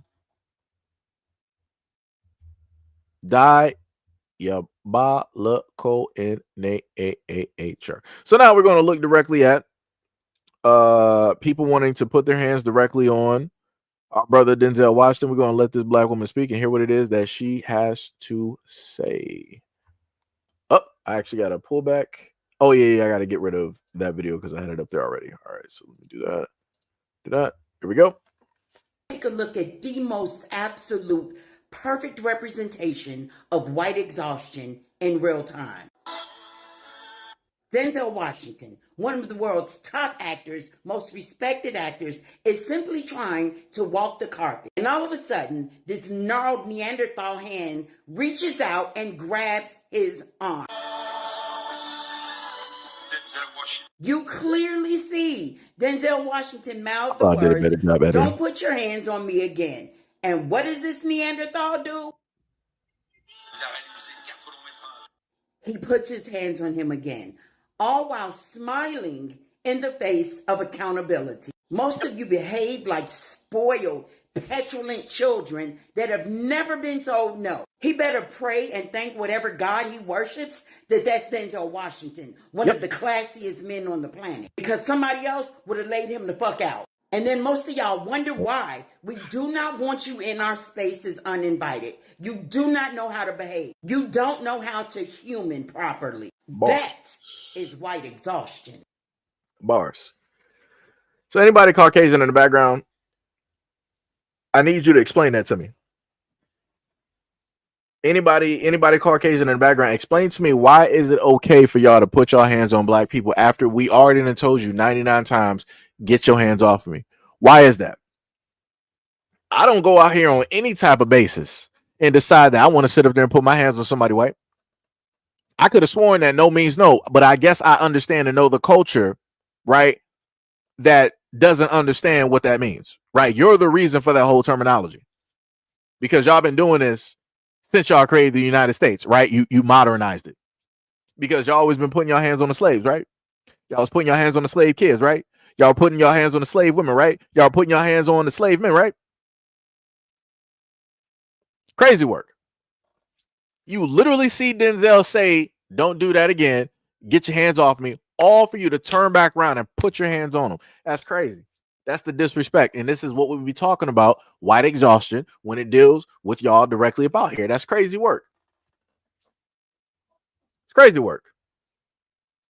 Y'all sitting up there always putting your hands on people. Like I said, I done got umpteen videos of y'all and many others putting your hands directly in black women's hair, but like, "Oh, is this real? Is this natural? Your hair is so pretty." Why are you touching people's hair?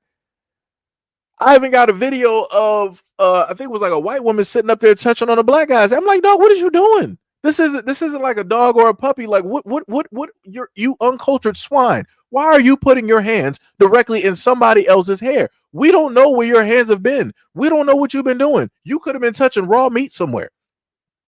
You could have been touching a cadaver. You could have been digging through somebody's toilet or porta potty. We don't know what you might have been doing. But yet you decide, "Oh, I want to sit up there and touch your hair because it's not like ours." Like, "Oh, this is so interesting." What? What are we doing? What are we doing? What are we doing? Keep your hands to yourself. Keep your hands to yourself. You vagabond. What are you doing? Uncultured. Jesus. Ridiculous.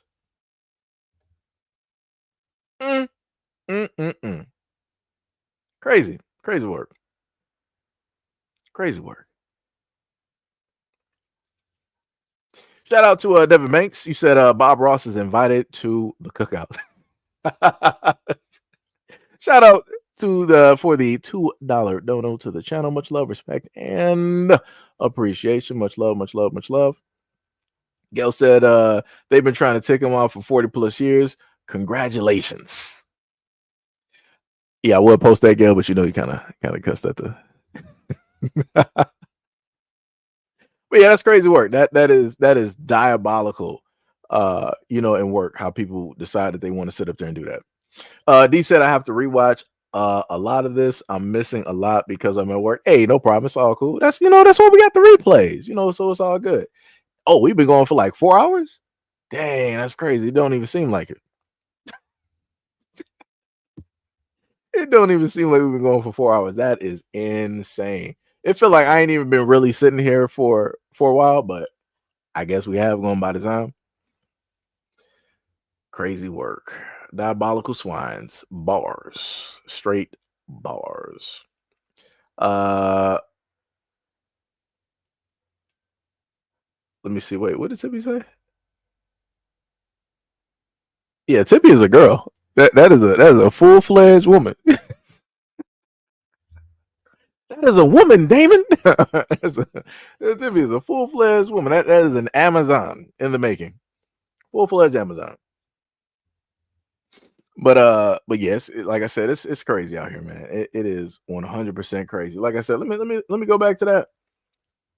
And the craziest part is you're not going to see a lot of them talk about this.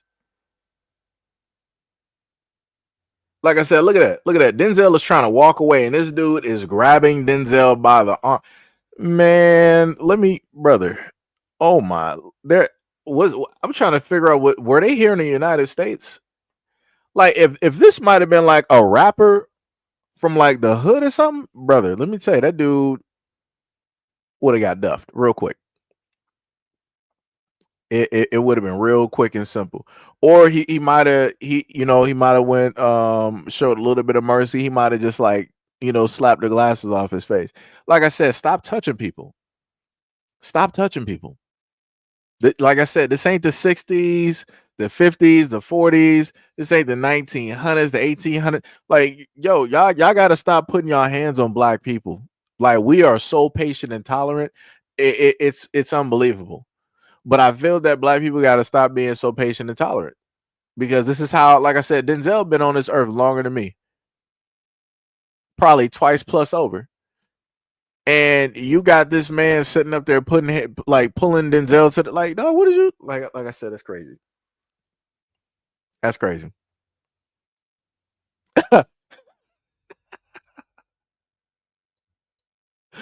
Tip was like 4 hours is nothing. Seiji, remember we did a 24-hour stream? Yeah, we did. And I also did I do that on this channel or the other channel? On one of these channels, I also have videos posted for you guys. Like every hour on the hour, I had like a story that was getting posted. I did that. I think I tried to do it for 20, 24, and then I tried to do it for 48 hours.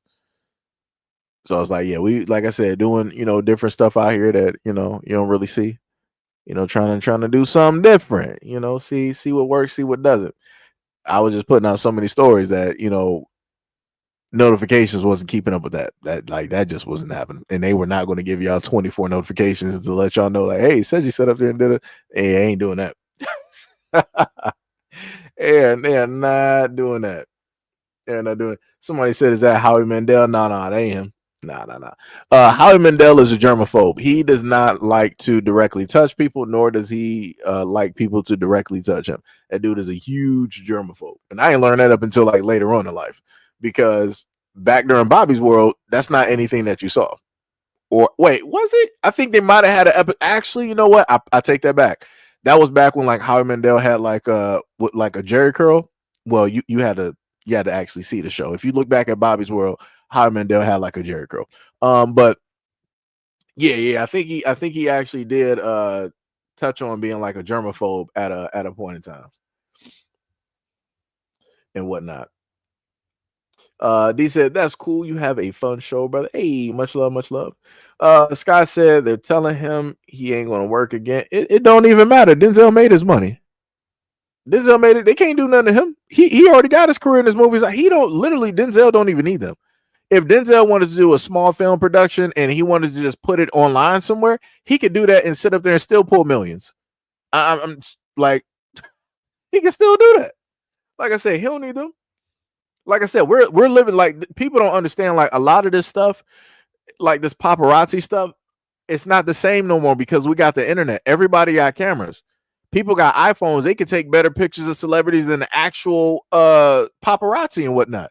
So like I said, everything is vastly different. Now you got them outsourcing and they're trying to go to social media and get a lot of this footage from ordinary people and pay them. They're not really paying the paparazzi ain't making the same money that they used to make back in the early 2000s, the 90s, the 80s, and the 70s and whatnot. Because everybody got cameras. You know. Let me see. What else we got? So okay. Sham said we talked about everything under in that 24-hour stream. Yes, we did. Yes, we did. Let me see. Oh, you responded back to Sky? I don't think I seen what Sky stated. Looking at Gail. Let me see. I can't even spot. It's gonna take a minute. Let me see. One of many said they're seeing how much they can get away with now. Yeah, they probably trying, but it don't matter. He already did everything he was supposed to do. Now he can sit up there and just open up the doors for other people. Like I said, that was technically starting by what was it? You had like Chadwick. And then you got I think what Denzel's like son or whatnot or whatever. Um he said paparazzi equals police or agent, the real meaning, but yeah, you're right. I got you. Sham said Denzel got enough money that he can start his own industry. Yeah, he can. Yell said, I ain't got it, but I know how those scumbags work. Done seen it too many times. They don't want him to have a legacy. They want his children to be hungry. I mean, there's a multitude of ways that, and that's why I try to tell a lot of people because like I don't know who a lot of these celebrities know, whatnot or whatever, but the main thing my mom always states is have your eggs and don't have all the eggs in one basket, right? Spread things out. So just in case anything happens, bam, you got other doors that people can't get to. Things of that nature. So there's a lot of different safety nets and things that people can do in order to protect their money, especially black people, because our money gets targeted more than anybody else. The case in point, just look at American history. Look at Black Wall Street, just in case if anybody want to get stupid. It's like, oh, what black money ever gets attacked? You blacks don't have money. Black Wall Street. the things that y'all want to omit from history, right? Crazy work. One of many said diversification of your financial portfolio. Yep. Shout out to Wu Tang because they also said diversify your bonds. All right. Shout out to Wu Tang on the Chappelle show. Chappelle show. Tippy said, "Would y'all take a picture of a celebrity for money?" I mean, I would if it's tasteful in nature. If it's not being invasive, I sit up there and do it. I would sit up there and try to ask people would it be okay, to sit up there and take a picture. Like I said, that's me. I ain't just gonna roll up on a celebrity just like bow bow, just like flickering lights, flashing lights. Like I ain't about to do that to nobody, But I wouldn't mind doing it. As long as they're all right with it. If they not, then it is what it is. Move on to the next celebrity. That's it. Got to be like Peter Parker out here. Might not, you'll still get your pictures. Might not be the best, but you'll still get those pictures. Sham said Denzel's smart though. He already got his trust fund and money aside for his kids. He got a lot of investments too. He is a very smart man. But yep. But yeah, that's pretty much it. We do got more videos, but this live stream been going long enough. And for those who may have been sitting, it is time to move around. Time to move around. Go out there and stretch. Also, what is it? Because I actually saw that it's light peeking through my blinds. I didn't even realize it because it's all black. So I thought it was actually night at this moment in time because I had the light on for the longest time possible. So yeah, go out there and stretch.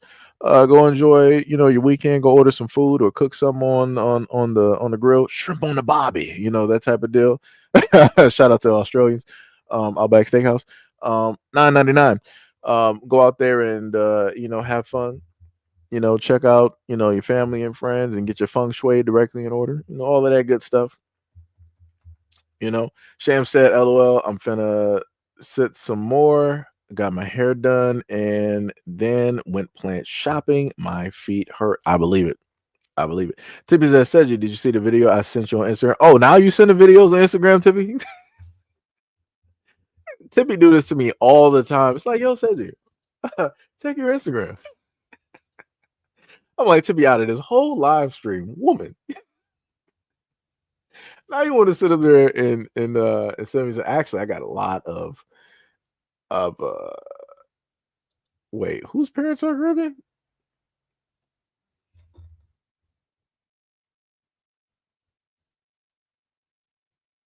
Oh, talking about the Maryland governor. Yeah. Let me see. Tippy says she sent a video. Yeah, I'm backlogged horribly. I don't even see Tippy up here. Where? Let me see. Ah. Oh, you know what? The craziest part, Tippy, is that I have that video. That was a video I wanted to post. I know the video you're talking about. The women had like a fight, and because the other woman she couldn't fight, she decided to hit the baby that was in a stroller. Yeah.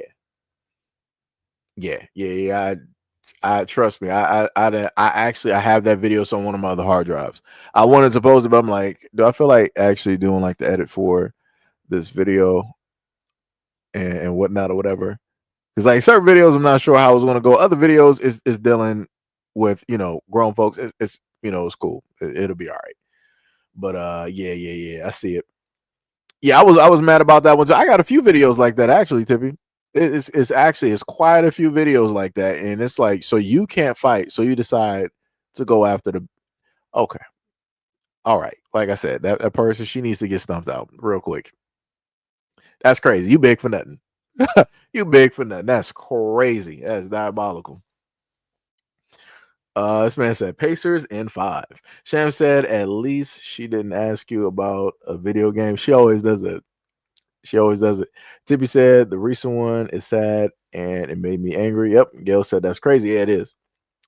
Tippy said in a baby stroller. Sham said, remember when they was protesting and an argument happened with the white man and the white woman went screaming at the baby. Oh yeah. I got that video too. Yeah. Yep. I know exactly what you're talking about. I know exactly what you are talking about. So yeah, we will have quite a few videos that will be uploaded for you guys.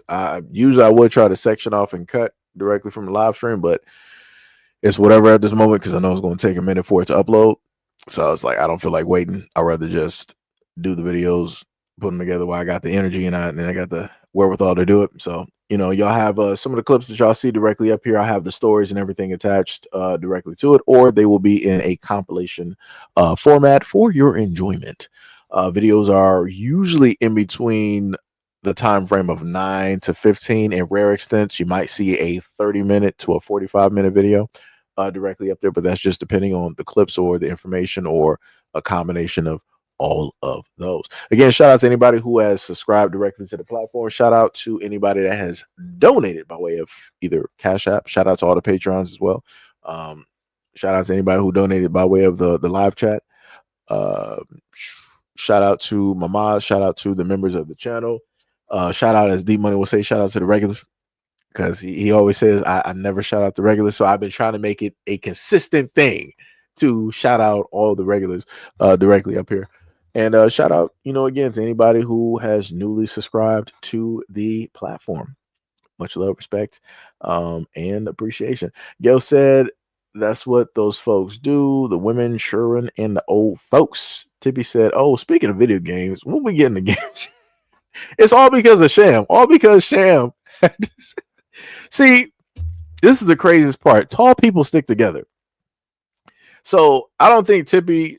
So Tippy, you're not the tallest woman here. So basically, it's like the Twin Towers, right?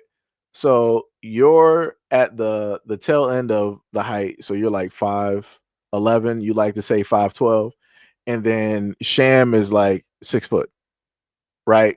So So you technically you got a twin directly in here. That is also tall directly with you. She's also a gamer as well. And Sham is also goofy as well too. So yeah, it's hilarious. Tippy was like, "I'm 5'12". What you?" Oh my god. Oh my god. I did say 5'12". I said that. I did say that. Uh, Sham was like, "Yeah, we do." Axe said, have to dip. Gotta go to the gym. See y'all later. Hey, much love, respect, and appreciation. Hack, shout out, shout out, shout out. Sham said, and Tippy is Barbados like me, so we're sisters. Is that technically more? Is that really the main height there that I want to? Is that the like the that can't be like the average height? Would it? No, no, no. It can't. Is it? I don't know. I'll have to sit up there and like look up the demographics. I'll have to look it up. I'm 5'12". Lord have mercy. Tippy said she beat me. Yeah, Sham is 6'1". Gail said, "Wait a minute. Why chicks be acting like they want to out tall my daughter?" Sham was like, "My aunt was 6'5". Dang, that's crazy. And you said your granddad is 7'2". Yeah, so all of your whole family like full of Nephilim. That's what that is. That is crazy. Tippy said, "I do research on that." Oh, you said I'll do research. Okay, I got you. Yeah, that's crazy. 7'2". That's like Andre the Giant. That's diabolical. That's NBA status. That's pulling like some Wilt Chamberlain. Tippy said, "Seji, you like tall girls, right?" This don't got nothing to do with me, Tippy. Leave me directly out of it. I am a ordinary. I'm your ordinary black gamer. Well, what did I normally say on my Twitter? Not Twitter, on TikTok. Your ordinary. Yeah, I think it was like your ordinary neighborhood gamer, black gamer, something like that. I forgot. I got so many things that I've basically stated, but yeah, I'm ordinary out here, Tippy. Stop bringing me into these shenanigans. Bring me to these shenanigans. Sham said, "LOL, my granddad used to say that God forgot one of his Nephilim, so don't act up or he'll spot us." Yo, that's hilarious. Yo, you got to get that put on a shirt. That got to get put on a shirt. Yo, that is crazy. That is crazy. Yo, Sham, you got to yo. While you making shirts, you got to sit up there and put that on the shirt. You have to put that on the shirt. That is, I've never heard that before. Yo, that is hilarious. I like that. I like that. Tibby said, "Seji, I saw you liking a few clips on Instagram in silent. I see you." Yeah, that's because Instagram be snitching on people now. It's like, oh, this person likes this photo. I'm like, yeah, IG be snitching out here. It's crazy work. That's like, wow, I just can't sit up there and give props to great looking individuals out here. That's some diabolical work. Shout out to IG for snitching. That is crazy. Sham was like, "I will write that down." LOL. Gail said, "That is so cute. I'm about to cry." Yeah, because wait. Gail, ain't you tall too? Gail, ain't you about like 5'10"? I think. Because yeah, I think like all three of y'all are actually tall. I think we had somebody else, but they ain't been on the live in a minute. Tibby said, "That tall Brazilian chick, I see you."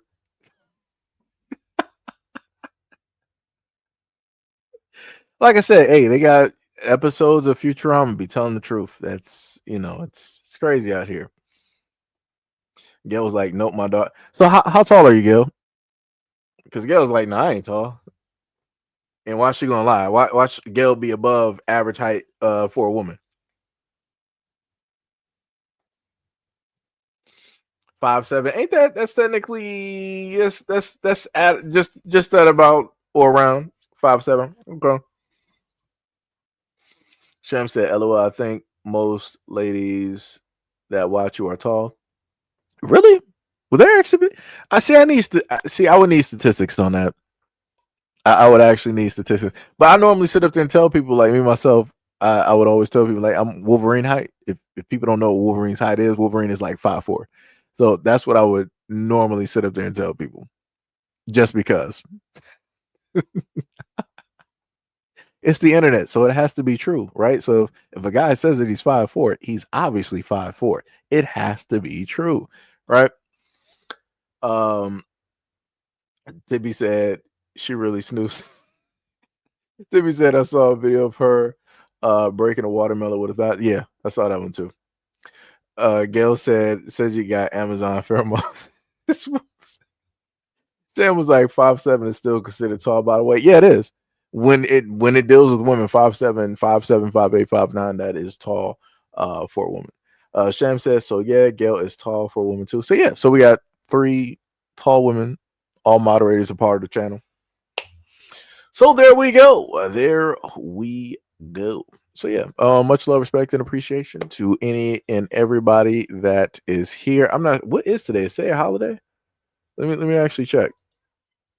It's about to be 4:30, and I was been supposed to end the stream at like 4:03. That's crazy.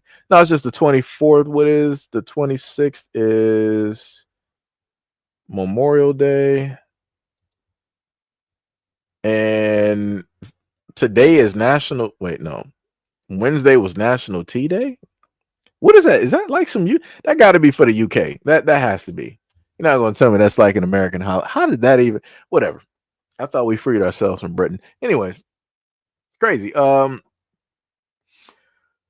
Smooth Will said, I truly believe that most men don't care. It's only when people bring it up that they start thinking about it. Yeah, a lot of guys don't care about height.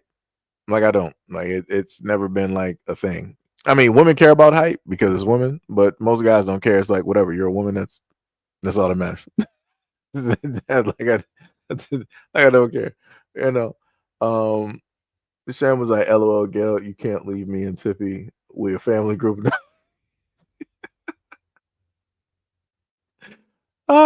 That's hilarious. Tippy said, peace, love, and soul fried chicken and hot pockets. You know what? I haven't had hot pockets in a very long time, actually. I've actually stayed away from hot pockets, even though I still eat pepperoni pizza, but you know, it'd be like that. It'd be like that. Also, for any people out there, if you got a halal spot in your area, go try them out. I recommend the chicken and lamb on a bed of should be jasmine rice with a side of salad. Very great food. It is it is the chef's kiss, right? It tastes as if it was made with love, with intent, right? To feed a hungry soul. So, you know, shout out to all the halal restaurants directly out there. Great food. Awesome, you know, customer service. You know, things of that nature. But anyways, that is it. I'm going to let you guys go. Sham up here talking about group hugs. Oh my goodness. Like I said, it's every time it's always something different. Let me tell you. Hey, we actually did pretty good today. Let me look at these analytics. Ooh, we had about a good 14 today. Ooh, that is crazy work. Now I gotta check the other side real quick. Hold on, let me see something. We actually did pretty good on the view chart. It's crazy work. Pretty much the original channel is nothing but lives at this moment. I haven't actually put up a normal video in a while. I might actually try that out at a moment in time. This one might be a little bit shorter with the analytics. Let me see what we got. That's about close to like 10. That's not bad. So we got close to about like 20, 24 K added in on both sides. Hey, all right. Like I said, shout out. Oh Lord. Look at Tiffy. Oh, that's why I can't take it. I can't take y'all no. Ah man, can't take y'all nowhere. Lord have mercy. Sham said, I'm a cook, then play some games tonight. All right, gotcha. I didn't get no type of legendaries on Towerborn. So it'd be like that. But yeah, I'll be going through there. He said, what did Tippy say? Nah, I'm not repeating that, Tippy. Tippy gonna sit up to have a whole hissy fit, be like, say it. You're not reading my comments. He's ignoring me again. I can already see it. Tippy was like, highlighted. I am not about to highlight that. That's crazy. People want to start speaking in my. We're not doing that. We're not even doing it. Sham was like, they been stingy with the legendaries. Yep. I'm not highlighting that, Tippy. I'm not highlighting that. I don't know how Sham can't see that. Ain't y'all on the same channel? That's crazy. Diabolical. Well, I guess it will be a mystery to Sham, and it'd be like that. So, shout out, much love, respect. Sham was like, no, can't see it. Hey, it'd be like that, Sham. Everything is not meant to be seen. He said Tippy's on the other channel. Hey, Sham, be like that. Everything that's some people say that everything that God does is not meant to be seen. It's not meant to be understood. So everything that Tippy says is not meant to be seen or understood. It'd be like that. And this is what we're going to read. I know I should have ended this stream light years ago. No, I should have ended the stream then. This is why I play video games. This is exactly why. This woman, what did Sam say? Oh my god. Yep, we're about to end the stream now. All right. Love you guys. Peace out. I will see you guys on the next live stream and video. Peace out.